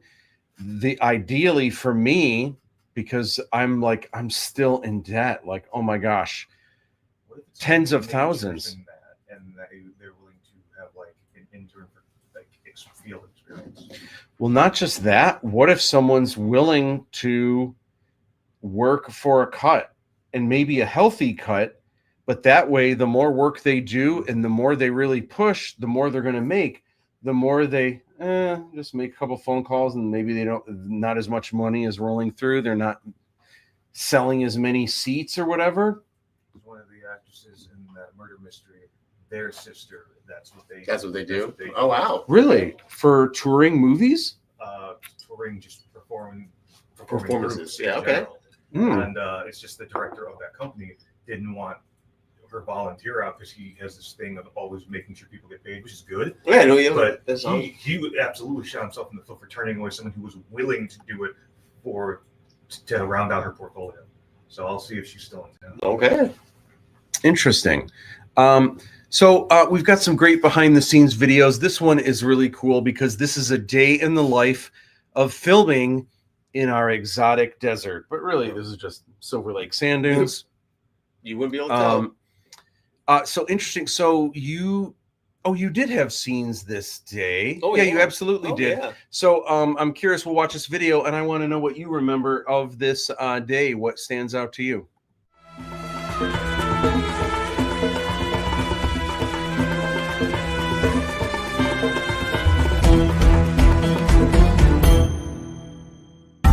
Yesterday was very intense. We've been getting one scene a day, and the way we really needed to make things work yesterday, we needed to shoot 3 scenes in one day. Everything came through, but man, it was stressful. I had to play Mr. Director. I had to find the perfect sweet spot for where we're putting the Rashmi access port to the DePauli chamber. Of course, it's all the way out in the middle of the dunes. We couldn't have picked a more remote place.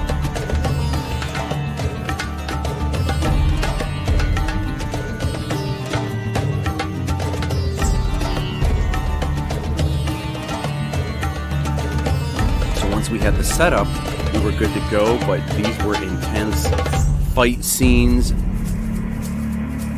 murder scenes. So it was very intense. Everyone came through, pulled together. I'm just so stoked. Everyone's performance, the camera shots, everything, sound, everyone pulled through.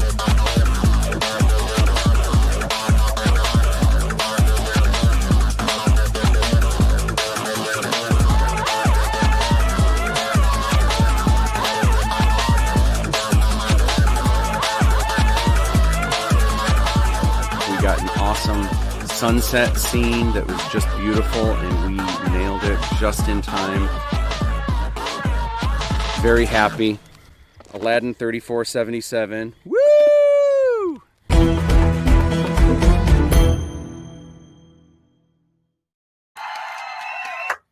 All right, so what are your thoughts from that day in particular? That was day 3 at the sand dunes, I believe. Okay, so there's 2 things. One that's a bit of a spoiler for the 3rd film, which involved a little bit of dangling.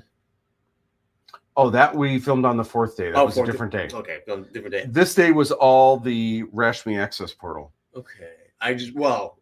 Carrying that portal into the desert with like a literal wheel. Yeah. And a bar. So it's just sitting on. Mm-hmm. And that was because there was no way we could use any device in that area. It was a motorized free zone. Yeah.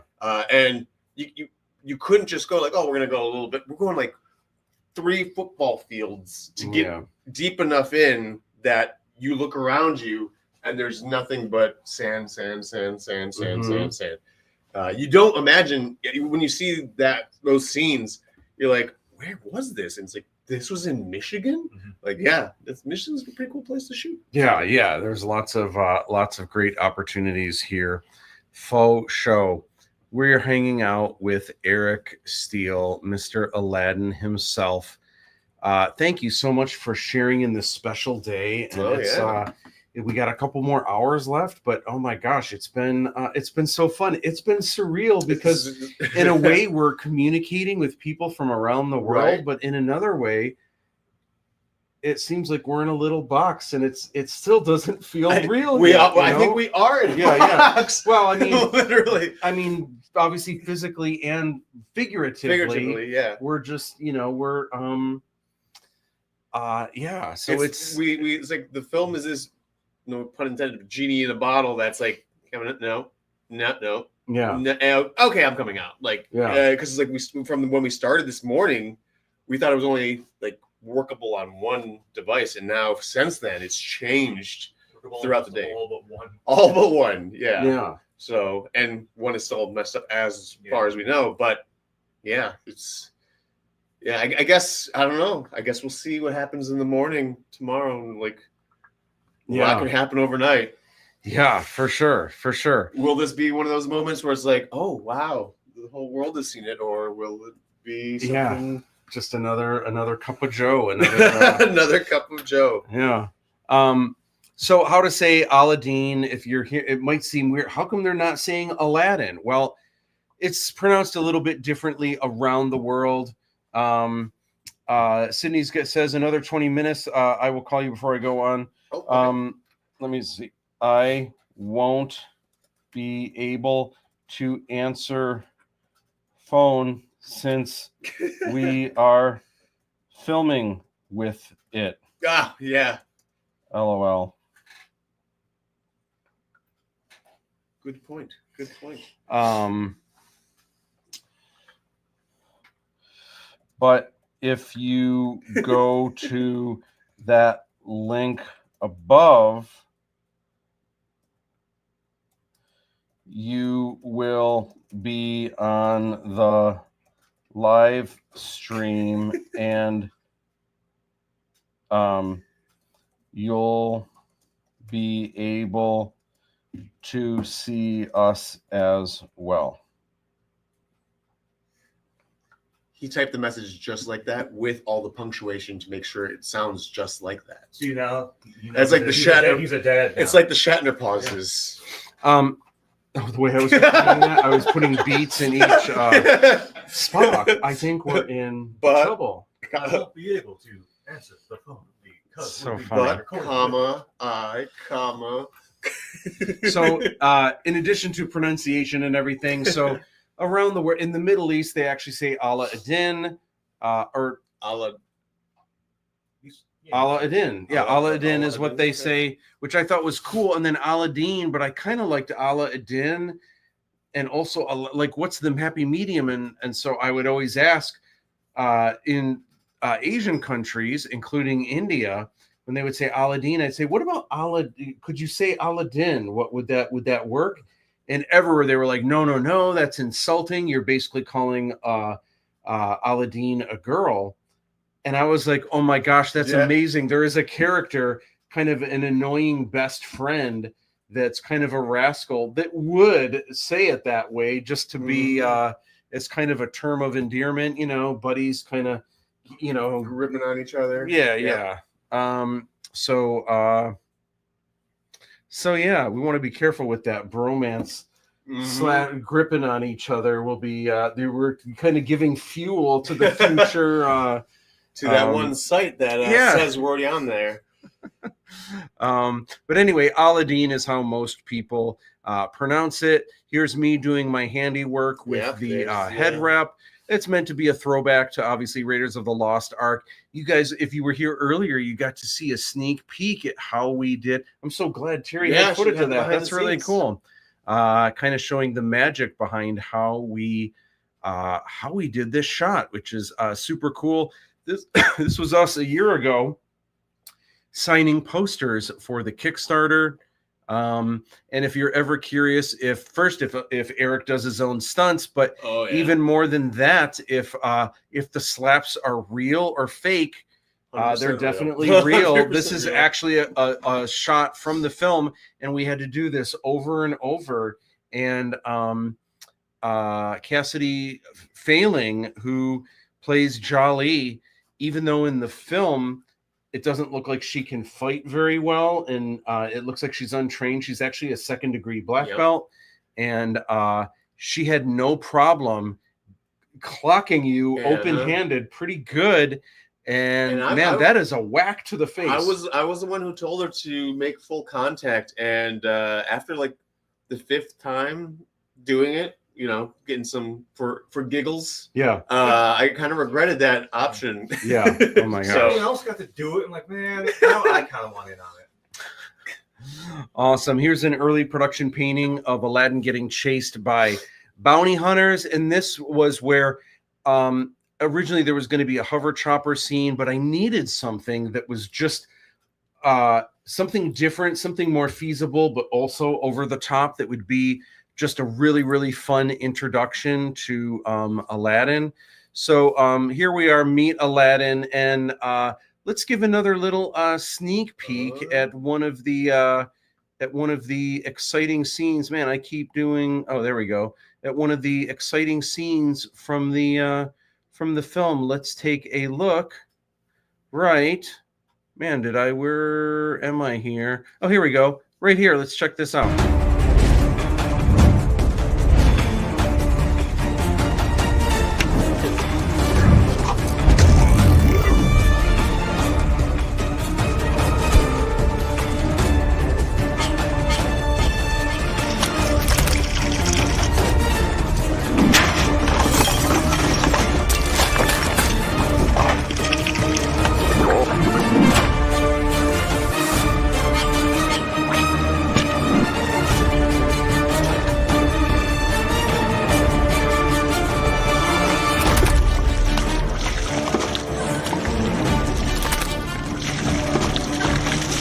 me behind Aladdin.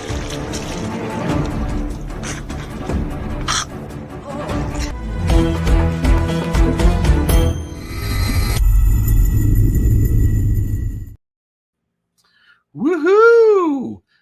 Gnarly. And hey, check this out. Watching it right now.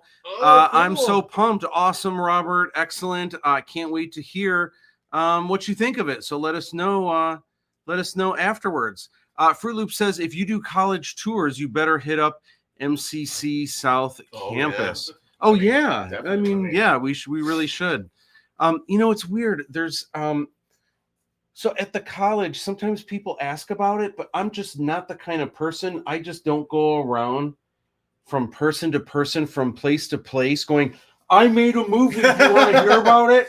Have you heard about, let me tell you about the movie that I made. I just you immediately set up the camera first, get the live streams going, and then you can do it.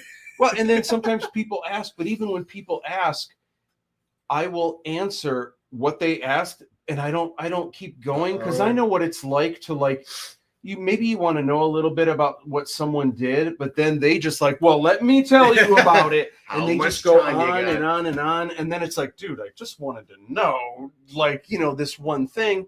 So I don't want to be that person that's telling them more than what they really wanted to know. It's kind of like when you see someone and you're like, hey man, how you doing? And then they're like, well, my girlfriend broke up with me, and you're just like, oh, bro, I just meant hey, good day, nice seeing you. What? I kind of didn't want to know all that. So, I would love to do something like that at the college, but I also don't want to. I don't know. Sometimes there's weirdness with other teachers and things. Jealous. I don't know about that, but and then sometimes they're super supportive, but I don't know.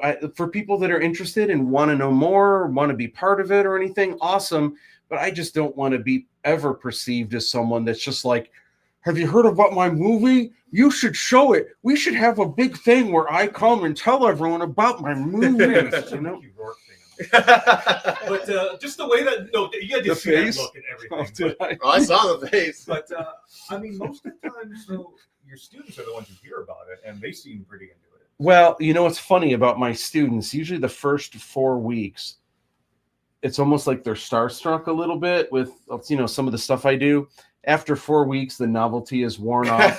And it's so funny. I could walk in and be like, oh my gosh, crazy thing. Over the weekend, I had a 40-minute phone call with Steven Spielberg.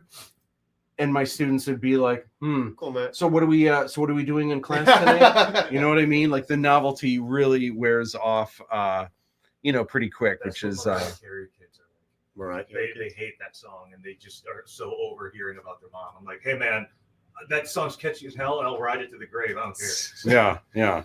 I think it'd be cool. I mean, Sean has hosted MoGraph Mondays and other speakers there. Yeah, absolutely. MoGraph Mondays. Oh, wait, did you tell me this before? It was like a once a year thing, or once a year it's going to be hosted at Macomb, but I think it's a monthly thing where motion designers get together, kind of share some of the projects they're working on. I mean, this could count absolutely for some of the visual effects and stuff. And I would want Sean Sheehan and maybe Nick Garlock to talk about some of the things that they've done. I mean, I would be there too, but MoGraph Mondays would be cool for sure. I'd be. It seems like it's not just all of you talking about. Well, yeah, absolutely. I would totally be into that. For some reason, I think you're saying motocross Mondays. Oh, I thought that too. I'm thinking I guess we could have Eric on one of those. I would ride a motorcycle. Yeah. So as far as we know, Amazon still is not working with the subtitles not showing. Easiest way to find it, obviously type in Aladdin. You may have to add in the 3477 depending on how much the algorithm is still pushing Disney Aladdin. You also can probably just say Aladdin 3477 into your remote, and all of the options will pop up. Keep in mind though, again, Amazon does not have the subtitles, so that's the only place you don't want to watch it. I feel like I need to look on my laptop and see. Yeah, I need to double check and see if I might be able to pull it up on my my iPad As of here only and just check it out. this moment, 9 o'clock or 8:56. You should watch it, but who knows what will happen in the next half an hour? Yeah. Let's see. So Sydney's about 15, 20 minutes out.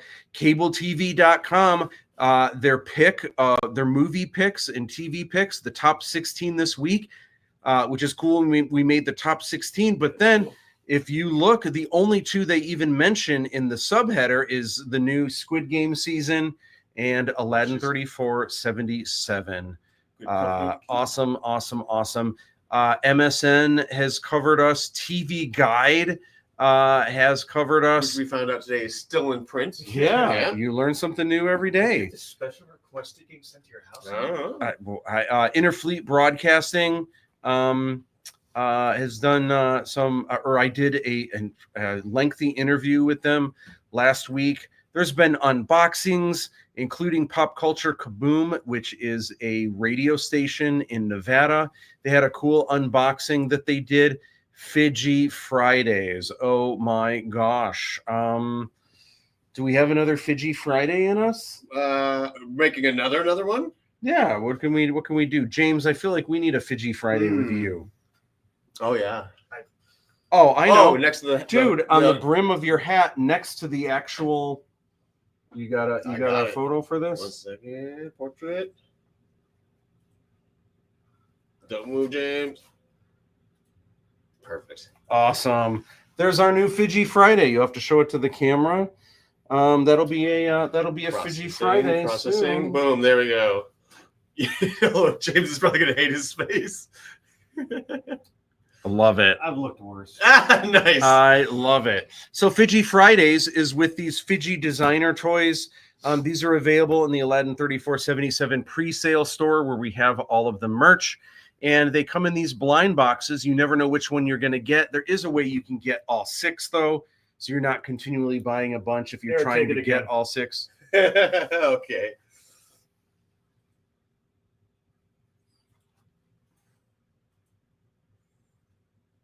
There you go.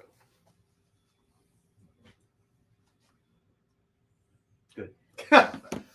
Okay. You got to send these to me too, unless you guys are going to post them, which is just as well. In fact, please do. But if you guys are not going to post them on Fridays, send them to me. Unless you guys post them, that's even better. I'll be responsible for my face looking like that. Anyway, so that's the thing. And then what you do, you take a unique picture. Either when you're traveling to places, when you go to a party, you can have your little Fidgy drinking with you. There's so many fun things you can do. And then you post on a Friday with the hashtag either Fidgy Friday or Fidgy Fridays or both.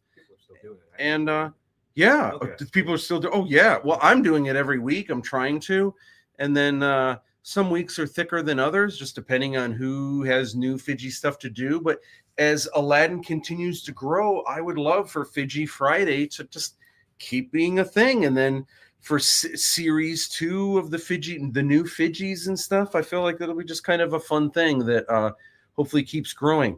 Other cool things we're doing with our little community is draw this in your style. So far, there's been one for Aladdin, Fidgy, the Princess, and then just recently, even though we already did the Aladdin one and Fidgy one, this actually just came through this week. Someone did a new one for Aladdin and Fidgy.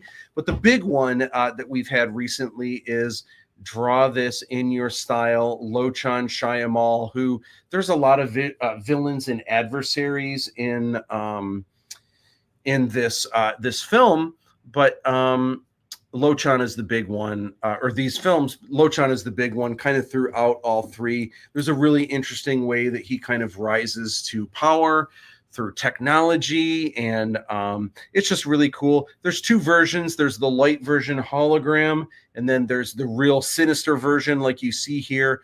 So some of the submissions are just amazing. Cast and crew has already been voting on these the past couple days, and they'll be tallied up. We'll be announcing 10 winners, and this is just a random sampling of some of the artists who have done an incredible job. Really, really neat styles. Some of it is just so professional and cute and photorealistic and super creative. All the things, cute. Again, absolutely wild. So it'll be interesting to see who makes the top 10 based on cast and crew casting their votes. This is just such an incredible array of styles. Yeah, yeah. Like, this is what a cool representation. Like, there's really no two that are kind of exactly alike. We had a cool contest for recreate my trailer. I was actually going to show some of these, and but it was more time to get them all in the thing, and I'd love to almost do a revisit of those one day and bring those back up, because you guys did awesome. You guys made entries, and like there was a lot of fun stuff.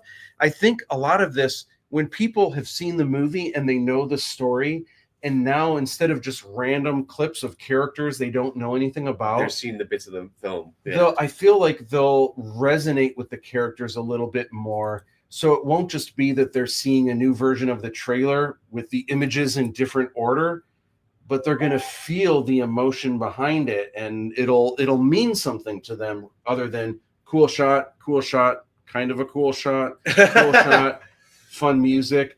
But it'll then turn into, oh my gosh, that one scene where the princess was doing this, but then it was the red star that took her back. You know what I mean? People will associate it with part of the stories. Cosplay already, which is wild. And then, I mean, look, it's worth pointing out, just because Rule 34, which is, if it exists, there is porn of it. Yep. So there's not, as far as I know, there isn't technically porn yet, but the fact that this already existed, I Google Aladdin 3477 every day just to kind of see what the new juice is. No pun intended. This tastefully artful. Like, what constitutes? Like, where are we in the bad zone? Like when does it? What if it's like a Renaissance painting? Well, would that technically? That'd be more. Like a tasteful nudity kind of thing. Oh. I don't know. Anyway, this doesn't seem like it's too big of a deal, but this did pop up. Sexy's pics web porn, and in the fine print, there's just some weirdness, like Aladdin 3477 naked Aladdin telegraph, Aladdin porn comic telegraph. Kind of strange. I'm sure it's going to get stranger as time goes on. But this is the live stream lounge release day marathon. We've been going since 8 in the morning, and we're going till midnight. Do you guys need new drinks or anything like that? I just polished off my Red Bull, so I don't know. I need and I've already been running back and forth from the bathroom. Yeah. I'm probably good right now too. But oh, my mom just texted, watching it now on Fandango, can tell the video is sharper. Audio basically the same. It must be the way you like it. They also have a weird surround system that's kind of awkwardly through the room. It might be some of that. If other peeps, I love that my mom said peeps, watched it and had no issues, it must be me. Congrats. Let me please take the entire weekend off. Unfortunately, no rest for the wicked. I have a new live stream on Sunday with our Wolf Baldessaro, who plays the Klepto King. I'm a walking time bomb for a heart attack. It may run in the family. Stress and please love to Casey and Bo, nothing else. That should be your number one priority. Yes. Number 2, your health. Yes. Oh, and don't mention this on the marathon. Very end of it. Wow. Okay. I love you, Mama. I'll definitely be taking it easy tomorrow. Faux show. Nothing but rest for Matt tomorrow. Mm-hmm. At first. Yeah. It might be. I know you guys have an interesting setup for your surround that's kind of cool, but it might be that. It might be, and they have chairs kind of split around, so no matter where you're sitting, it's next to a particular speaker. It's not like there's all the seats and then, you know what I mean? Like you're right on top of this speaker or you're right on top of this speaker. So there could be some surround things that it's kind of doing that way. But But yeah, I'm not sure. Or maybe your center channel for dialogue is a little bit quieter. It could be that, or maybe it is the how it was edited and it's just coming out interesting. I would love to see it at your place and kind of watch a little bit of it to see how it sounds. I'm curious, but thank you so much, Mama. So Aladdin 3477 is a trilogy, and we've already filmed all 3 movies. This is the first one, The Djinn of Wisdom. The other 2 are happening for sure. No release dates yet, but this is not a situation of if the first one does well, we'll think about making the next 2. They're happening for sure. And in fact, at the end of this first film, you're going to get your first sneak peek at the second one. That's right. Keen Eyes, there's already been screenings where I kind of forget that Peter Mayhew is an executive producer, and a lot of people right away are like, Peter Mayhew's an executive producer? Yeah. It's like, oh yeah, he is, which is great. He already passed away, but the Peter Mayhew Foundation, I've done a lot of things for them. They always support one artist every year in a different way, and they supported us 2 years ago with the Kickstarter, being executive producer backers, with the idea that it's just another way that Peter's name will live forever. He loved sci-fi movies, artistic movies. He loved my work, and so they felt it was a perfect fit, and super, super cool. Just so grateful for all of that. As you guys are finishing the movies, let us know what you think. And obviously, please leave some comments. Hey, let's check out a really cool, at least I think it's really cool, music video. This is just a fun, I feel like this has kind of a punk rock vibe, an updated version of One Jump Ahead.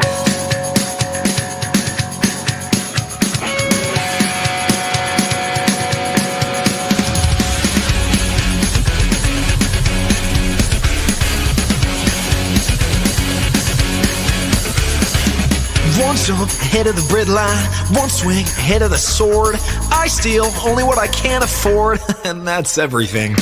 One jump ahead of the lawmen, that's all, and that's no joke. These guys don't appreciate I'm broke.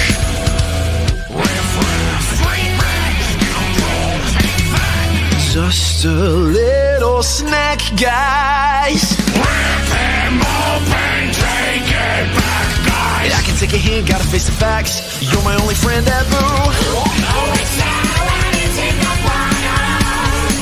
He's become a one-man rising crime. I blame parents except he hasn't got 'em. Gotta eat to live, gotta steal to eat. Tell you all about it when I got the time. One jump ahead of the slow pokes, one skip ahead of my doom. Next time, I'm gonna use a 9 to plume.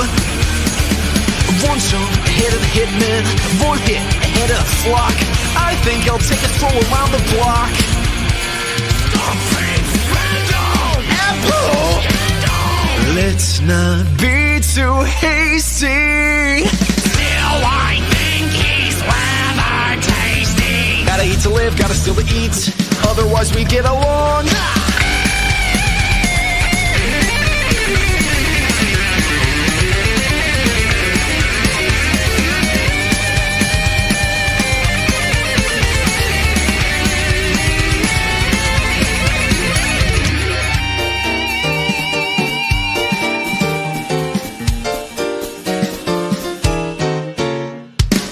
One jump ahead of the hoofbeats, one hop ahead of the hump, one trick ahead of disaster. They're quick, but I'm much faster. Here goes, let me throw my hand and wish me happy landing. All I gotta do is jump.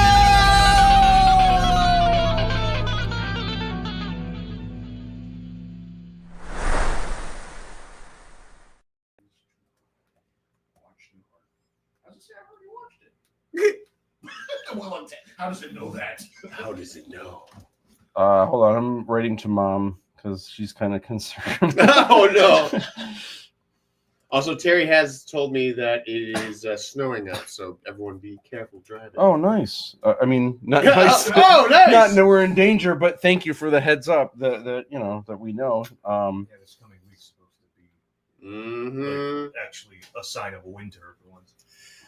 I guess we needed to have one. Well, you know what? If everyone's stuck inside, we got a great thing to keep them busy. Watch the movie. Watching Aladdin 3477. You watch it a second time for the artistry, for practical So it's under YouTube Movies and TV's the actual channel on YouTube, huh? Yeah, that was interesting as well. Yeah.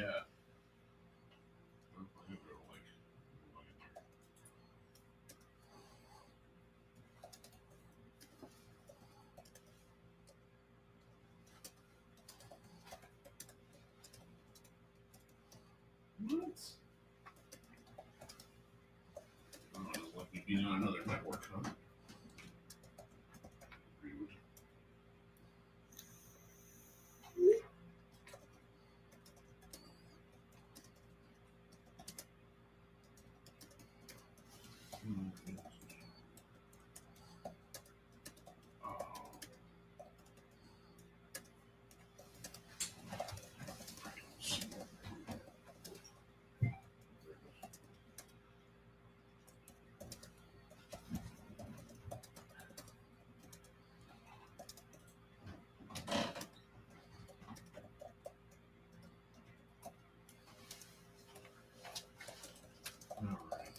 Looks like Christy just finished watching the film. Woohoo!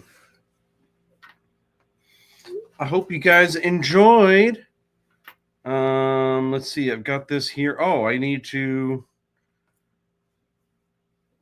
Did Sydney say anything here? Okay, no, not yet. Good. All right, so we are rocking and a rolling, hanging out with Erik Steele, and it's still not real. Even though I'm seeing it online, it's up, it's viewable. Yeah. I mean, to a degree, for such a long time, everyone knew about it because I talked about it, but people didn't know what it looked like. Mm-hmm. And now everyone knows, and now everyone's seen it. So I think what's going to be interesting is in the coming weeks, running into people that don't just say, when's that movie coming out? But instead saying, oh my gosh, that scene with the gin. Oh, you yeah. know what I mean? Like, that's going to be kind of cool. Like, because like, oh, now you know something that I know, or something that I love too. Slop? Yeah. Again, there is an extra bonus that's super cool. So definitely stay for the end credits. We got some comments here. Oh, check it out. Because Christy says, just finished it. Aladdin. Woohoo! Princess! And she says the sneak peek of the second film was awesome. And that's everyone. The first thing they say is, when does the second movie come out? Yep. Which is great. The answer is...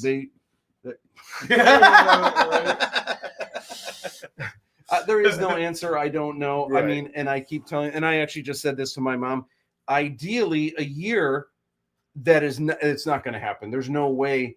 I probably won't be able to finish it in a year. And even if I could, it would still take another year for the distributors.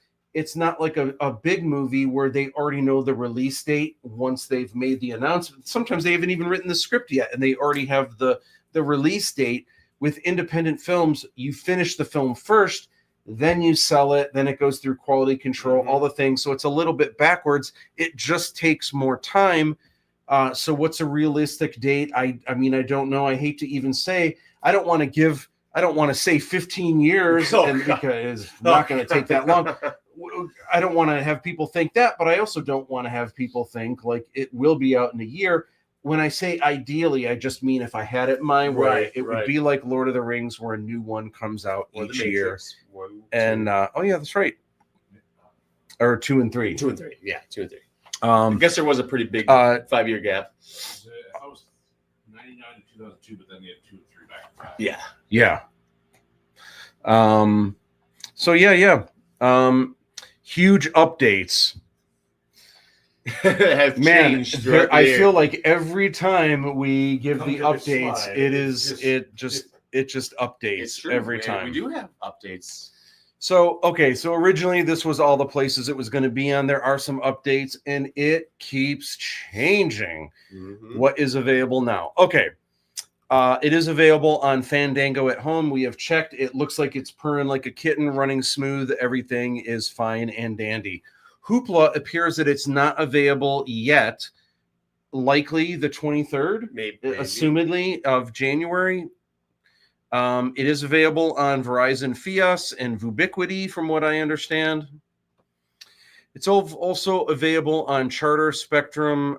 James' preference is Cox, Xfinity. He's just not even. He's so over it and brain dead. Like we're getting super slap happy with the 12-year-old humor. From what I hear, though, Xfinity VOD is a little wonky. The sound might be a little strange. I don't know. It should be really pretty much the same everywhere, but who knows? The big thing though is Amazon. Yes, it's available, but subtitles. Why are there no subtitles? Don't know. It's not on our end. It's a glitch with Amazon. They have to fix it, but it's not as easy as flicking a switch. They literally have to resubmit the film. There's metadata for all the different languages and everything. It's complicated. And this was all set up back in October. So whatever the glitch is, they have to fix it. But we don't even have an estimate of when that'll be. Right.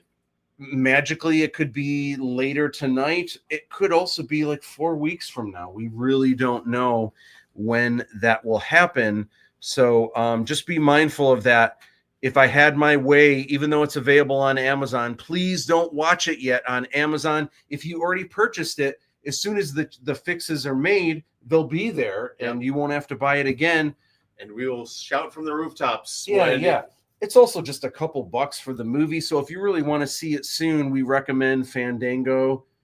YouTube looks good. Apple TV Plus out of nowhere and looks good. So I would recommend one of the other places until the subtitles are on.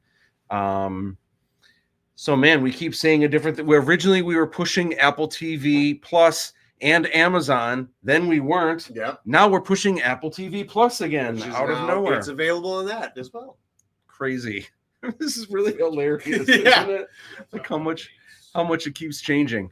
So Fandango at home is really good. Also, it's the only place that has HDX. If you don't know what that is, HDX encodes video at a higher bit rate, almost twice that of HD. HDX, this is what I really like. They preserve the film's native 24 frames per second, and they also have 5.1 digital Dolby plus surround sound. And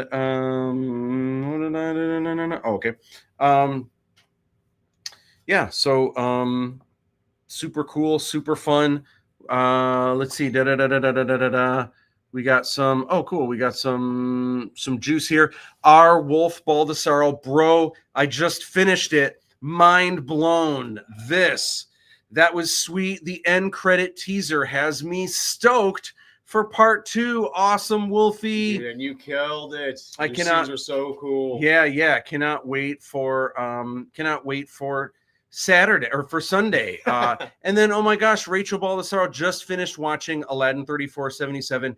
Congratulations on an amazing movie. You. By the way, my favorite line, I believe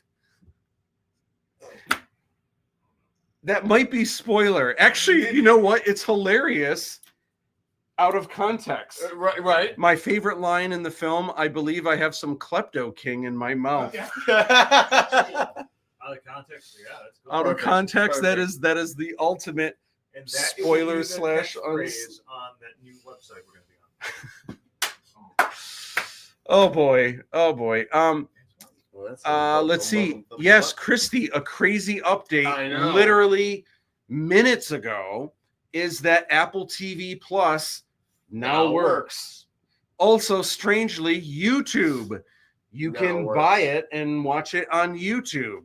That was never even in the list of places, but it's there. I think that ties into Google Play, right? You know, it's just like Apple, whereas iTunes takes you to Apple TV. No, I'm Plus, and Disney Plus, HBO Max. Someone earlier said watching it on Hulu, and we were like, "What?" And it turns out they were like, "Oh no, I meant something else." But I meant YouTube. They're like, what? Yeah, crazy, What's crazy. green? So sad to hear the titles of subs are not there. I was looking forward to watching it there. Gonna have to check it out on another source. Yeah, basically any of them, Apple TV. We have so many more now. YouTube, real easy to watch it there. Fandango at home. You don't even need to download the app for that. You can download the movie. But you can download the movie. And all you need to do is just make a quick login and you can get the film there. Not iTunes. YouTube is really easy.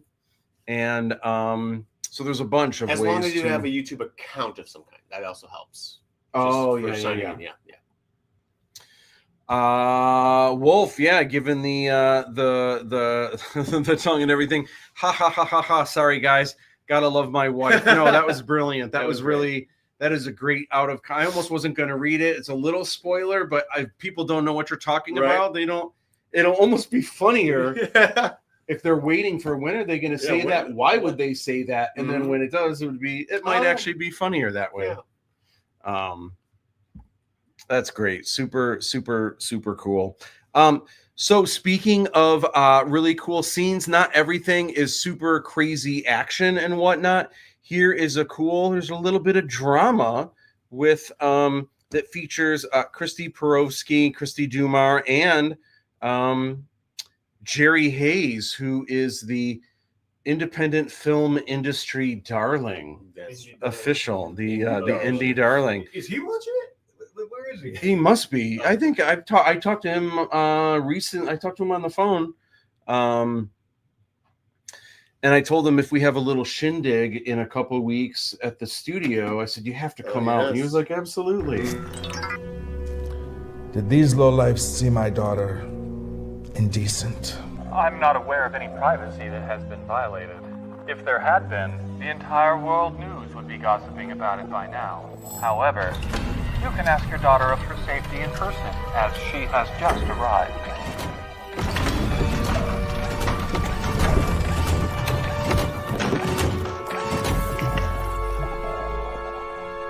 Who's this? This is Lochan Shayamal.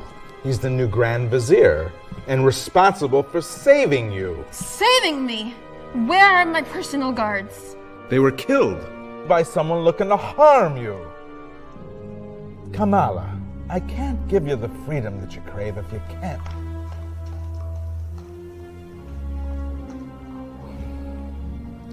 That'll be all for now, Lochan.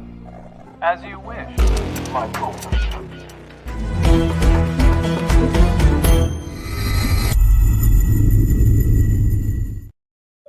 That's what they call him. All right. So the quick question was, what does Romo mean? What does it stand for? Romos are what the Red Star and sometimes Lochan, the floating droids that have these dual machine guns kind of on either side. Here is the funny story. When I created the name Romos, it did stand for something. When I came up with the name, I can tell you how I first came up with the name, which is because they have the machine guns, they're robots that can just mow people down. So that's how I came up with it. But here's the funny thing. I later figured out the perfect acronym, and I don't know what, this is just me off the top of my head making something up. Robot Operation Mobility something, I don't know what it was, but I did come up with something that an acronym that it stands for. Awesome. Wrote it down on a scrap sheet of paper. Lost the paper. And I haven't found it since. So I don't know what Romo stands for. Well, now I do. So yeah, wild. Anyway, we've been having screenings, which is super fun. Getting to show some local press the movie in the room that it was kind of mastered and like how it was designed to see. So in a weird way, it's not that my home theater is the greatest home theater in the world, but it is the perfect place to see Aladdin because that's exactly how it was intended to sound, how it was intended to look. An awesome video from Attack on Show where they did kind of a road trip-ish kind of thing.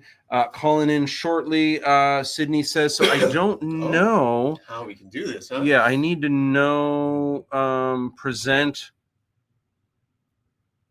Share screen. Unless he FaceTimes you on Messenger, and you just pull up on that tablet. Let's see. Okay, so if I sent him the invite, will he just pop up here? I forget how this works. I feel like I need to look up StreamYard, how to invite a guest. Oh, to pop them up on. Yeah. Oh, Is there a chance you can look up real quick? Okay. Yeah. StreamYard invite a guest and how they will StreamYard easily allows you to invite guests. So I already sent him the link. All right, so but then when he goes you're in there, studio, is there a you waiting click- room or you something? click invite, right? Mhm. You copy to clipboard the invite to broadcast studio, right? This little thing. Okay, yeah. Wait, what little thing? So invite guests to the broadcast studio with that StreamYard.com ID. Mhm. Okay, we copy that. Enter studio, invite guests, invite guests to broadcast. That's it. It's just that it's up to him now. You've invited him. It should pop up on your thing. Oh, yeah, it might pop up down Yeah, here. so he'll pop up Okay. once he activates it. So. Okay. Cool. Well, actually, do you have a way of inviting sending me the invite? And I could test it real quick? Yeah. Yeah. We'll see if my phone can even handle it. Let me do this. So if I go here, Invite. if I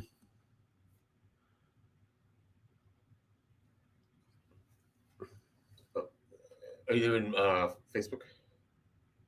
Yeah. Let's say. Okay, so if I go here and if I click, you should be able to copy that. Yep, copy. And then if I go here, if I click that. Boo! Okay, so you did it, and now I'm clicking the link. It's taking me entering the studio, accepting all cookies.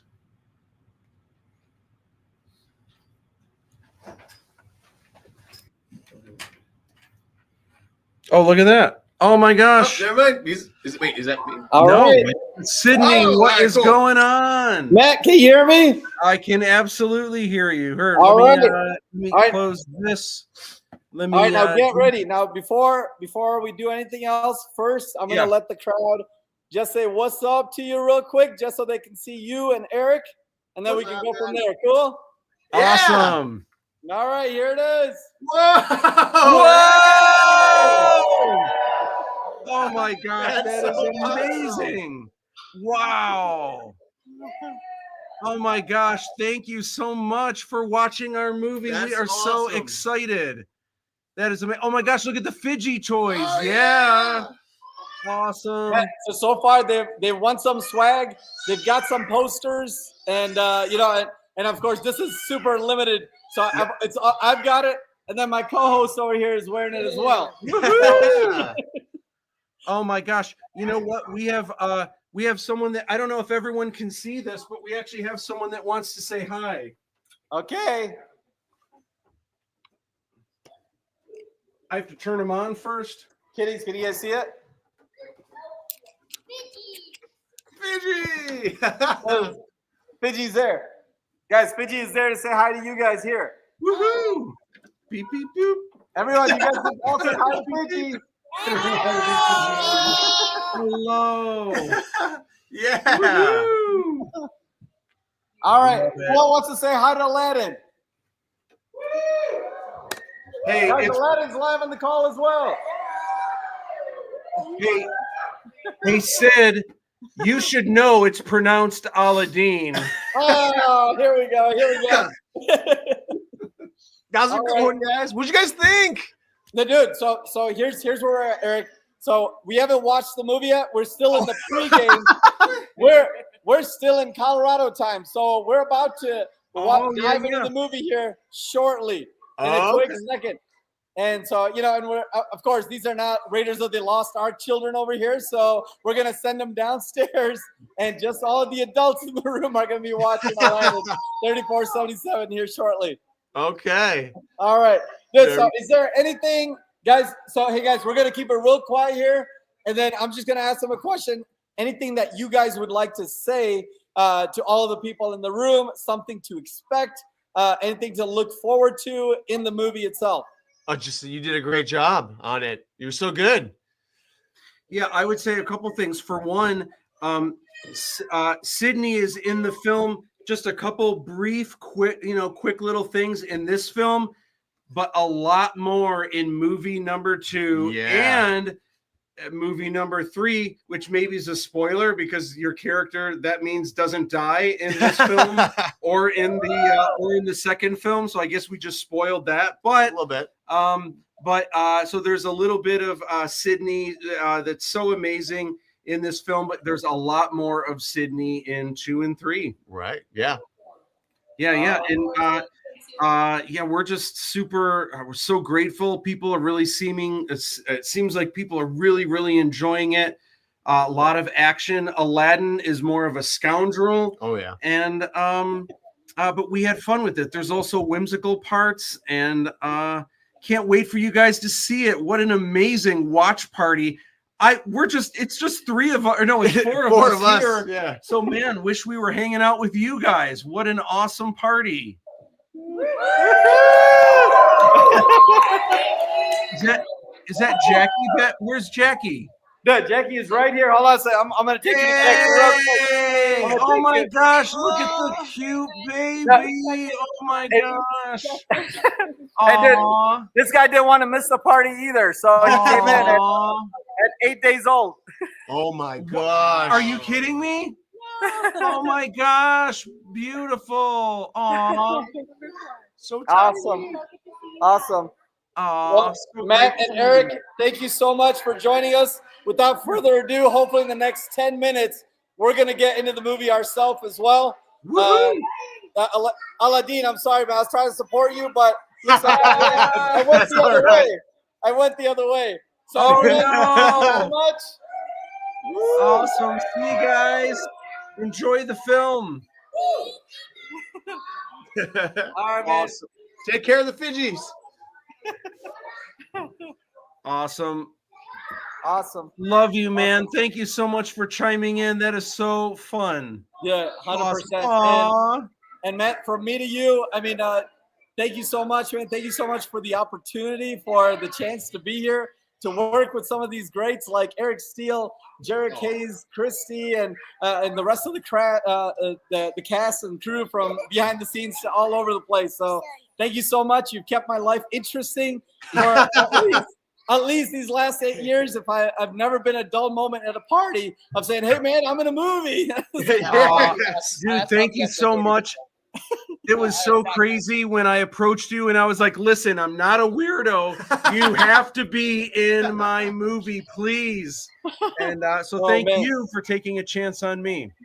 Oh, heck yeah, brother. Do it. And maybe in one of these future lives, I'll come in and say the full story as to the entire casting story of like how Vishal came to be. Yeah. Awesome. Let's do it. I would love to have you on the live stream. But for now, the one story I will tell you, hey, don't do that. Dude, I mean, if you remember at that time, Jackie was pregnant with my first son, who's right here. And Eric, I told you that I was going to name him Steele all those years ago because we just got to freeze. We just got to freeze. There we go. Wait, I can hear you. I think I lost you guys for a quick sec. It's frozen. Oh, there you go. There you go. We can hear you. Still see me, but I can't see you. You guys are frozen. Yeah, we can hear you though. You might not be able to hear us. Oh, I don't know if you can hear us. We can hear you. Oh, there it is. Uh-oh. Woohoo!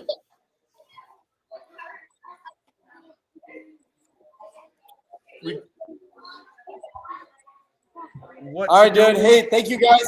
I'm not sure what's happening, but our connection is breaking. I'm going to get back to this. Thank you guys. We lost it. Perfect timing. Awesome. That was great. Oh, that was so That's so much cool. fun. So cool. Oh man, that just warms my heart. That was the coolest. So cool. Yeah. Such a cool watch party. Yeah. Oh my gosh, they are having the. Okay, now the movie feels real. Now, I don't know, yeah, but that's really cool. That was. How many see, people do you think were there, including the kids? Including the kids? Yeah. Got to be at least 30. That's what I was going to say. 30. At least. I know it's been a few years. No, those are not. Oh, okay. I don't know. Well, you said the other one was 8 days old. I'm like, oh, man, dude's doing it. I think that's his. I think it's his. It might be his fourth. Oh wow, that's Yeah, that's still a lot too. Yeah. Oh yeah. That's super amazing. Hey, we got some comments. James Cavallo, Matt, do you think you'll do another Kickstarter for the second movie? Right now, I am thinking yes. I think that would be. I think my plan of action for the first movie worked out well. I feel like that was a good splash. Get a little money to kind of help, maybe the new Fidgies, the new official collector's edition, all the things. The beauty of it would be I was a little bit foiled where now I know I could be a little bit more prepared when the Kickstarter is so that the swag boxes come sooner. Also, there was a long time in the past 2 years where I was going through the process of trying to sell the film and I didn't know what the best avenues are.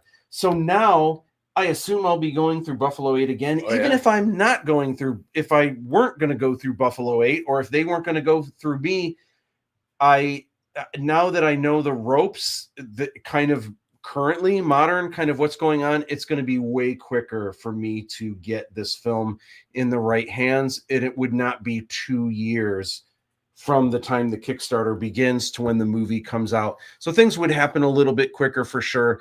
I am going to say yes, at least as far as I can tell you right now. The plan would be to definitely do another Kickstarter. I think would be be cool. I think that was a great way to find a way to pay for the popcorn bucket somehow. Yeah, and now that people know what we're going to be. Yeah. Oh yeah, because they'll have seen the first one. So I think the Kickstarter, it'll be mandatory to do like the Bredge hats and stuff like that. So super cool.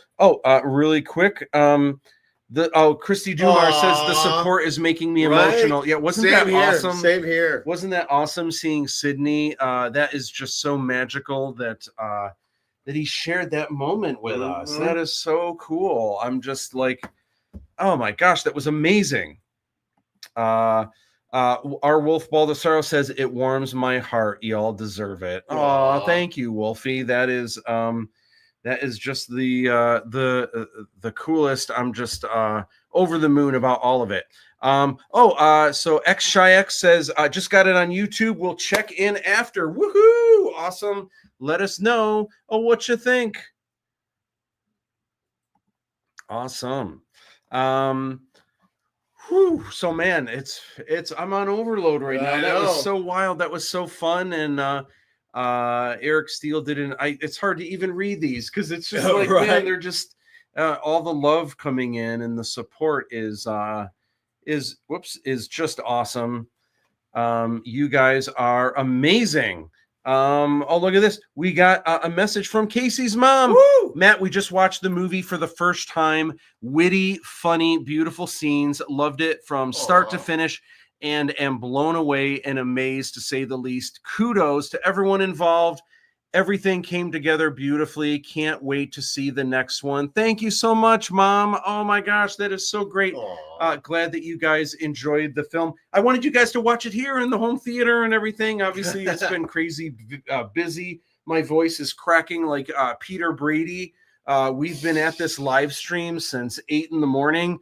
I've been up since 5 in the morning. And I went to bed at 6 I've been up since 5. I went to bed at 4, didn't fall asleep for about 15 minutes. And so I think I got 45 minutes sleep.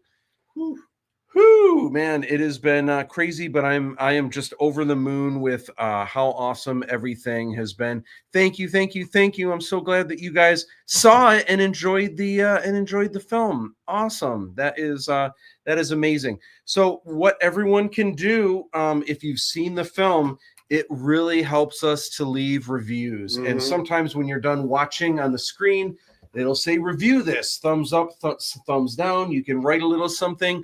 There'll be stars. Every single review, especially if you enjoyed the film, really helps us. And from time to time, there are haters that are on purpose. They might not have even seen the film. They'll just go and put a single star. And man, you could have 5 reviews that are 5 stars, and that one review with 1 star just tears you right down. It's gonna be hard to read any of those. I mean, they're inevitable, but yeah, and it is inevitable, but also this thing that just happened with Amazon, I feel like that is gonna be kind of a bump in the road for a little while. So you guys can help offset that. Yeah, I mean, and if you enjoyed the movie anyway, people are always more likely to leave a bad review than they are a good one. But we're small potatoes, we're independent. So it just helps grow the audience so that way more eyes see it. So if you're so inclined, throw us a bone. And especially if you can go over to Rotten Tomatoes and they have 2 kind of things. That's why a lot of people get their reviews on Rotten Tomatoes, is that's where a lot of critics submit their official reviews. Also, consumers, just people like you and me that love to watch movies, can leave reviews as well. The professional critics do the tomato meters, and then fans and consumers do the popcorn meters. Yep. And you can leave a review there. That really helps us because a lot of people because Rotten Tomatoes collectively collects a lot of reviews.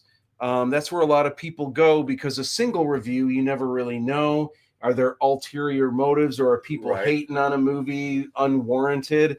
But when you see a larger collection of both actual critics and also fans, because there are plenty of movies on Rotten Tomatoes where the critics just bash it, but audiences love it. And vice versa, where critics love a movie and then the fans hate it. So you never know. Also, spread the word. Anything you can do to tell people about it is super, super cool. Hopefully longer the days when they say, what is Aladdin 3477? Yeah. Instead, when's Aladdin 3477 Part 2 coming out? Yeah. That's what I'd rather be hearing. Yeah. So all of these have changed multiple times in the past 24 hours, but the next phase of TVOD is allegedly January 23rd, and Apple TV was rescheduled to be released then. But guess what? As of like an hour ago, the film is available on Apple TV Plus. Go figure. Change in a day. Yeah, it's crazy. iTunes just directs you to the Apple TV store. Also, Google Play was supposed to be in the second phase on January 23rd. That's also available today. The only one that is different now is Hoopla, which was supposed to be today. Looks like that's actually going to be possibly the 23rd. Who knows? This has changed so many times in the past 24 hours. I don't even know. It's hard to even make sense of it all. I'm thrilled that it's on Apple TV. I'm thrilled it's on YouTube. Like that, because that's a really easy way for people that don't have streaming. Yep. Everyone's got YouTube on their phone or whatever. So that's well, and that'll work on your device, on your computer, your phone, or your TV. Yeah.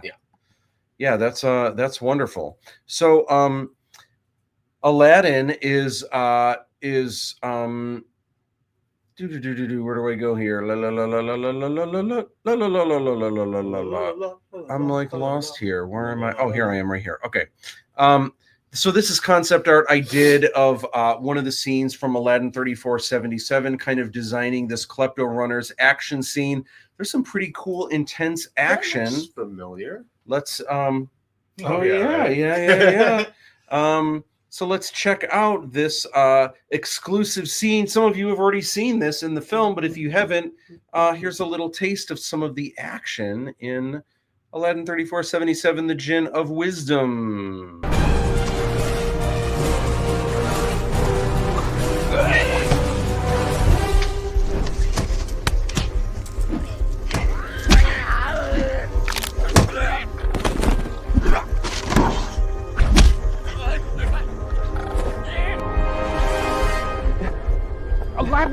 Aladdin, wait! Wait for what? Umi might be in trouble. She'll be fine. She just saved your life. Alright, fine. Then take this. What am I supposed to do with this? Get back to the sky sail, shoot anything that gets in your way. But I couldn't possibly. If you want me to help Umi, you have to pave the way to the sky sail. Okay.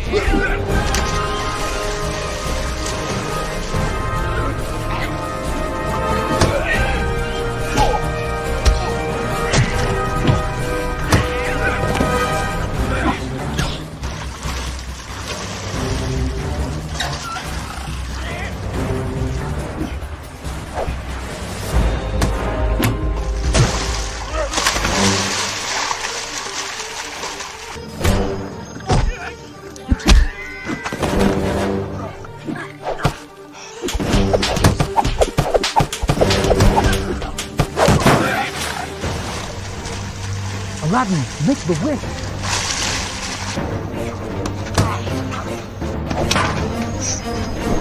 Make the wish.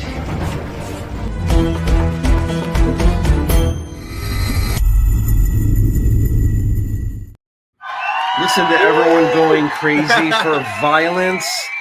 Everyone loves it. Okay, so very nice. Hopefully you guys dug that. Gary Clare, Matt just finished the movie. Excellent. It's wonderful how it feels and looks like one of your graphic novels. Oh, can't wait for the sequel. Now I want to see a live action Zark or Ackerman movie.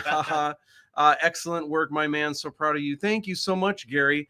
You know, it's crazy. A lot of it is just goes back to a lot of those early days, and you probably remember, I'm sure, shortly after Zark and Ackerman was Castar Shandax, and I know you've seen like these pages before, but this was here I can let's see, do this and do this, and I can do this, and I don't know if you remember Castar Shandax and his floating robot Fiji. I'm losing light on this here. And you probably remember some of these pages over here. Anyway, that was the beginning. That was literally Fiji. And Castar Shandax was the intergalactic con artist. And over time, there were so many similarities to Aladdin that I don't know if other people would have recognized it, but I did. And so I kept trying to change it. And then you were actually you were one of my models for Daria Jontak, which was kind of the same story, but I did some gender swapping so it wouldn't be like Aladdin. And then eventually I was just like, why don't I just do Aladdin? Just have it be, you know, a cool science fiction thing. But man, you've known me since the beginning. That's so cool. Doing all this fun stuff. So thank you so much. I'm glad you saw the movie and I'm glad you enjoyed it. That is so cool. Thank you, my friend. That is awesome. So a lot of people are asking, should my kid, or not today, we've been talking about it, so no one's been asking. But before this, a lot of people have been asking, hey, is this okay for my kids to watch? And I feel like there's no official thing like, can 6-year-olds watch this or can 4-year-olds? I think it just depends on the kid. It also depends on what kind of things you expose your kids to. And it's not for me to judge if it's wrong or right. What I can say is if you feel Raiders of the Lost Ark is something your kids can handle, something appropriate for them, then I would say this is on par with that. Not that I think my movie is as good as Raiders of the Lost Ark, and not that it's anything like it story-wise, but it is an adventure. It is funny, violence. But there is violence.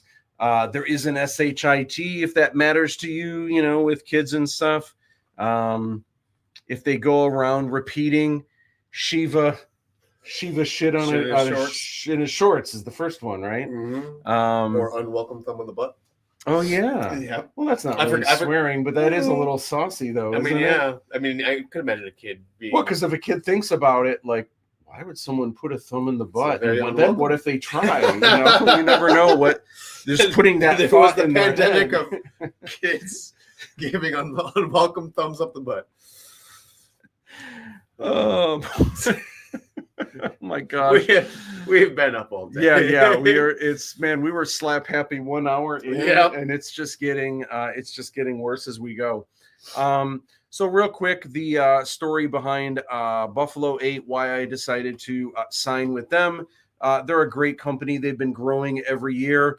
They've done a lot of films that you have probably seen, including Clerks 3 they've produced, Loving Vincent, which was nominated for an Oscar, Arnold and Jackie. And I didn't even know about this film, but a film called The Iron Mask, Jack Black in Free LSD. Are you burned out on Jack Black yet? Or are you still? I've always liked Jack Black. I've always liked him too, but I'm kind of getting burned out on him. And I'll tell you what really did it in for me was when he was, and this isn't his fault, of course, if he gets invited, why wouldn't he do this? But his, the character that he is in The Mandalorian, where now Jack Black is part of the Star Wars universe. Oh, yeah. Not only that, he's boisterous and acts just like Jack Black, and he sings in the episode, of course. Like, yeah, he's very Jack Black-esque.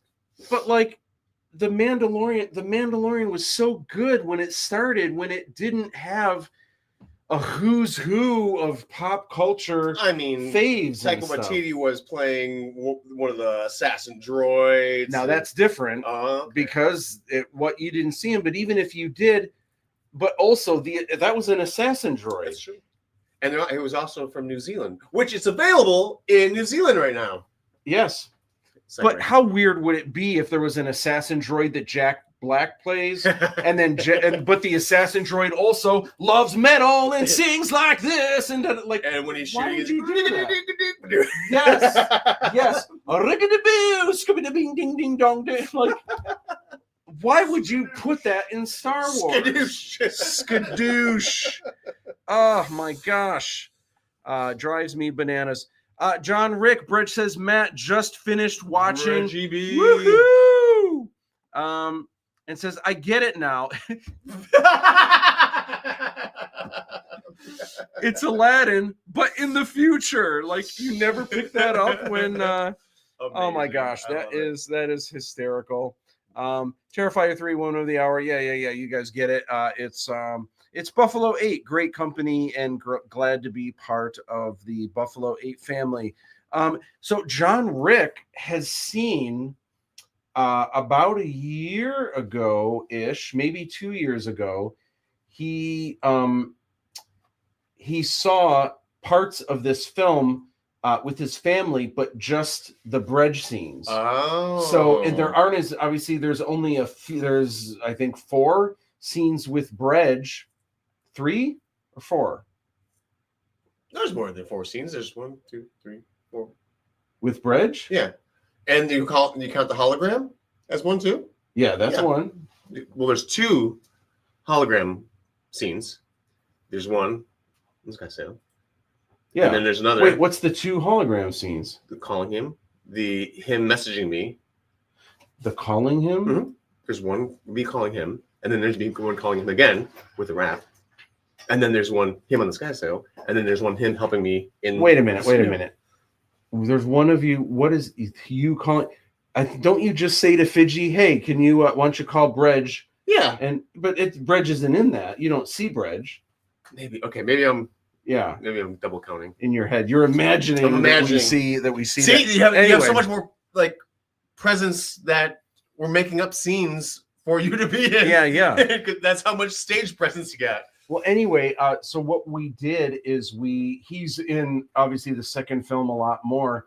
So we just watched his scenes from the first film, which is all context for Bridge, but not context for the rest of the film. And then the second movie, but a rough cut of the second film. But so it's neat now because he got to see the context of all of the other action and everything else. So I'm curious what I love your dismissive attitude of my chaos, like he is in. Yeah. It's so hilarious that how annoying, and it's so good. We were talking about that scene earlier, how crazy it was that we actually shot Erik's footage first, not even knowing. I think I might have had your rough words, your rough dialogue of your rap, maybe, but I didn't know how. I don't think I even knew how it was going to be performed. So I just got the footage of Erik and kind of loosely said, hey, let's try some of this, some of that. And it meshes so perfectly. Yeah, my brother was really impressed by the back and forth that we had in that scene. He's like, that worked really well. Yeah, and just amazing. Like Aladdin's so annoyed, but then there's the one thing you talk about, this that time in Singapore, and you're just like, well, yeah, okay. But then you're like, but then you start talking about the three girls. You're like, wait, no, don't. And then the djinn makes that, like, it was really, it was fantastic how it came out, which is super cool. Christy Dumar says, I just tagged you in a post, but could not screenshot it here. Images in the chat. Gotcha. Yeah. But you can send it to Facebook or but I won't. In this here, I won't actually see it. Screen Rant was the first to drop the official trailer, which was really cool. Again, for those of you that maybe have just tuned in and you're planning on watching it soon, Amazon Prime does not have the subtitles yet. So please, it's not that there's subtitles from beginning to end, but there's enough. They're kind of important. I would suggest not watching it on Amazon yet. Literally any of the other ways to watch this film are a good way to go. I would say Fandango is great. YouTube is great. And Apple TV Plus, now it's magically, it's on. Go figure. But for Amazon, sorry, no subtitles yet. They will be up at some point. But it could be tomorrow. It could be next week. It could be 4 weeks, honestly. We just don't know. All right. So we've kind of been talking about BB-8 and Fiji. Fiji was not designed after BB-8. Fiji, the essential character I designed back in college, always was white armor, always had orange accents. We were actually not even halfway through filming when we saw the first trailer for The Force Awakens, and I think some concept art leaked online, and I was like, oh no, it's a cute little robot with white armor and orange accents. Everyone's going to think we copied. That was the message you sent. Love it. That is so adorable. Yeah, that's young Christy with Jasmine at Disneyland or Disney World. And that's when she whispered in her ear, I'm going to take your job. Yeah. I'm going to take your job. That's great. That is hilarious. That is awesome. Oh my God, really? They were both separate and not reactionary. That is hilarious. And hilarious that we did Erik's shots first, like literally a couple weeks beforehand. It's okay though, because I'm psychic, so I knew what you were gonna do. I just had to react. Yeah, it worked out. It worked out great. I'm thrilled with how that worked as well. Movie magic. It is movie magic, faux real. The Art of Aladdin 3477. So excited about this book. I got just a couple advanced copies, and Erik has one of the first ones. Beautiful hardcover dust jacket. It has a satin ribbon. There's so much information and things to go through, so you can kind of read a little bit each day. Let's take a quick dive through some of the pages. Oh, yeah. Here's an Aladdin page. This is Erik taking a selfie, his first time on the set. I think you could see Bredge in the yellow shirt in the background when we filmed this. This is great because it doubles as kind of a behind the scenes book, but there's also looks at how some of the toys were designed. Here's a production painting that I did for the look of the Garden District Marketplace. Lochan Shyamalan, John Rick, hopefully you can back me up on this, that it's not that weird. all of the sketches up until we started filming, Lochan always had this tube that would go right to the groin, and everyone thought it was weird, and I was just like, yeah, but sci-fi, the best sci-fi is when it's just a little bit weird, you know, a little. You gotta go. Yeah. So anyway, but enough people commented on it that I was like, okay, I'm not going to do this. And now I think I'm glad. I think I'm glad that there wasn't always a tube going there. Yeah, we weren't brave enough to go the extra mile for weirdness. Here's a design of our first major set piece, which was the Rashmi access portal. Oh my gosh, my first yawn. Was that your first yawn? Yeah, my first yawn of the day. Shoot. Oh god, that means I'm gonna. How many have you had yawns yet? I haven't paid attention to my yawns. I haven't noticed if I have yawned or not. Once, like 3 hours ago, but that was it. Well, now I'm thinking about it, so it's gonna be one of those things. Yeah, you might as well just bust one out while you're in it. Rob Holland, what's up, Matt? Checking in. Good to see you going strong. This is like Jerry's kids. Hope you're having a great evening. My brain did Tom Holland. Oh yeah, no. Robert Holland from Attack on Show. Rock and roll. Thank you so much for all your support. Yeah, we've been going strong since 8 in the morning.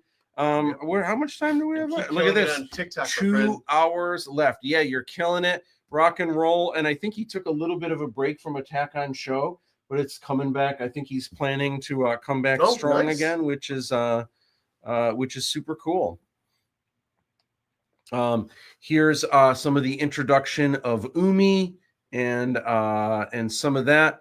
Here's some of the Red Star painting that I did. Here's an interesting look at the sky sail early on. It is pretty close. Fiji was a little bit different still at that point. So super interesting to see some of the stuff, some of the pages. It's 160 pages. It's designed to be exactly like one of those Art of Disney books that or Art of Pixar books. They're always the same size, same number of pages. It's the same thickness of paper.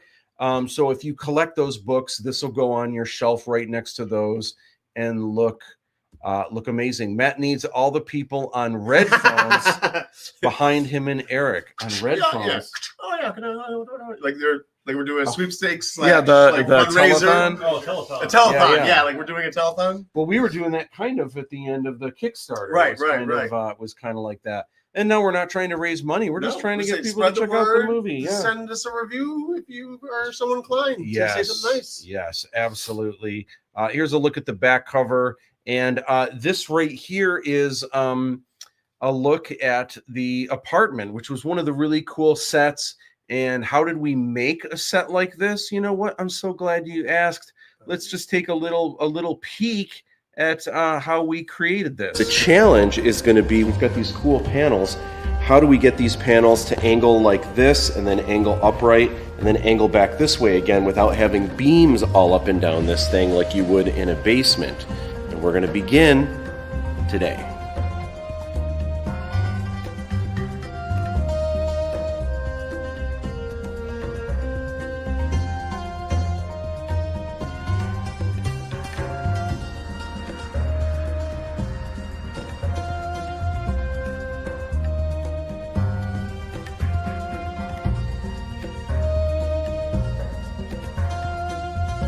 The set looks great. It looks cool. It looks inventive. It's this really neat mixture of high tech and low tech, and I think it meshes together incredibly well. And I think this is really neat. This apartment, it isn't just slick and super high tech. It's charming. Perfect, and it goes way brighter than that. Oh. I have it turned at its lowest because when the camera's on it, it's so bright that it's washed out. So that's at its lowest setting. That's at its lowest setting. The new live on air, because otherwise it'll blast us so hot pink. Like the Matt Busch beer. Yeah. But I think even brighter, which is wild. Anyway, that's Aladdin's apartment. Fun in the sun. Man, we've been talking about socials with the TikToks and the reels and the shorts and the hula hoops. It's we're doing our best trying to get the word out there every way we can. all kinds of fun things we're doing to promote, including So- Erik's studio That's in right. We put downtown a Utica. 8-foot sign right in the front window. 8-foot banner, and it looks great. A lot of people are walking by, checking it out, and super great. We've got these little flyers that have a QR code that people can check out the trailer and everything. I need to update tomorrow. It should be on my list of things to do. My link tree with links to all the different places you can see Aladdin 34 and 77. Yeah, there's some people walking by and they see it and they stop and Oh my gosh. they take a picture. This is after you said you should put a camera to get the feed. I'm like, sure enough. Just like throwing out a fishing line. We love it. We got some people checking it out. Yeah. It also didn't hurt that we Wow. saw them. We didn't talk to them at all, but we saw them at a coffee shop. Yeah. While Terry was putting up the poster on their corkboard. Oh my And they gosh. went and saw the corkboard poster. And then when they were walking down the street, they're like, wait, this is it again? So Yeah. there's just that rule of seeing it multiple times. All right. So I was like, all right, cool. Is there a rule of seeing it 34 times? Huh? I don't think you're gonna like what happens when you add that rule, but yeah. Oh my gosh, getting slap happy. Hey, guess what? It was actually 2 years ago today that the Kickstarter was released. Why is that a big deal? And we only have 2 more hours left of that anniversary. Yeah. And then we're gonna be past it. I know it's bananas, but that was really the first day that people saw moving footage, that saw the characters. It was a huge milestone. That was the game changer where a lot of my fan base and even friend base wasn't really interested. Or what is this movie you're making? What, Aladdin in the future? Okay, what, I don't know. And then suddenly on this day 2 years ago, oh my gosh, when does this come out? And suddenly it went from all my likes were when I would post Star Wars stuff, and when I would post anything Aladdin 3477.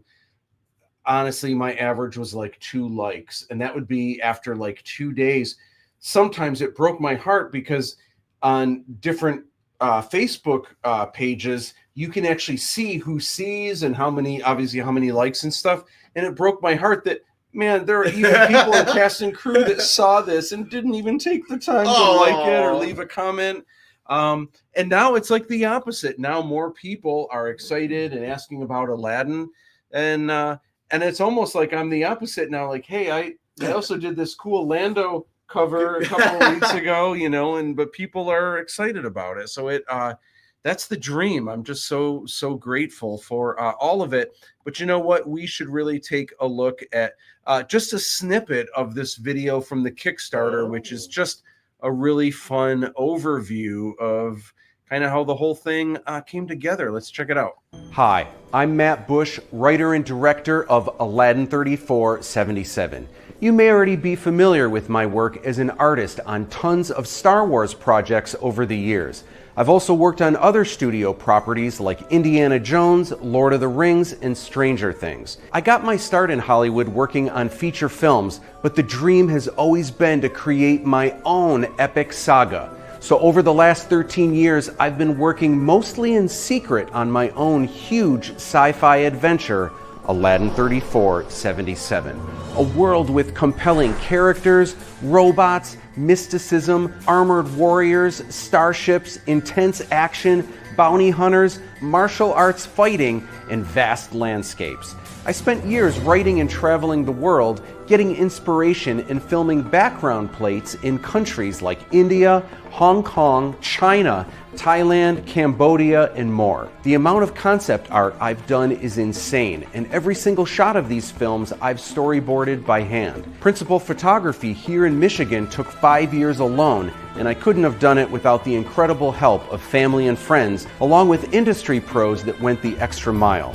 We've made hundreds of costumes and custom armor, kit-bashed props, built mechanical puppets, constructed dozens of giant sets, filmed in exotic locations, choreographed wild fight scenes, and performed crazy stunts. Without a doubt, this project is an unheard of scale for such a small indie production. We used every visual FX trick in the book and relied on practical effects in miniatures wherever we could. Recently, the Hong Kong Business Awards bestowed Aladdin 3477 with Most Anticipated Film Project. Since then, I've spent the last few years editing this beast to create an awesome experience of sight and sound. Speaking of sound, the soundtrack features Cell Dweller, a master of cinematic music you've heard in some of the biggest movies, TV shows, trailers, and video games.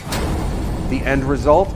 Based on the classic tale from Arabian Nights and set 1,500 years in the future, Aladdin 3477 is a trilogy of feature films. We've already filmed all 3 movies, and the first film, The Djinn of Wisdom, is coming to you soon. And you can cruise the holodeck uninterrupted. All right. Again, everyone, thank you. We got some comments here. Oh, nice. Attack on Show, Umi crushes it. Yeah, she really brought her A game to these scenes, and man, her physically demanding role, because that wasn't the only job she had. There's so much that she did outside of all the fighting. And the noodle scene, all kinds of stuff, hit all the emotions and just totally rocked it. Chris Hubbard says, when can we get the new movie poster, Matt? The one that's out now, or probably are you a good asking question. for another new poster? No. It isn't in the pre-sale shop yet. It's not part of the Kickstarter, but I can still add it so people can get it. Soon. It's just been, all I have to do is add it, but my list of things, it was like this, I got this much done of everything, so it'll get up there soon for sure, and I'll make a note of it. I'll make an update on the Kickstarter and everything, and I'll be promoting that for sure. It will go up. I just have to get to it. I need assistance is what I need. I need full-time assistants that I can pay salary with benefits and vacation packages and stuff to be on all of those things. You know what else I need to do? I need to get this. I need to get this on Amazon. Oh yeah. I need to get this on Amazon. It's not already? No. Oh wow. I just have to, and I don't know the exact process. I have to contact the store and get them products. But I've heard from, I don't know if this is true. I've heard from some people that if you actually have the stock, the Amazon delivery can actually come and pick it up and bring it to their places. So you're not paying for shipping, which is amazing. And then they have it in stock. And I think they might talk to Joe. I think they take 30 books at a time or something like that. And when they get low, they request more. And all you have to do is leave them in a box on your porch, and you just label it Amazon or something like that. And they already know where it goes. It just goes to the place it's supposed to. It might not be the Amazon people, but yeah, someone's taking that box. Someone's gonna grab that. Yeah. Dude, you delivered. Thank you so much, Wolf. You've always been such an incredible support. I can't wait to have you on the live stream to talk about everything Klepto King. Super cool. Thank you so much, Wolfie. You should give him some more Romulan ale, but none for me. None for me anymore. Do you know Wolfie has something? Wolfie has something attributed to Aladdin 3477. Kind of an amazing achievement that none of us will ever be able to take from him. He has the reigning thing on this. No one else will ever be able to. What? First one to ever get the tattoo. Yes. Oh, he's the first person to get an Aladdin 3477 tattoo. I'm scared of needles. That's true. I thought we covered it after you shot syringe, and now you can get stuck whenever. Wolf says, haha, no Romulan ale for you, more for me. Perfect. That's safer. Lots of press in Germany for filming. Strangely, has very detailed locations where we filmed everything, even around the world, which is amazing. there is allegedly a leaked script. Really, this is just the dialogue from the film. It's not the actual copied and pasted. Yeah, something like that. So it is what it is. Although strangely, so if you are watching it on Amazon for some reason and you're not understanding everything, just print this out and follow along while you're watching the film. You know what? I think this must be stolen from Amazon because the first lines that are here are the ones that are in English. This does not include the first lines that are in forced narrative subtitles.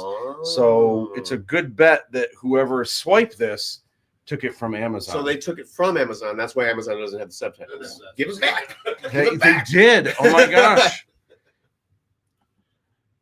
Attack on Show. Everybody make sure you post Fiji Friday and share about the release of Aladdin 3477. Woohoo! Thank you, man. Yeah. Rock and roll. Thank you so much.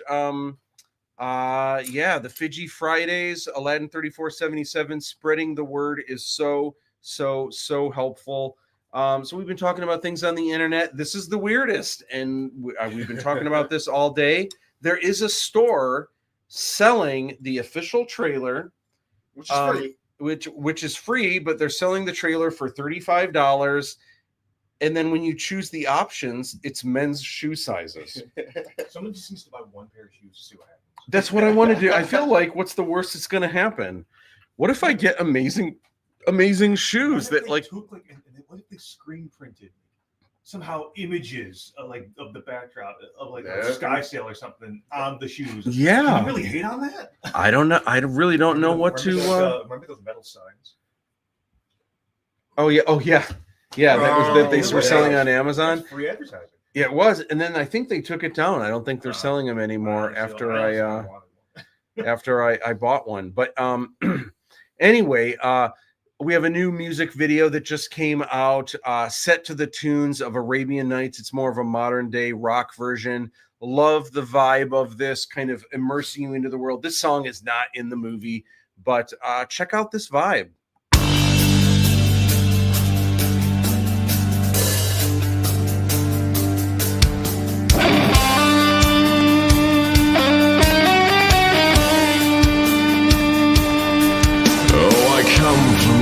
From a faraway place where the caravan camels roam.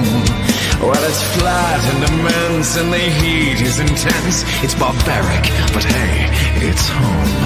When the winds from the east and the sun's from the west and the sand in the glass is right, come on down, stop on by, hop a car and fly to another Arabian night.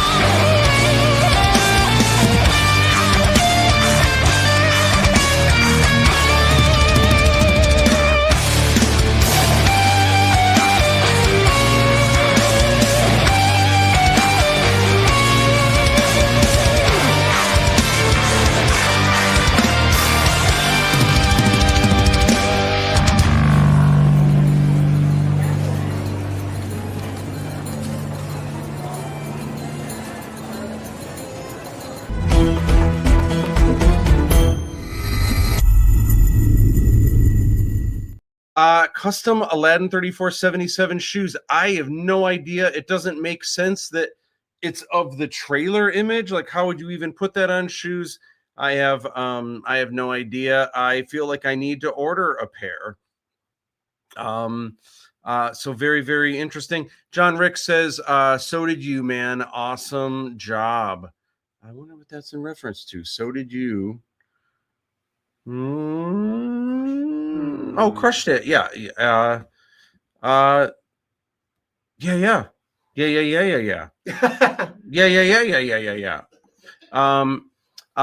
Wolf says, wow, that was sweet. Yeah, that was posted a couple days ago, And I love the vibe of it. It's just kind of a fun, it's not official, obviously, with the Disney music, but let me get those Jordan 3477s. Yeah. Jordan 3477. Oh my gosh. Are you ready for this? I have been waiting and hoping all day long for this moment. Look at this bean. Is there a chance we can get this bean in here? James is. Oh my gosh. Come on in, love. Oh my gosh. Welcome. And it's Bo's first time on the live stream lounge. Baby's first Come live on stream. in. Oh my gosh. Little Bo. Oh my gosh. I am so thrilled. I've missed you guys all day. Come over here. Oh my gosh. I woke him up to bring him down. I was like, dude, you have to wake up. He's been sleeping for like 3.5 hours. Did you get any of the sushi? Oh my god. Did you get some of the sushi? No, it's okay though. Okay. It's all good. Look at Kip's back here too. Yeah. Oh my gosh. Hi, little bean. So say hi to the camera right up here. Look at this. Look at this right up here. Hi, little boy. Hi, little boy. Look at this, Fidgy. Oh my gosh, look at that. Look at this little boy. Look at He's like, my mom just woke me up. What is going on? okay. He's like, what's happening? Aw. What's up? Hello, is that a poop face or is that a hello? What's going on? How you doing? Good. Hi, little boy. What's shaking? What's shaking, bacon? What's going on? Oh, look at her. Oh, Kipper. That's the family jewels. Be careful down there. Awesome. We've been having a riot. We're going strong, but oh my gosh, it's we were slap happy already in the first hour. Yeah. We're just like, Do you guys need any coffee? Now we're just coasting from. I'm trying to not do coffee so I can actually sleep tonight. Yeah, we've only been doing Red Bulls and Mountain Dews. And... It's weird. I haven't actually had that in months. Look at this little bean. Let me get to the comments because I'm sure everyone is swooning over. Chris Hubbard says life-size Fidgy. That's right. Fidgy's hanging out in the background. Life-size Fidgy person. Oh my gosh, that's the cutest baby I've ever seen. Of course, that is that's Mama Verlouve. That's Granny. Hi, how you doing, little boy? What's going on? What's up? Hey, if I do the noise, will you smile really big? If I go, you too tired for that? You got a little bit of attention. A little concerned. All right. It's a little weird here with all the crazy lights and everything, right? You can't drink for a very long time. You've got a long wait. Aw. 10 years about Cute little bean. And Wolf says, hi, cutie. Hi. Oh, him. Aw. So adorable. Thank you so much for bringing him down. So cute. Oh my gosh. Aw. Yeah. Little baby. I've been meaning to. He just was conked out, but I'm like, dude, you gotta wake up. You gotta sleep later. Little baby. Yeah, don't wake me up at 1 a.m. because you've been sleeping since 7. Aw. I feel like hold on for just a second. Woo! He's awake now, so Aw. he'll be good for a while. Hello, little bean. Wait, where is? Oh, I have the wrong camera. That's why I was like, why can't we see the little bean? Hold on, let me do this.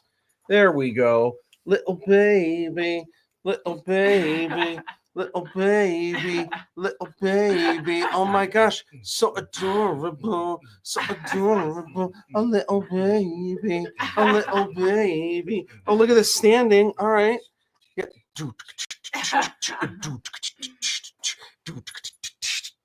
John would have already made up a rap. The cha-cha. The cha-cha. Hello, lo. Hello, lo.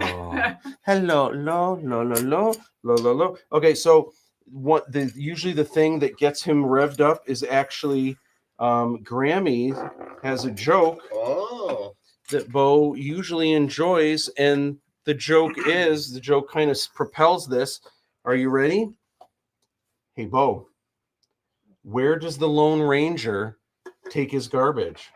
To the dump, to the dump, to the dump, dump, dump, to the dump, to the dump, to the dump, dump, dump, to the dump, to the dump, to the dump, dump, dump, to the dump, to the dump, dump, dump, to the dump, to the dump, to the dump, dump, dump, dump, dump, dump, dump, dump, dump, dump, dump, to the dump, to the dump, to the dump, dump, dump, dump, dump, dump, dump, dump, dump, to the dump, to the dump, to the dump, dump, dump, to the dump, to the dump, to the dump, dump, dump, dump, to the dump, to the dump, dump, dump, to the dump, to the dump, dump, dump. What do you think? What do you have to say about that? What do you have to say? Little boy, what do you have to say, little boy? What do you think? So Bo, can you tell me where do you see yourself 5 years from now? Oh, yes. Are you trading in your stock options and rolling them over into a 401k? Are you planning on doing your taxes 4 times a year? Because you really should if the IRS comes knocking at your door. What do you think? Onesies for life.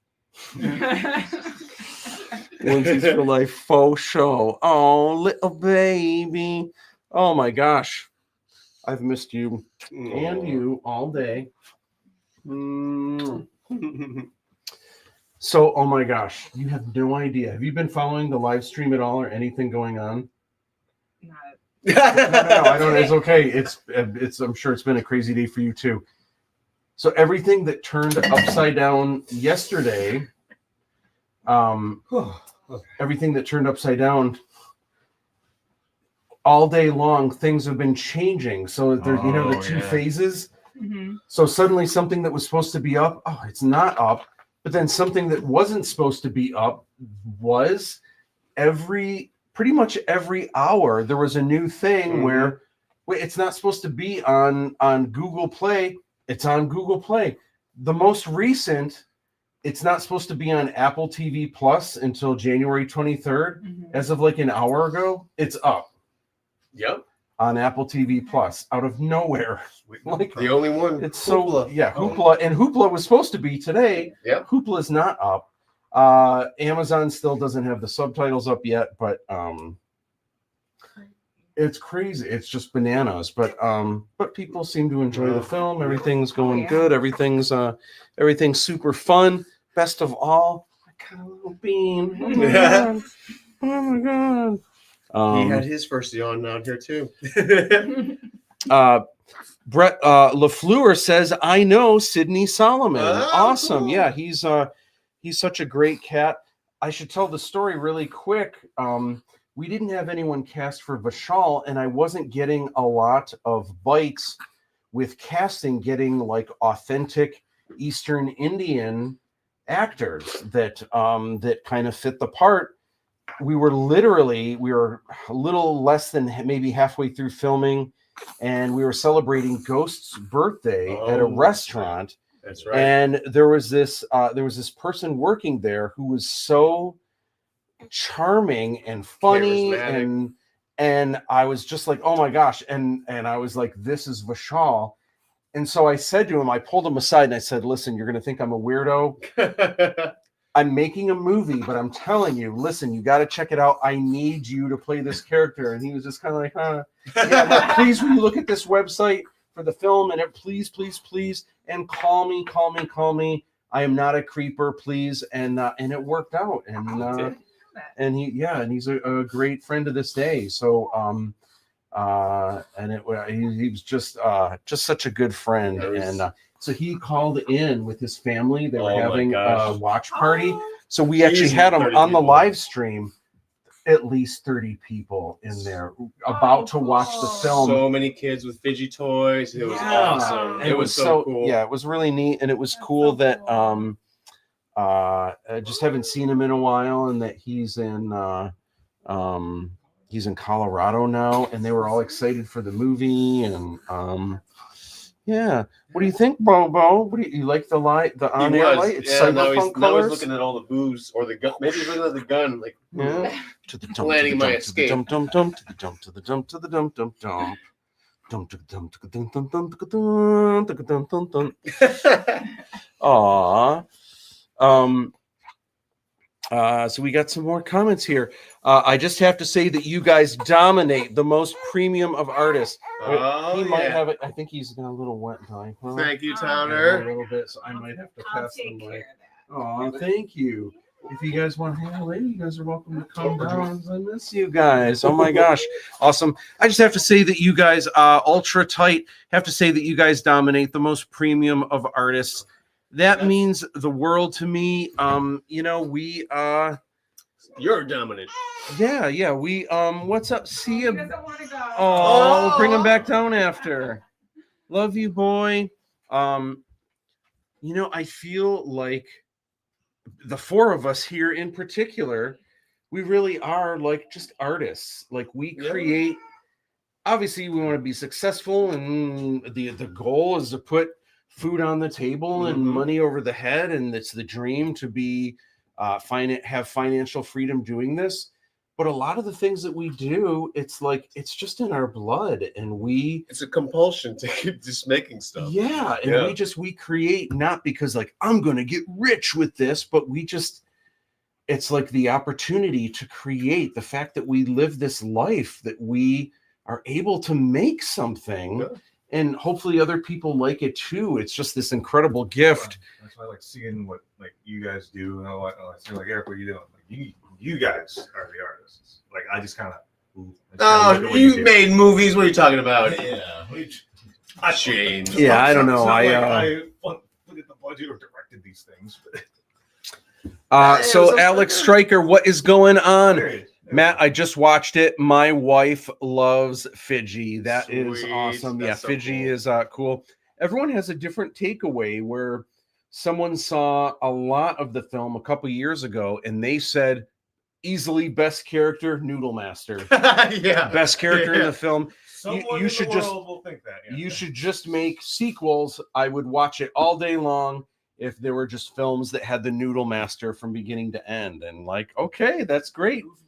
Web shorts, like 5 minutes day in life, like Noodle Master going to the laundromat. Noodle Master going to the store. So Stryker, I'm curious what you thought of some of your amazing flailing and fighting and leaping into the koi pond and getting shot and flailing back. The scene that no matter who has seen it, that I've seen it with, when one of your klepto runners gets shot and the machine gun just keeps going off, and then there's one final last one. I'll die. So funny, so amazing. Oh, this is me. I don't think. Oh, in the trash can area. Really? There's a couple cans there. Oh, okay. Right. Anyway, so I'm curious what you thought of some of that. Whoops. Go here.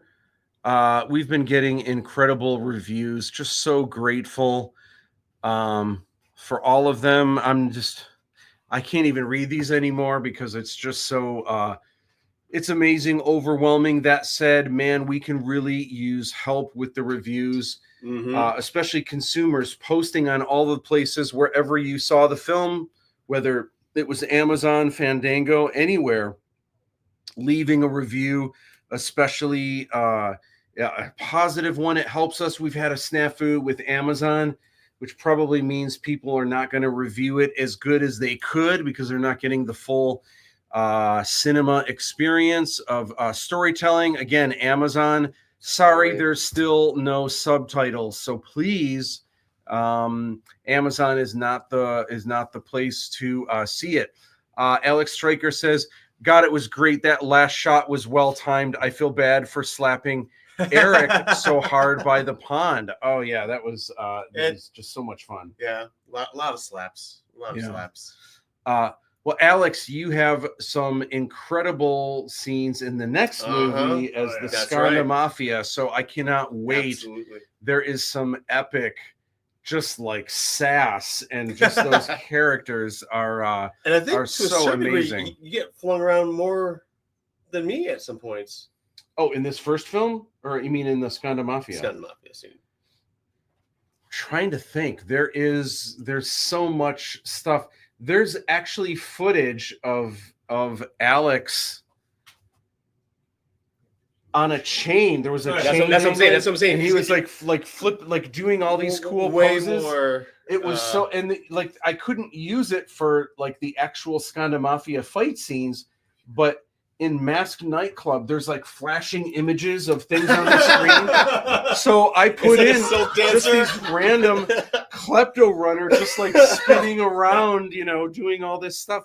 It's so funny, but I feel like it's also for anyone watching the film, if you watch it multiple times, because that happens before we actually go to the klepto runner compound, people might see those are klepto runners on screen, and I feel like it's almost a cool foreshadowing that will maybe land in like a creepy way, maybe. Cool. Or that's just a klepto runner who knows how to spend their off time. Yeah. Shiva to believe, awesome. It's the new catchphrase. Hopefully people start saying, oh, my wife is so excited for that. Awesome. That's awesome. She's dancing. Awesome. That is so cool. And man, so grateful for all of your physical expertise that you brought to this is just amazing. You brought your A game, and everyone just brought such an amazing piece of the puzzle. But every little thing just raises the production value, and the fact that that all of the klepto runners did such a good job, like flailing themselves and just dropping to the, like leaping to the ground, or letting Lindsay, a lot of the Lindsay, this is not to diminish any of the fighting that Lindsay did, which was amazing, but I think she would also be the first person to say when she flips someone, of course she's carrying the weight, she's doing the move, but it's a lot of it is the person that's making it look like it's because actually grabbing someone and flipping them over, it's hard to do if you're not guiding it, not making it look like you're leaping over with her not doing anything. But it's an art to kind of make it look like all of that is happening. So it really, it's like anything, it takes two to tango. So when two people are fighting in those situations, half of it's Lindsay, but the other half is all the klepto runners that you guys just did such an amazing job helping to make Umi look amazing. And Aladdin, there's some great stuff with you and the gun and DK and all of that. Just some really, really, really cool stuff. You're the money. You can't hey, speaking of hopefully everyone stuck around through the end credits, because there is a bonus, not a bonus scene, but a bonus sneak peek at the second film. There's actually apps for this. I wonder if people will enter it in this app. If you can type in Aladdin 3477, if it'll tell you, there's a cool bonus, something or other. That would be interesting. So in addition to the Aladdin minifigs, I've been test driving the brickheads, blockheads, whatever they're called. And I'm curious what you guys think. I tried with two different companies. One company made this, and then one company made this. Which one do you guys think is cuter? So this one has a rounded bottom. The hair is a little bit longer, but the face is kind of just painted on. So it's super cute, but because it's not actually made by specific pieces, is that cheating? I don't know. I'm not sure. This one's a little shorter. The hair has cooler bangs in the front, but it is a little shorter everywhere else. It's got a straight jaw on the bottom, but it's also kind of cool. The eyes are actual snap-on eyes that make it kind of creepy, but also kind of adorable, also kawaii a little bit, which would be Dawaii or the burpee. Anyway, so listen, a lot of people that are a little maybe not as educated on Arabian Nights, a lot of people feel like, hey, this Aladdin should be Middle Eastern and everything else. Well, guess what? Maybe you don't know Arabian Nights as well as you should have. Yeah, the book's called Arabian Nights, and the names in the Aladdin story are all Arabic, but just so you know, interesting little tidbit right here. Which Disney characters are in Aladdin 3477? The original Aladdin tale comes from the Arabian Nights collection, often referred to as 1001 Nights, which is in the public domain. In 1992, Disney came out with their own version and changed a few things. My version, Aladdin 3477, is also based on the original source material, where I've changed a few things as well, the biggest of which, mine takes place way in the future in the year 3477. So while there are some huge differences with the Disney version you know and love, there are also some similarities. Let's talk about them. Aladdin. Yes, as you can guess, the rogue street rat Aladdin is the central character to these films. The first thing you might have noticed about our Aladdin is that he isn't Arabic, and the reason why is neither is the original Aladdin. Despite coming from the Arabian Nights book, while the characters all have Arabic names, Aladdin is actually a Chinese boy living in China. So I thought it would be interesting to split the difference location-wise and have the Aladdin 3477 saga take place throughout Asia and India, and so our Aladdin roams the streets of futuristic Hong Kong. The Aladdin you'll meet in these films is charming for sure, but he's also a little bit more of a scoundrel. He's a con artist through and through, so we'll see over the course of these 3 films if he becomes the hero everyone is expecting. Abu is my favorite, but sadly, Abu doesn't exist in the original tale. He's a Disney character, so no monkey sidekick in Aladdin 3477.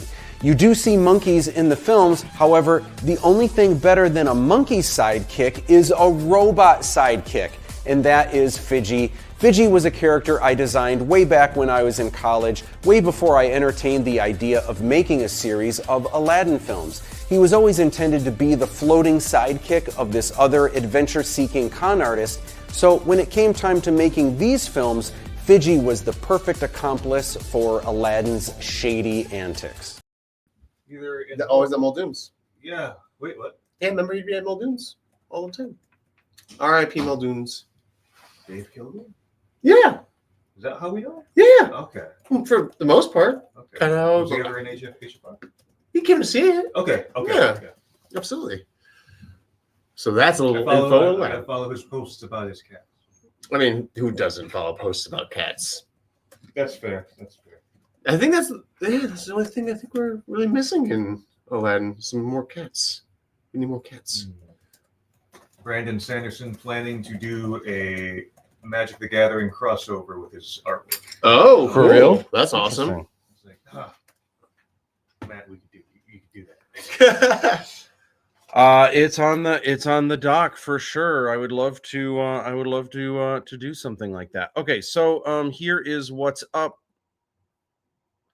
We've got some comments. So here we go. Idier Lopez, cheap viewers on Streamboo. Different people keep coming in with that, trying to trick us with their shenanigans. Well, that's the way you're able to put a link in there without it getting flagged, I think. Oh. Just finished the movie. I loved it, and I'm so happy and proud of you guys. Thank you so much, Robert. Awesome. I hope you dug it. Hope you enjoyed. We tried to make a mountain out of a molehill. It was it's a very independent effort, but we for the most part we had fun with it, and I'm just so thrilled that we tried to make something cool, and the people either love it or appreciate it, or at the very least like it. I'm just so thrilled about the whole thing. Thank you so much. Thank you. Alex Stryker says R.I.P. Muldoons. Sorry, I had to bring up Muldoons when James was talking about. Yeah. Muldoons is downtown Utica. It used to be kind of a hangout. And isn't there a Mexican restaurant there? Is it good? Cantina's great. It's nice. Just, you kind of miss the old place. Of course. I mean, Carla's still there. Yeah. It's the remnant. Nice. The queso fundido specifically. Yeah. The cheese aims to please. So anyway, this is the release day marathon. Oh my gosh. and it's nice, but it's not dunes. True. We've been going at it since 8 in the morning, and man. we've got a little over an hour left. It has just been awesome. I don't know about you. I'm going to sleep so good. Oh yeah, my you gosh. are. Well, you're gonna try, and then Bo's gonna be like, "Daddy, you've been away all day. It is my turn." Or worse, it's gonna be like 3 a.m. You're gonna be like, "Yeah, that list you've been working on." You know, and not only that, for sure I will probably crash so hard. I'll wake up, I'll feel like it's been 20 hours, and it'll be like 2 in the morning, and I'll be wide awake. Like, why? But it is, it is what it is. All good. Our special guest today is Erik Steele. So glad hanging out in the Hizzle. What do you remember from this? What is this? Does this strike? Like, what do you remember? I remember loving the set. And I was obsessed with the LED lights that Brandon made. Yeah, they were. I tried recreating like something similar. I couldn't do it. I was not as good as it him. was so serendipitous and amazing. I didn't know Brandon before. He contacted me out of nowhere. He really? saw there was a news article on us on Channel 4 News, and he found me on Facebook and said, "Hey, listen, your movie looks amazing. Everything looks cool.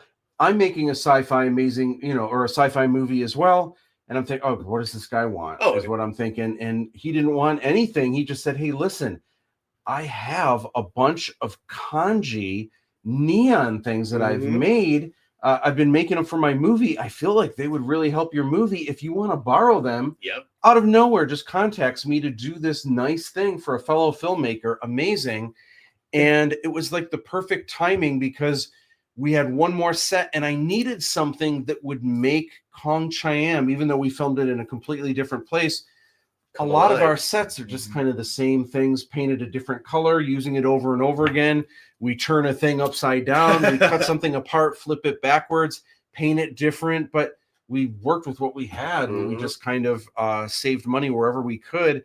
So the fact that our last outdoor set now has this cyberpunk vibe at night with actual, and I was planning on adding digital holograms everywhere, but the fact that we had real practical lights actually lighting the faces and stuff, that brought such a production value, and it also helped make that marketplace feel different from the other ones. And it was definitely, that marketplace also had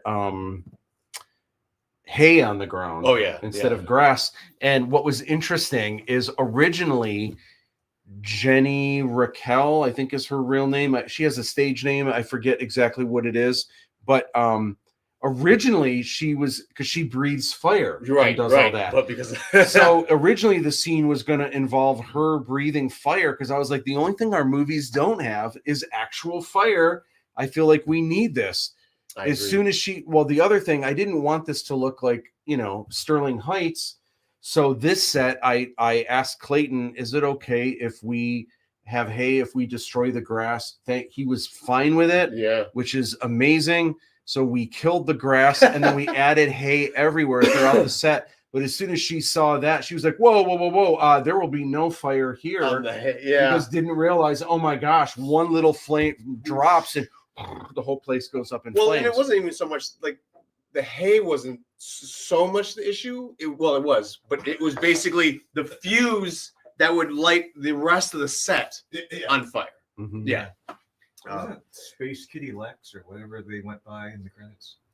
Yeah.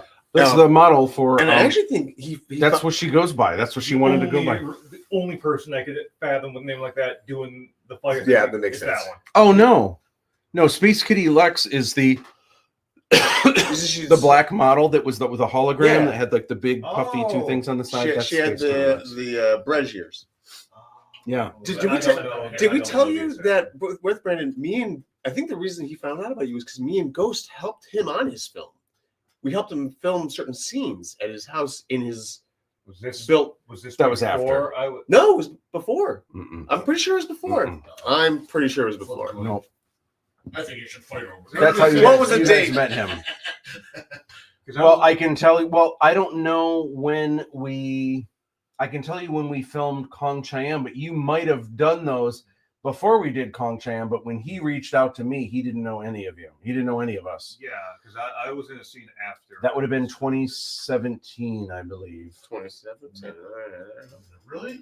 But that's 2017 is when we filmed Kong Chan. Right. Oh, that's right. That would have been after the Because he wanted to do have a shirt that said noodles and more, but that only happened because of Kong Chan.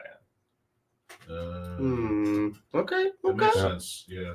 I mean, afterthought. And he called it Guns and More was the name of the shop or something like that.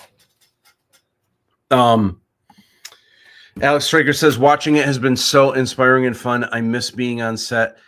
Gonna have to get back into the maker's mode here. Thank you for breathing air into dreams, y'all. Oh, thank you. That is so sweet. Miss seeing you around, miss working with you, and I would do it again in a heartbeat and give you a little something more to chew on because you brought your A game and that was amazing. We've been talking about James' outfit all day. He's rocking the same shirt as me. We're just bummed out that you guys apparently didn't get the memo. Yeah. Although I appreciate the Fiji, okay, and the studio, which is great. Earlier we were drinking out of the fun glasses. Of course, Lando is my vibe today. Happy holidays from Fiji and all of us from the Aladdin 3477 family. Shiva to Believer, it's release day. It's almost over. Man, what an epic day. That there's been so many roller coaster twists and turns with all the updates and just like yeah, we cycle. Yeah. All right, you're right. It was 2018 that we did to help them with the film. Oh, who's the master, Leroy? It's good memory for dates. Jeez, even after staying up for like 15 hours. I know, right? I'm in it to win it. New videos. Hey, there is, aside from what we've been showing you guys, there's a cool new video on the Aladdin 3477 YouTube page. What is Aladdin 3477? It's a great video produced by Oz, Steve Pankatai. It's got some fun interviews from literally the first couple months that we were filming. And the great thing about it is it's updated with footage, but it's just so neat to kind of capture that whole vibe and what we were going through. Speaking of new videos, here's something brand new you haven't seen anywhere else and you didn't see in the movie, but originally this was going to be in the film. This was going to be this opening message, and it worked really, I think it helped really well when I was pitching this film to distributors and to studios and to sales agents and everything.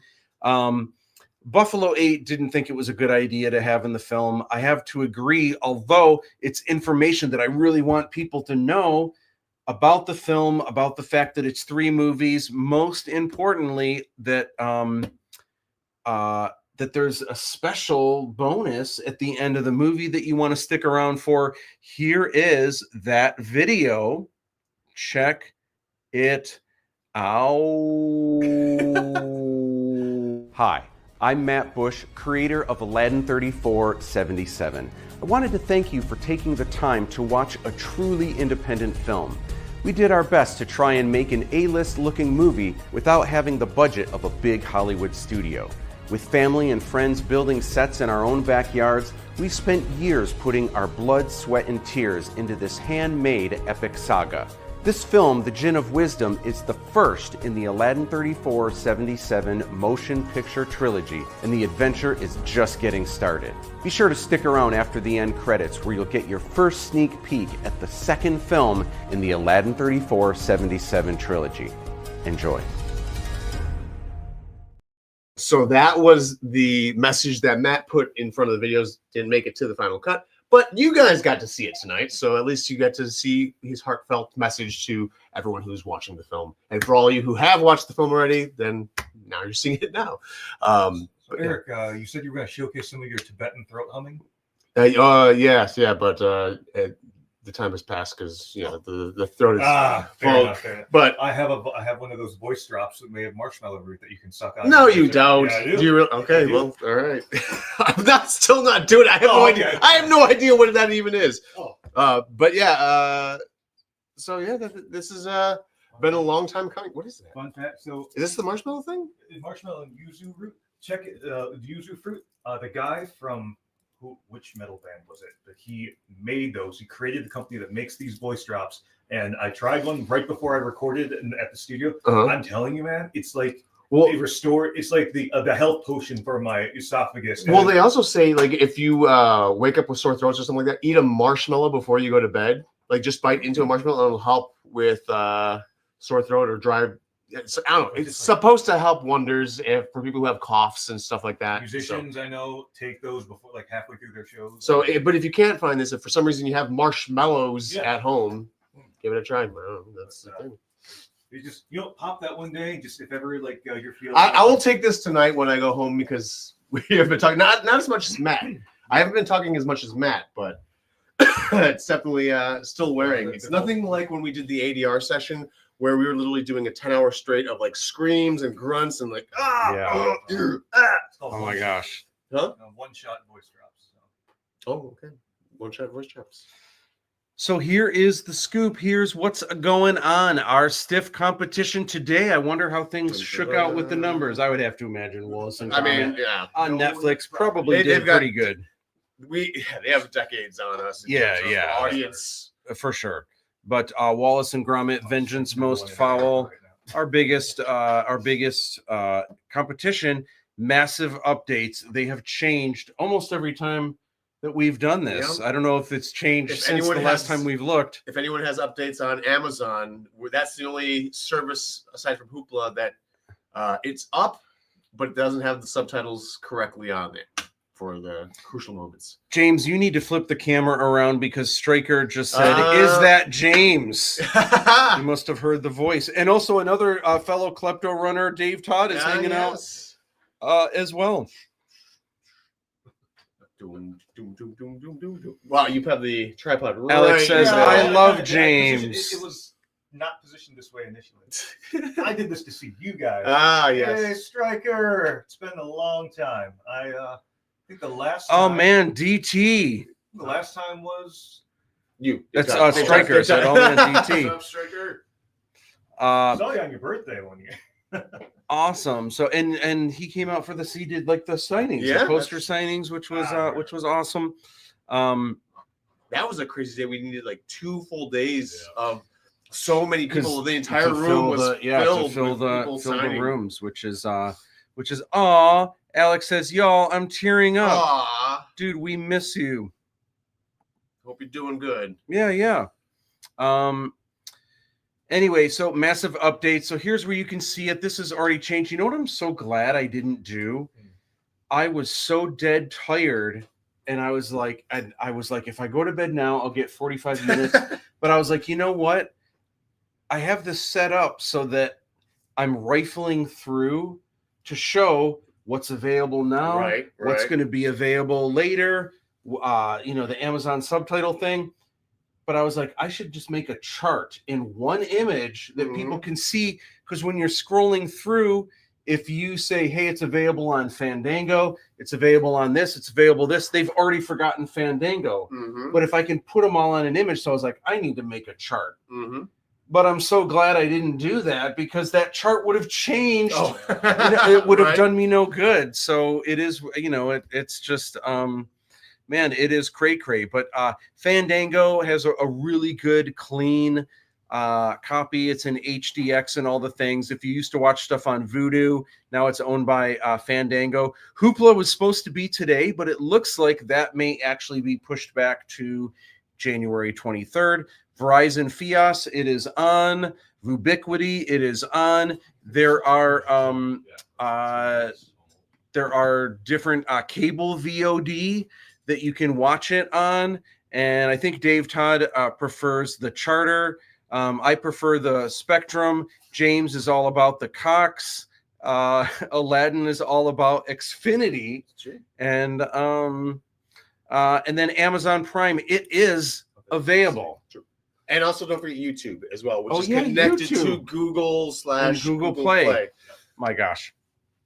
So anyway, Amazon Prime, it is on. However, there are issues. The subtitles are not coming on. This is not a film that has subtitles all the way through, but there's a lot of characters that do speak in other languages. There's robots. You are missing out if you don't have the subtitles. So if you can hold off on Amazon, also if you buy it on Amazon, you're not always going to have the wrong copy, but it takes them a while to get it updated. It's crazy metadata. It's oh my gosh, I worked all summer getting everything, and it's working on other services, so everything is the way it should be, but there's issues with Amazon. They're going to get it resolved, but I would say please don't watch it on Amazon just yet. Hold off. Originally they were like, hey, today it's going to be US, Canada, United Kingdom, Australia, and New Zealand, but actually the list is much bigger. We'll read it next time because it's a lot bigger than that. Which is the best? This keeps changing as they keep switching where it is and where it isn't. It's on Fandango. That is probably a really good one to check out. Fandango also has HDX, Dolby Digital Plus, but then it's also on YouTube, and it looks great. And out of nowhere, it's on Apple TV Plus and looks great there as well. So here's what's up, Collider, man. We landed Collider. Oh, Alex says I'm in town tomorrow. I'll bug you, boys. Awesome. And Collider is a huge popular pop culture website. It's like they almost only post things that are Disney, Marvel, Star Wars, Tom Cruise. They never post on independent films, yet they gave us the first look at this scene with the princess. So cool that they were the first to share it. It's less than a minute, so let's give it a whirl.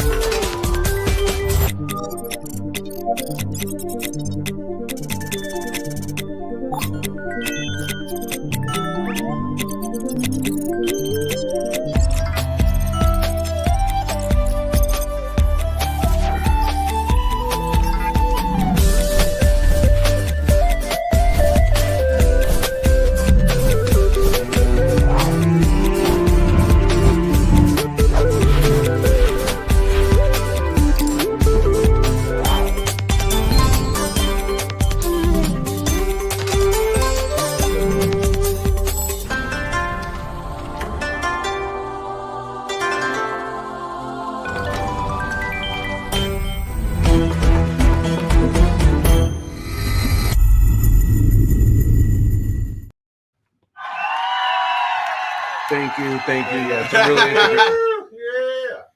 it's literally what we're managing right now. January 3rd. It's release day. It's starting to feel a little bit more real. Just a little little bit. And we're almost we're an hour away from it being January 4th. I know. Yeah. I know. This is awesome. Thank you guys. The four of you, my peeps, everyone, thank you from home. And there's a lot of different ways we could have done this day, but I thought it's release day. So everyone wants to see it with their family and everything. So thank you guys for sharing it with me. And man, it's just, I can't believe it's out. It's so cool. Eventually we'll have some kind of theatrical thing, but for now, this is it. This is how they do things today. This is the world we live in. And, it's exciting. The response has been amazing. Theatrical for this one or the second? Yeah, for this one. Oh, we'll do. And what's that? You think we'll have time to do it? I mean, I can just make the time. I get to make the rules. Busch. I'm like, it's well, I don't know about, but we'll do some. I don't how big or how many. I don't know. I would love to do a theater or a tour kind of thing, but how much is that going to cost, and what are the the specifics? What kind of entails that?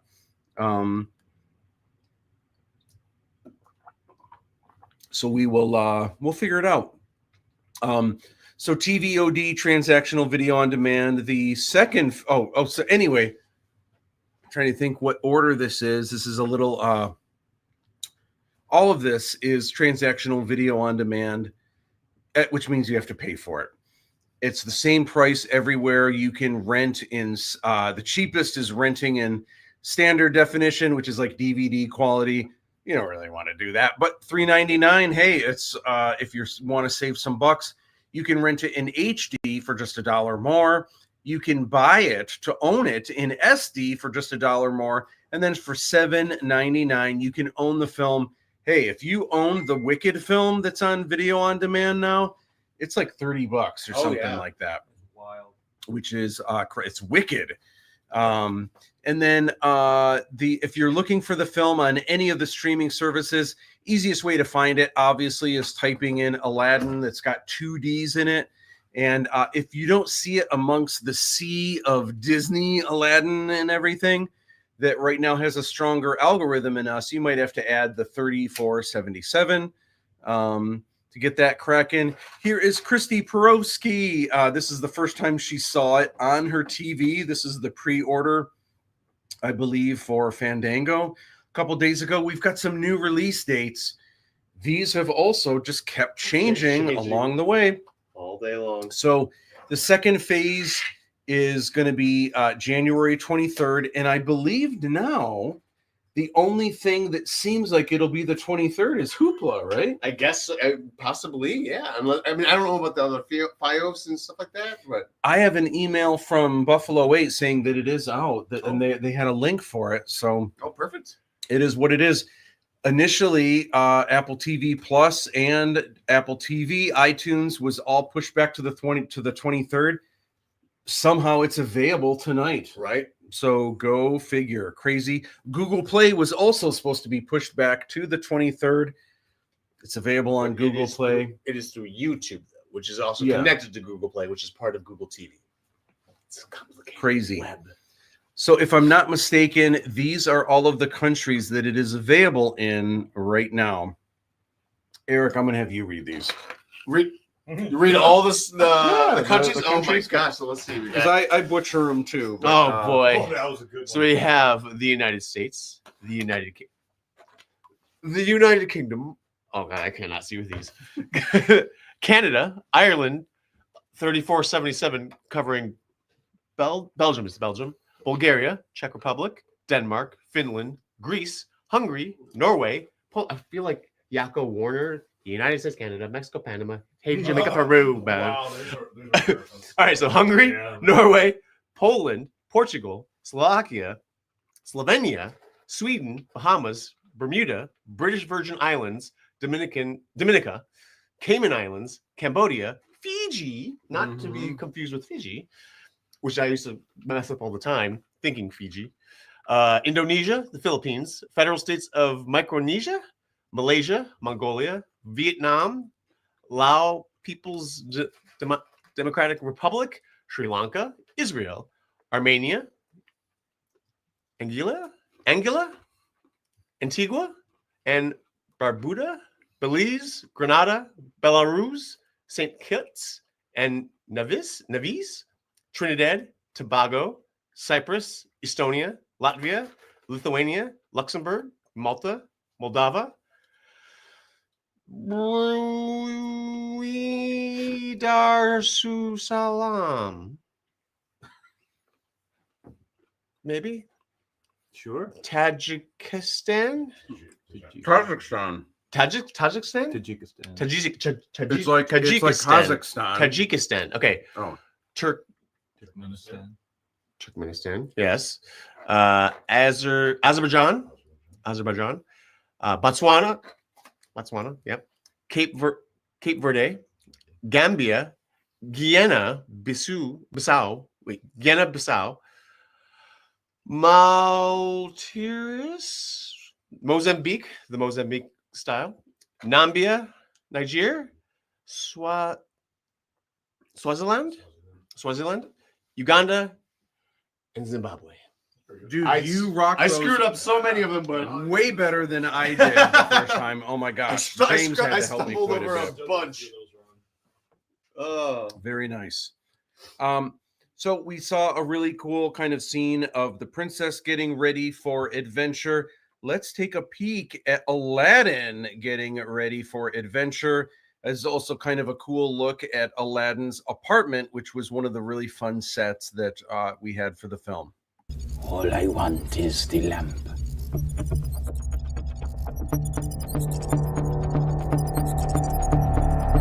Where'd you get a key?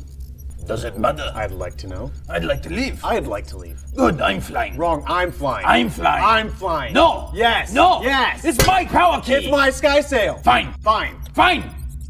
But you help me retrieve the lamp, and we get it my way. End of discussion. And what are we waiting for?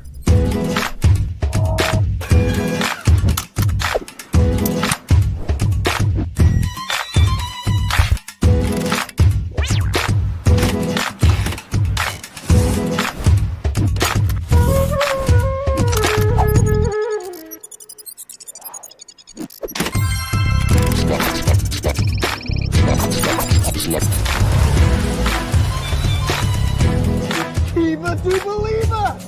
Yes!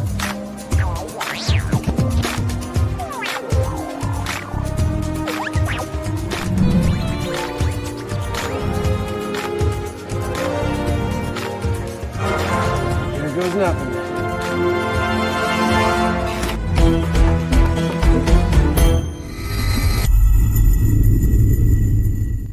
Whatever. Yeah.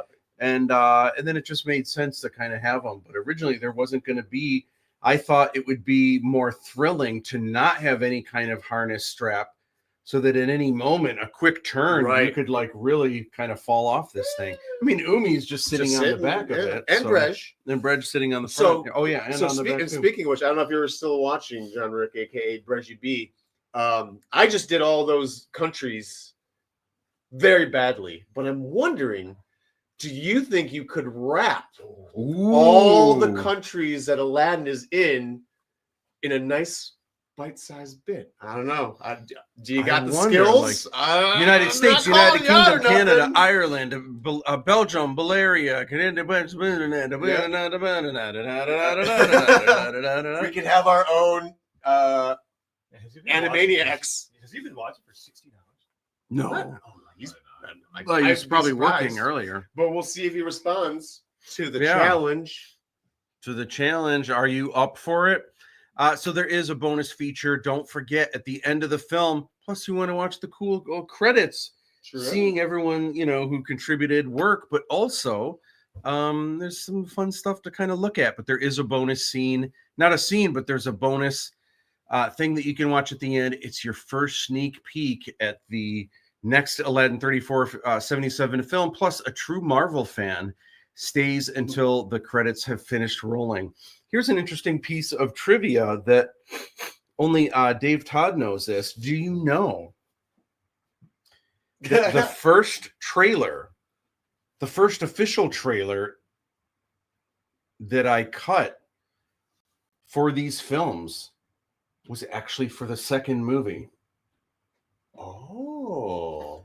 The reason why, before we started creating the first trailer for the first movie, I wanted to have the first movie done.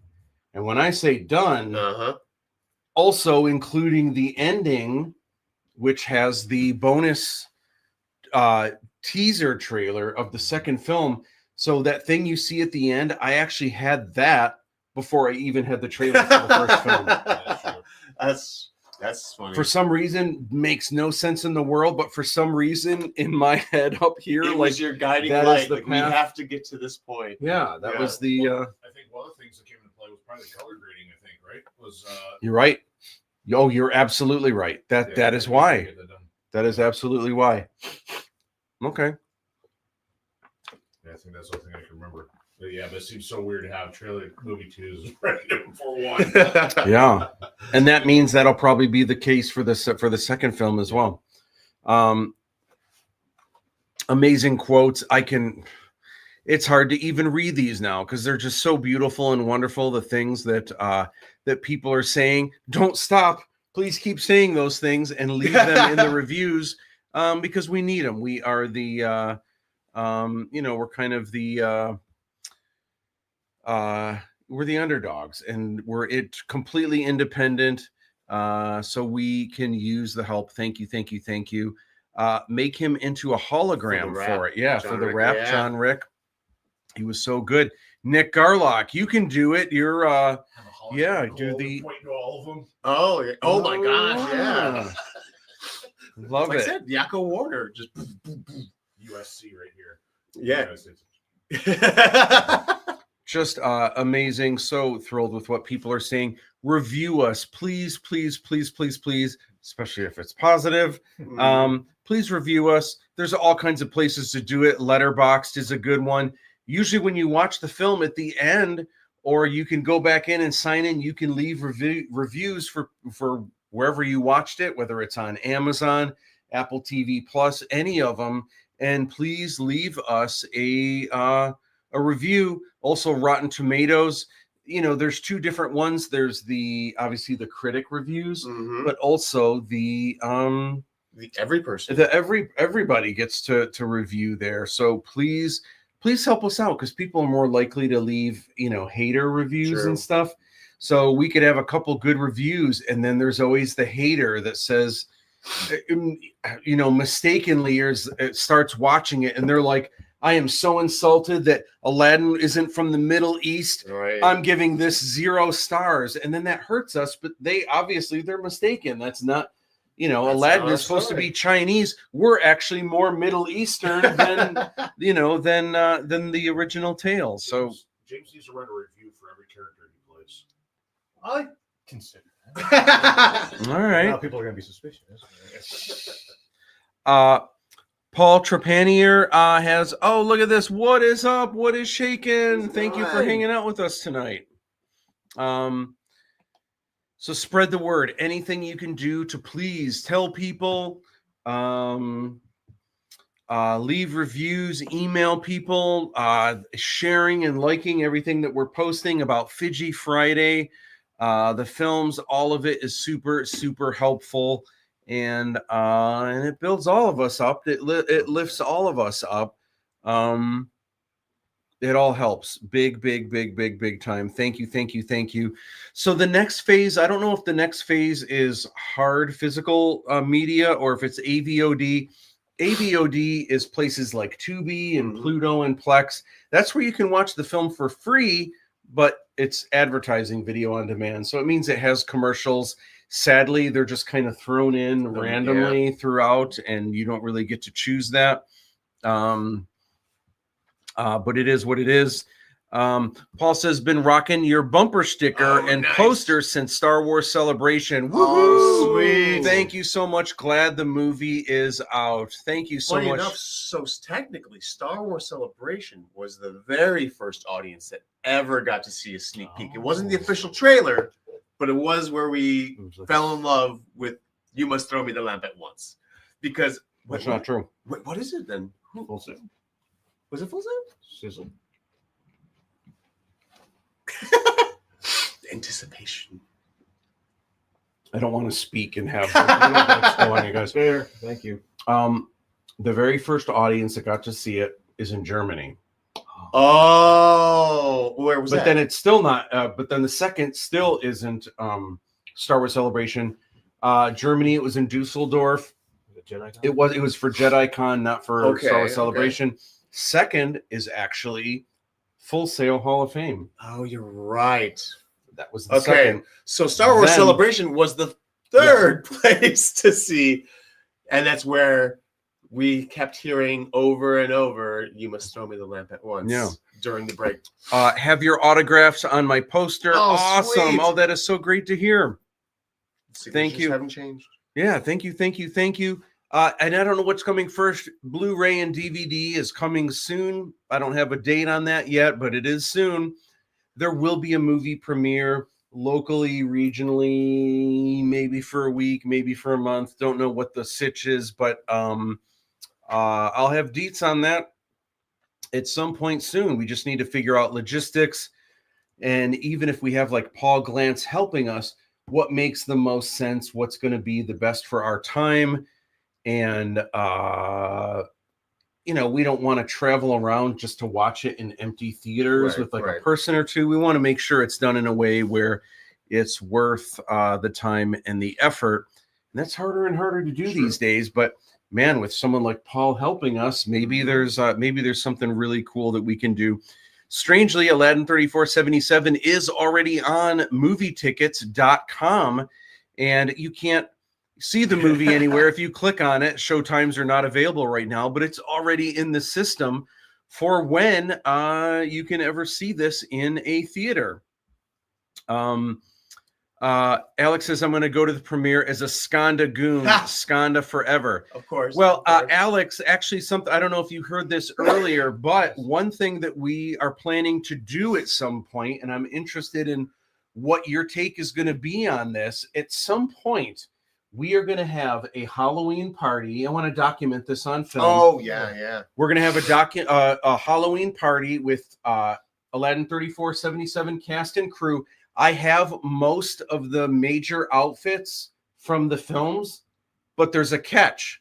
You're not allowed to dress up as one of the characters you play. So the princess does not get to dress up as the princess.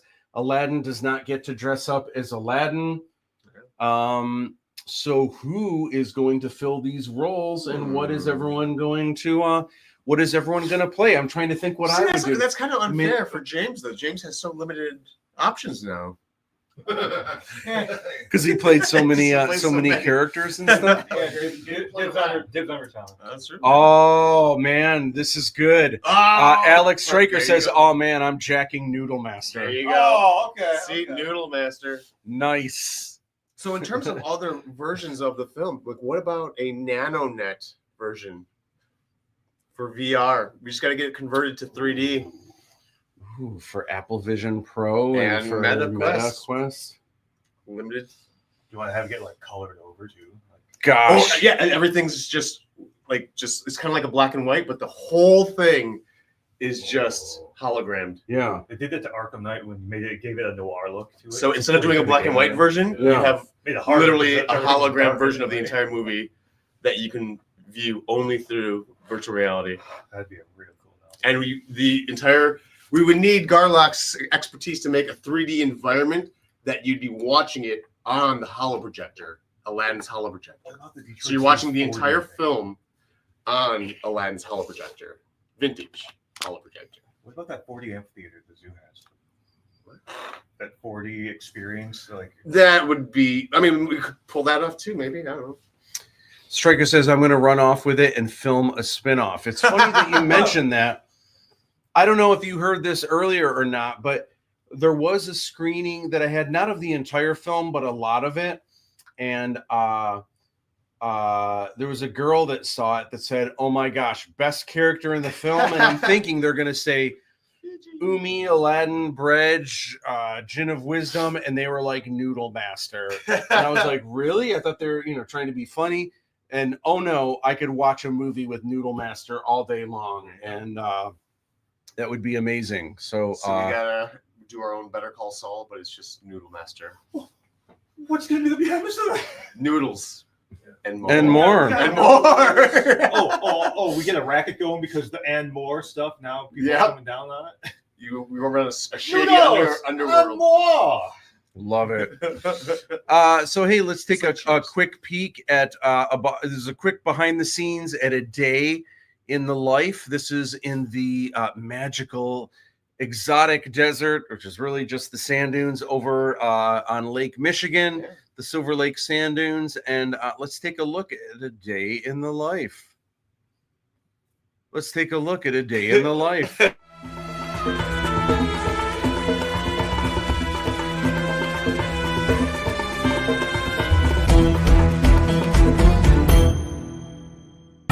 Yesterday was very intense. We've been getting one scene a day, and the way we really needed to make things work yesterday, we needed to shoot 3 scenes in one day. Everything came through, but man, it was stressful.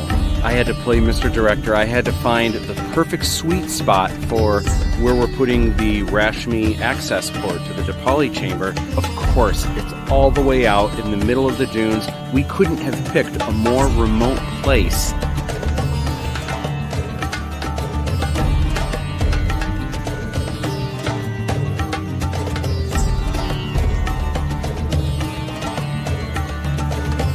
So once we had the setup, we were good to go, but these were intense fight scenes, murder scenes, So it was very intense. Everyone came through, pulled together. I'm just so stoked. Everyone's performance, the camera shots, everything, sound, everyone pulled through.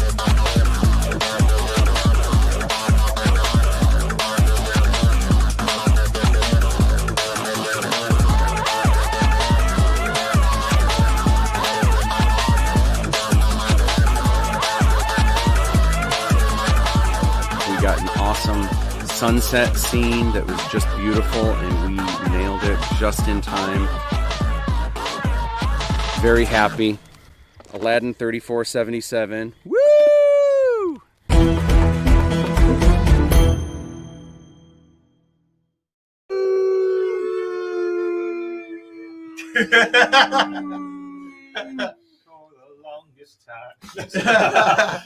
So Alex Stryker says in reference to, I assume, the Noodle Master show. Yes. It's like Cheers but with noodles. Love it. Matt Bracker said, I hope I'm pronouncing that right. You should let me know if I'm pronouncing that right. Matt Bracker.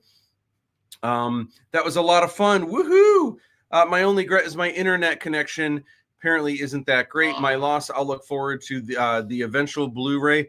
Depending on how you saw it, I know Fandango has an option to let you download it, and I think some of the other places. I don't think that's the only one. I think there are YouTube a couple also other. will let you download it as well. Really? Yep. Okay. Yep. Oh. So that you own it. Yeah. Yeah. So I didn't think Amazon was gonna let me. So. Or Amazon. I don't know if Amazon does. YouTube. Part of Google. Well, Yeah. I mean, I already bought it on Amazon. But I was gonna wait till it's got the subtitles. Oh yeah. So, but if YouTube's got it to download, that's perfect. Yeah. Cool. Double dip. Double dipping. So Eric, it has been so amazing. You've been hanging out all day in it to win it. It's been so much fun. My gosh, it's amazing what we've today alone, like what we've been going through, we found out. and what we've learned and the updates, and it's been so cool. Real quick, in a nutshell, everyone's if curious. In the movie, you hear Aladdin called a couple different things, a couple different ways. For the most part, it's not throughout Asia, it's pronounced Aladdin, and Brej calls him Aladdin because that's actually, it's kind of an insulting way. You're kind of saying that Aladdin is feminine, which in places in Asia, they're like, oh, you wouldn't want to call a man. it wouldn't be, I don't know. But also there is a character who calls him Aladdin, which is what is very familiar. So that's kind of interesting when you pick up on that, why different people pronounce it different ways. Kind of interesting. There's me, for some reason, I was the head wrap master, and I just wanted to do kind of a throwback to Raiders of the Lost Ark, which is probably a throwback to Indiana Jones. No, this head wrap. Lawrence of Arabia.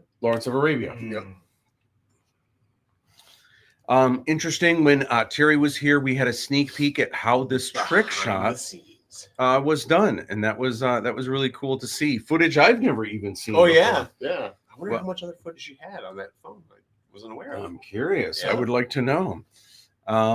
Here we are signing posters from a while back. If you're curious if Aladdin does his own stunts, the answer is yes. And every time he gets slapped, were they real slaps? This is a still from the movie. So yes, he did get whacked over and over until we got the shot just right. And then we had to do another one for giggles. And at that point, it was probably not funny. Well, I said, we're going to do another one for giggles. Well, it was more along the lines of like, how many slaps could we get before you visibly started noticing red marks on my face? I think at one point we did start noticing a red mark. It's like, okay, we need makeup. Okay, just hit the beard. Yeah. Crazy. Alex Stryker, I never got my shirt that says F Giggles. I haven't gotten that yet. But here's a production painting that I did of one of the intense scenes with Aladdin. and really put him through the ringer. Let's take a look at one of these scenes that man, this is Aladdin down and out, and this may be just another Monday, but not not a particularly great one. Which was Friday. It's Friday now. But when this happened, it was just another manic Monday.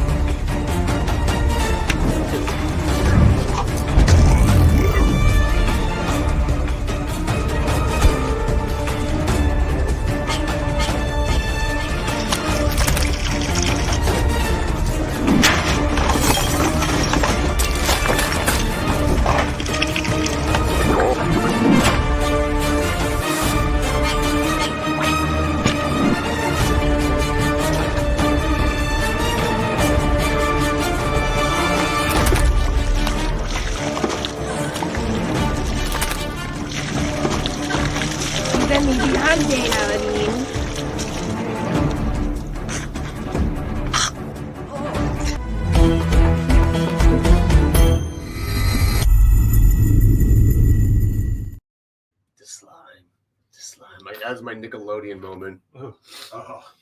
No difference was green. You're right. So once again, man, I don't know how many times we've said this, but we just really want everyone to know. I know a lot of people were either planning to watch it on Amazon or want to watch it on Amazon, but the subtitles are currently not showing. The entire film is not subtitles, but there's enough of them and there's enough important ones that it really will make the film better if you have the subtitles. The only place it isn't working is Amazon, and they're on it. They'll fix it, but this is not just a flick of a switch. It could literally be weeks before it's back up and running. So if at all possible, any of the other streaming services where it is, and there's a lot, would be awesome. In any of these services, when you're looking up, obviously type Aladdin, it should pop up, but if the algorithm is so strong for Disney and everything else, you might have to actually include 3477. Another thing you can do with most TVs is just take the remote, push the microphone button and say Aladdin 3477, and something like this will pop up, which is cool, super wild. We've been getting lots of press, and CableTV.com said, hey, here's our top 16 TV and movie picks for the week, which is awesome. We were included in the top 16. Also crazy that the only two it even mentions in the subheader is Squid Game Season 2 and Aladdin 3477, The Chin of Wisdom. How cool is that? Oh my gosh. MSN did some press on us. TV Guide. Who knew? Apparently there's still a print version of it as well, which is wild. Interfleet Broadcasting did a lengthy interview with them last week. We've been doing unboxings. Also, other people have been doing unboxings, including Pop Culture Kaboom, which is KNVC 95.1 FM radio in Nevada. And they did a cool unboxing video as well.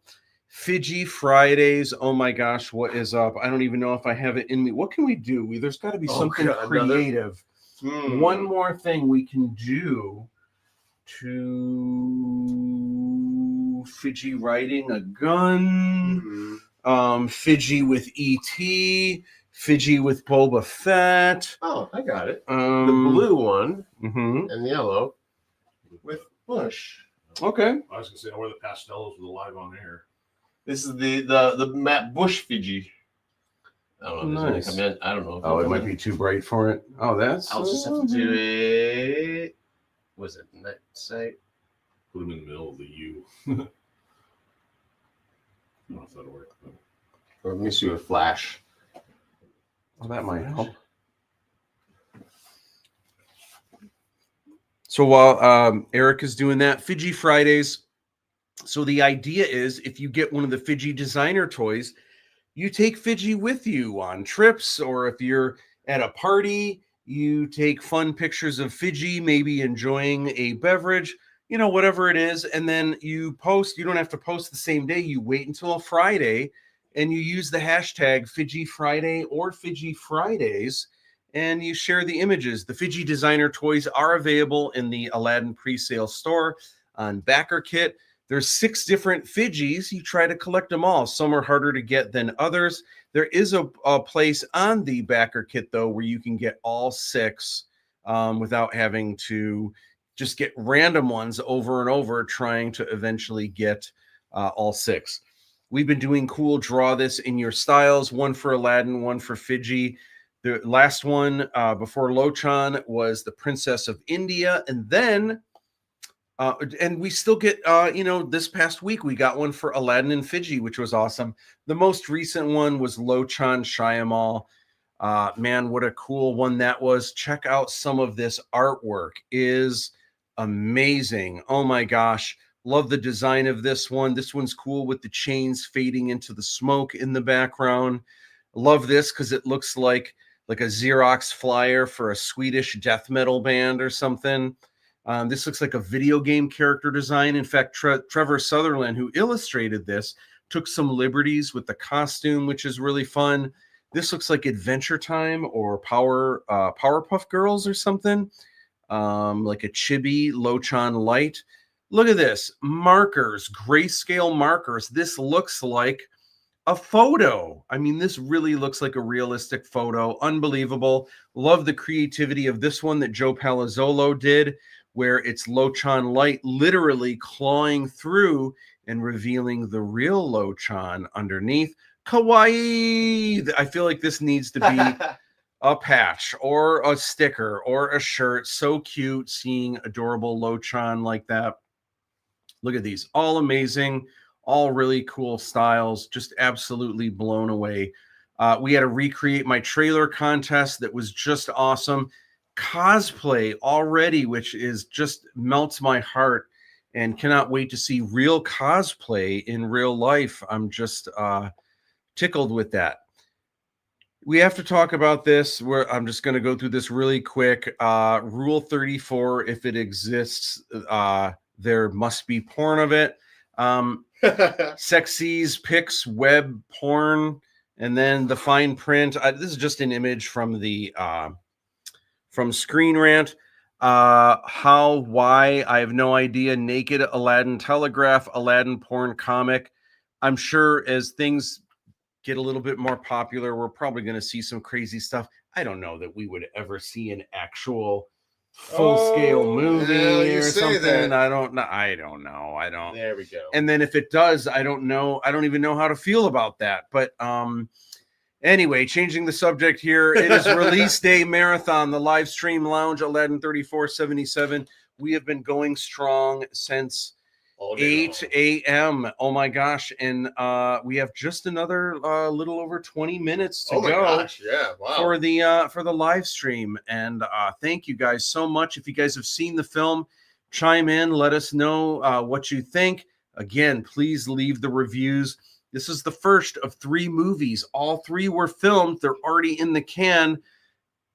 There's more work to be done before the second 2 come out, but they are happening for real. Absolutely.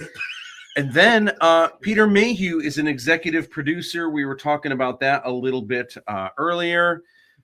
But we have some cool music videos. I think it's time to watch the One Jump Ahead video again. We got a comment though really quick. So Clever Noodle. The noodle master. Oh no. Clever.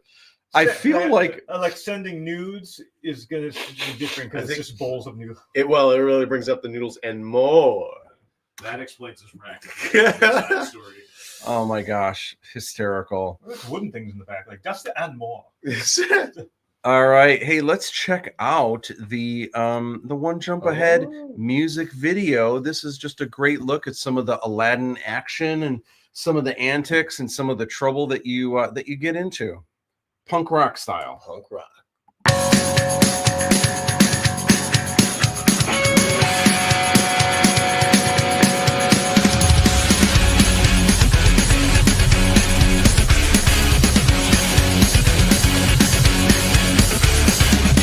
One jump ahead of the bread line, one swing ahead of the sword. I steal only what I can afford, and that's everything. One jump ahead of the lawmen, that's all, and that's no joke. These guys don't appreciate I'm broke.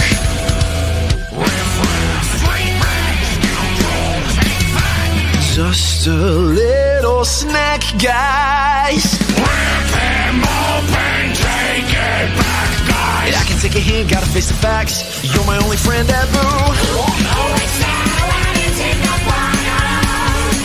He's become a one-man rising crime.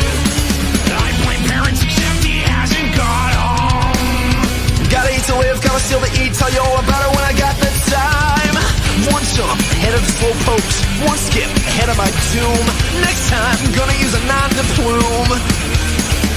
One jump ahead of the hitmen, one hit ahead of the flock. I think I'll take a stroll around the block. Apple! Let's not be too hasty. Still, I think he's rather tasty. Gotta eat to live, gotta steal to eat. Otherwise we get along.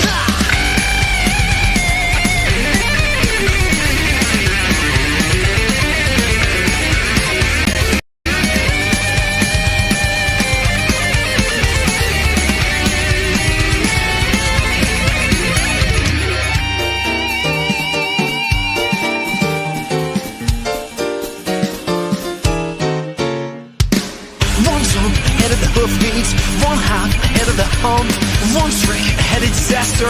They're quick, but I'm much faster. Here goes, let us throw my hand and wish me happy landing. All I gotta do is jump!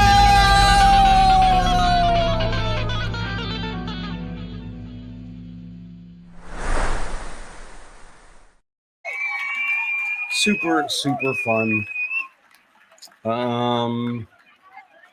That was 2 years ago. Yeah. Oh, yeah. This was right after the Kickstarter. Yeah. Or no, this wasn't after the radio show is after the Kickstarter. Yes. This is when we recorded the subtitles, though. Gotcha. This Yes. image of us. It's actually in the kitchen. Oh yeah.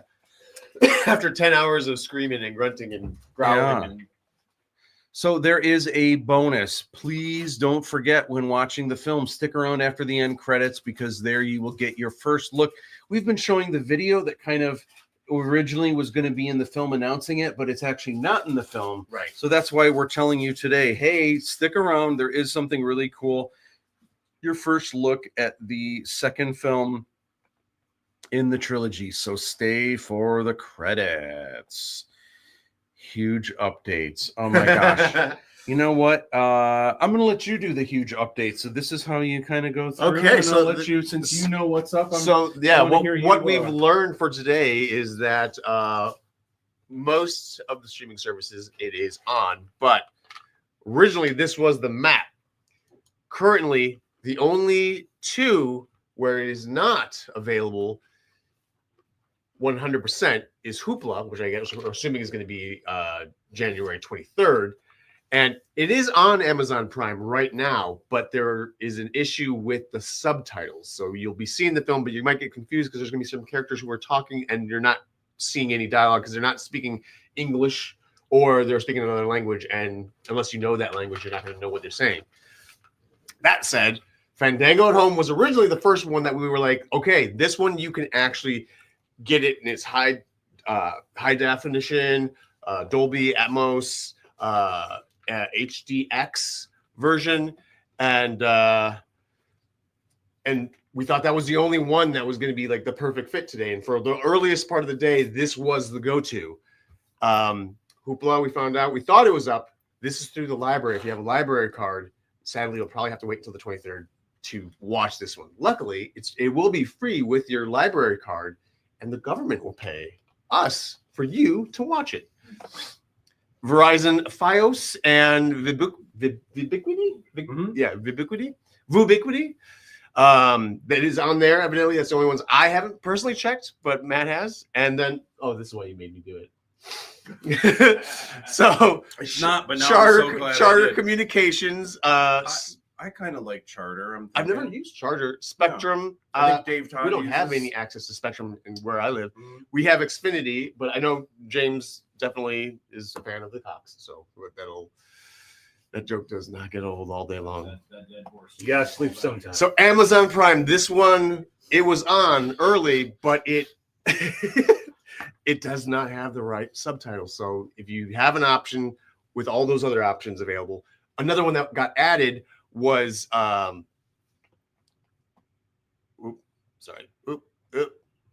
was Apple TV, which is also Apple iTunes, which is also Apple Plus. It is on that. So depending on what device you use, the iTunes will get you to the Apple TV, the Apple TV will get you to the Apple Plus, vice versa. So that is something that came up later in the day that we found out that's now available. Subtitles are working. Another thing that came up is YouTube. YouTube, yeah. What was it? Oh.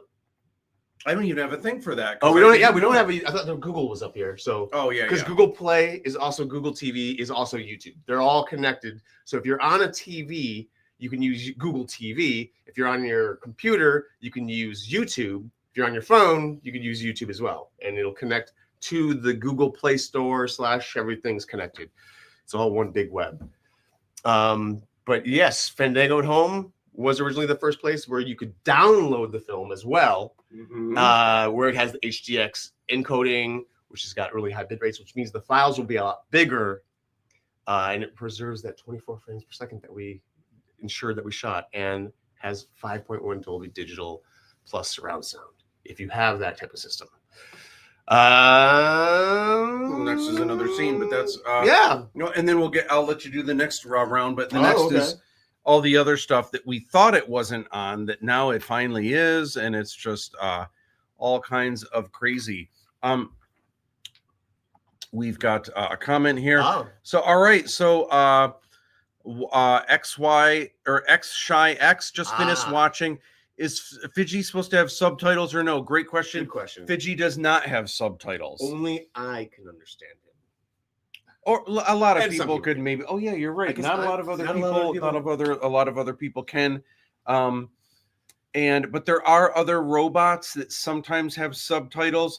In particular, the bounty hunters have kind of like digital voices. They definitely have subtitles. Fiji does not. I thought Fiji would be cool. Kind of like R2D2, kind of like Wall-E, where you just assume you know what Fiji is saying. The only issue we'll run into is the fact that have you ever seen the subtitles people added for R2D2 over the years? Yes. Oh, you we're leave gonna get that it too, I'm open sure. for Fiji to get subtitled Yeah. against our will. Yeah. He's the most raunchy character in the entire film. Yeah. Interesting. But I'm curious, did the subtitles work barring that, outside of that for characters non-English speaking? And I think there's also subtitles for Lian Hua, who is the masseuse who owns the spa. It's kind of hard to tell. I feel like it helps with the subtitles. And also bounty hunters. Yep. So we've got check out this really cool scene. We're coming down to like 12 minutes out. Let's check out this a little bit of drama with this scene right here. Did these lowlifes see my daughter indecent? I'm not aware of any privacy that has been violated. If there had been, the entire world news would be gossiping about it by now. However, you can ask your daughter of her safety in person, as she has just arrived.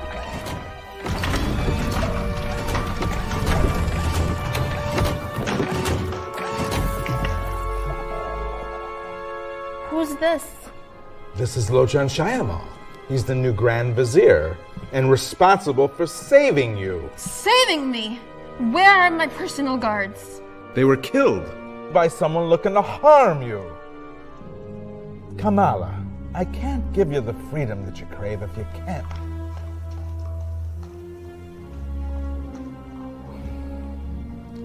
That'll be all for now, Lochan. As you wish, my lord.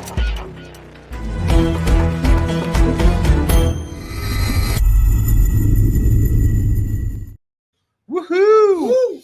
been having screenings in the home theater. It's been great, especially for local press to come and see the movie, including Attack on Show, including Movie Show Plus, which was great. This review, amazing. These the quotes that we've been able to grab from these reviews are just like, I feel, man, these quotes are like the stuff dreams are made of. An audacious reimagining of a classic tale transformed into a dazzling sci-fi adventure that's funny, exciting, and familiar. That's Tom Santilli from Movie Show Plus. Erik Steele did a fantastic job as Aladdin. Jason Catron of the J. Craig podcast. These are just amazing. I'm just so thrilled with some of the awesome things people said. But again, the best thing you can do to help us to support the film is please, please, please leave reviews. When you're done watching the movie, whatever service you're on, there's usually a thing you can leave stars, you can leave thumbs ups or Supposedly down. Fandango prompts you at the end to review it. So Okay. That's what I forgot who said. I think a lot of services, like I feel like And almost did you like everything I this? watch at Did you the like end. this You title? like this? And I usually don't, because I think, oh, they just want to know if they want to show more like this. But it's really, part of it is that, but also part of it is because it'll help bump things up to the top of the algorithm, but it'll also, people can usually see a meter of like what percentage people like it and stuff like that. Yeah. Sometimes they'll It broadcast depends that. on whether or not Fandango will make it easier to find it. I mean, granted, it's pretty easy to find if you type in Aladdin 3477. Yeah. Not much competition in that title category. Yeah. So it really helps us out so much. Rotten Tomatoes, if you can leave us, if you enjoyed the movie, please, a positive review would help so much.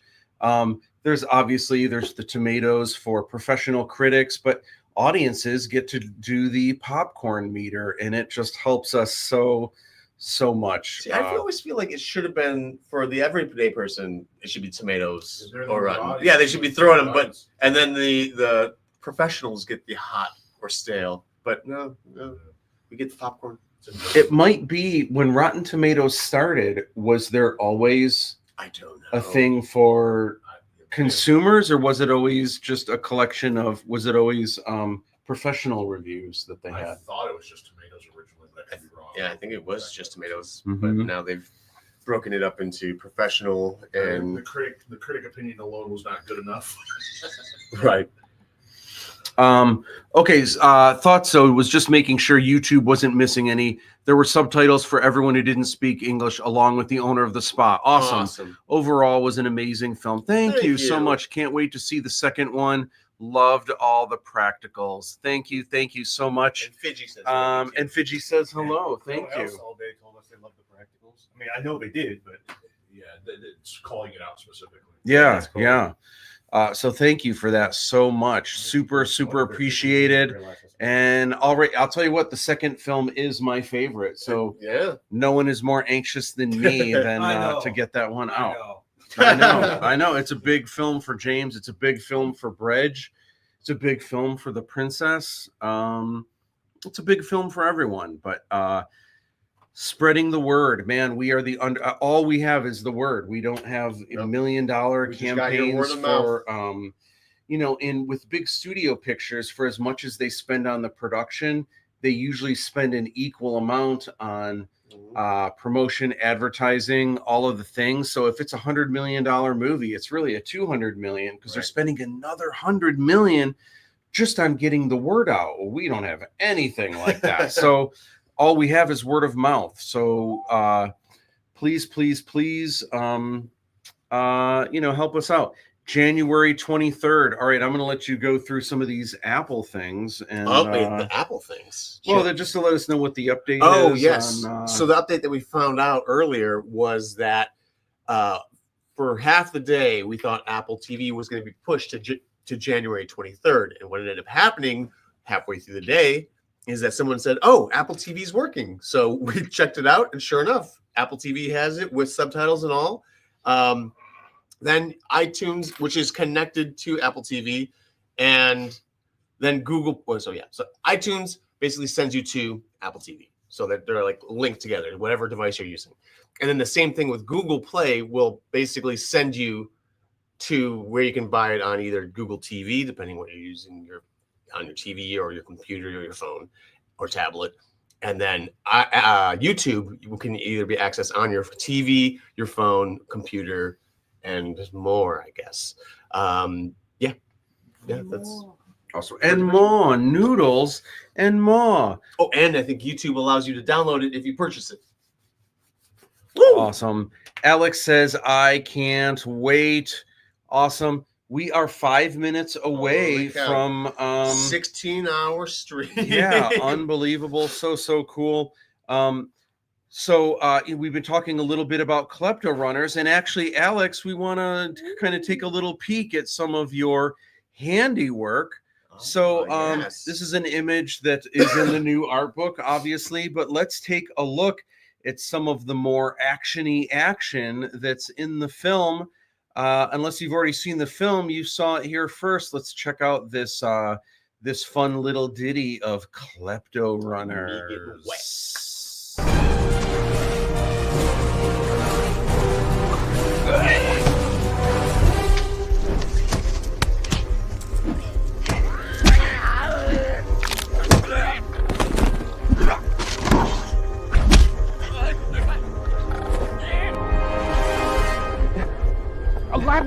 Aladdin, wait!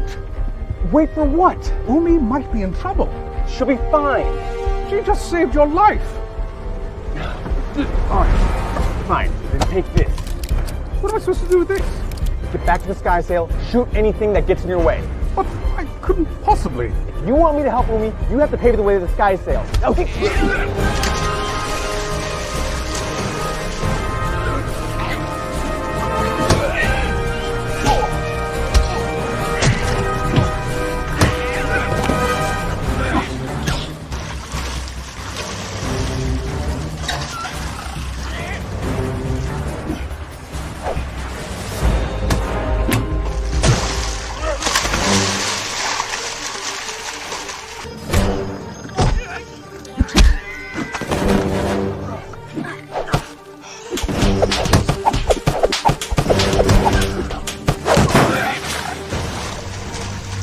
Aladdin, make the wish.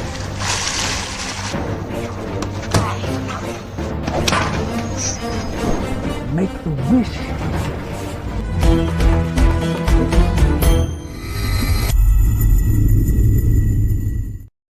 And January 3rd, that is today. Oh my gosh, we've got 3 minutes left.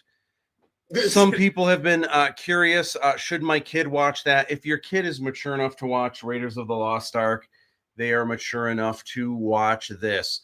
Buffalo 8, oh my gosh, such a great company. They've produced films like Clerks 3, Loving Vincent, which is an animated movie that was nominated for an Oscar. Arnold and Jackie, I never saw The Iron Mask. Haven't seen Free LSD with Jack Black. Terrifier 3 produced by Buffalo 8. If your kids can watch Terrifier 3, then they can watch Aladdin. Let's just put it that way. I'm not old enough to watch Terrifier 3. My gosh. I know a 29-year-old dude who you won't watch Terrifier 3. I don't know that I'm wanting to watch it. Horror movies I enjoy, but like gore movies just for the sake of gore, it's not even like I'll have nightmares about it. I just sitting through a couple hours of gore just doesn't, it's just not my thing. I like ghosts and supernatural. Like that's my kind of first horror one, film. I had to go back and force myself to rewatch some of those scenes for the practical effects in it because it is very provocative. It is very graphic. And I said that can't be real, first of all. But holy crap, you know it's not real. You're still doing a double take. Tracy Wayne Surgeon says, "Oh my God, amazing! E and I are on the last 20 minutes. Awesome! It's the final. It's the final finale of the film, and where is it going from here? Of release day, of launch day. Yeah. Awesome. So you can explain the process. Yeah. That's awesome. Alex says Slicker's heel nearly got me in the bits on that shoulder throw. Yeah, there were a couple minor injuries that I know James obviously had a pretty good injury with some of that, and I still feel it. yeah. And I remember Lindsay's. There were so many scenes where she was doing the blocks like this, and DK, to his credit, he makes everything like, man, when he slammed you underwater, I don't know if that hurt or if that was, but he like, and it looked like he really needs you in the gut, and he doesn't just like whirl you around and like drop you in the water, like he slammed you. Luckily, the water was hard. deep enough that it broke most of the fall, and I didn't hit the bottom. Not a lot of traction under the court. No, we were slipping and sliding so much. That's why I think why I had to take off the boots at one point too. Plus, I didn't want to ruin them like we did the other set of boots. Those are nice boots. They were nice boots. Interesting. Woman of the Hour at the same time was the #1 movie on Netflix, and word on the street, even though Anna Kendrick also directed the movie, word is that she's going to be nominated for an Oscar for her acting in it. This is release day coming to an end. Oh my gosh. And in fact, we just did come to an end. Screen Rant was the first to give the trailer. You guys are amazing. Thank you so much for everyone sticking it out and checking this out. I am just so grateful. Thank you so much for spreading the word, leaving reviews. I appreciate you so much. Everyone's saying really great things about the movie. So exciting. And all I can tell you is, as much as I'm proud of the first movie and love it, second movie is my favorite. Third movie is my second favorite. And I love this movie too, but it's actually my least favorite of the three. And yet you need it for any of the other stuff to exist. The foundation. Yeah, it's Act 1, you know. DK kicked me at the dojo once, and I'll never forget it. Ooh. Bless y'all. Man, awesome. Thank you for the love, Paul. Thank you so much. You guys are amazing. I definitely need to get some sleep. It's been running on 45 minutes. Plus, just the last 2 months, I've just been getting like 2 hours of sleep on average a night. I need. Can't you go to the locker room after you're done? Who said that? One friend Oh. from the show. I'm like, no, woman, I'm not. Oh my gosh, awesome. Thank you. You guys are amazing. That concludes opening day. That concludes release day. That is so amazing. The end of day 1. I am just so grateful. Gosh, you guys are amazing. Awesome. So man, please keep spreading the word. Leave us some reviews, help the algorithm for us. Did you watch on YouTube? Click the like button to let it know. We're up to 3 likes. Oh yeah. One of them is mine. Doctor Strange. Yeah. Awesome. You guys are amazing. We're gonna call it an evening, and thank you. Doctor Strange. Woohoo!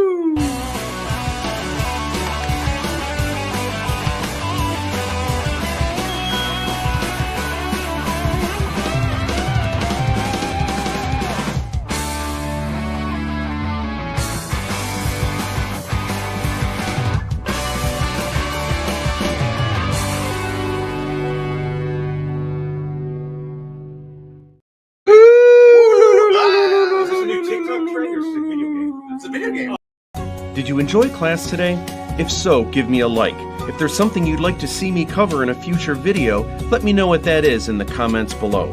Be sure to subscribe if you haven't already. I've also got a video series called Sketchbook Challenge that helps your drawing, creativity, and fill up an awesome looking sketchbook. Plus, there are videos on You Can Draw Star Wars, Hollywood is Dead, and sneak peeks at the Aladdin 3477 motion picture trilogy. In order to not miss any new videos, hit that notification bell. Sharing is caring, and it's great to inspire your friends. Share this video on social media, and your friends will share awesome art tips they find with you.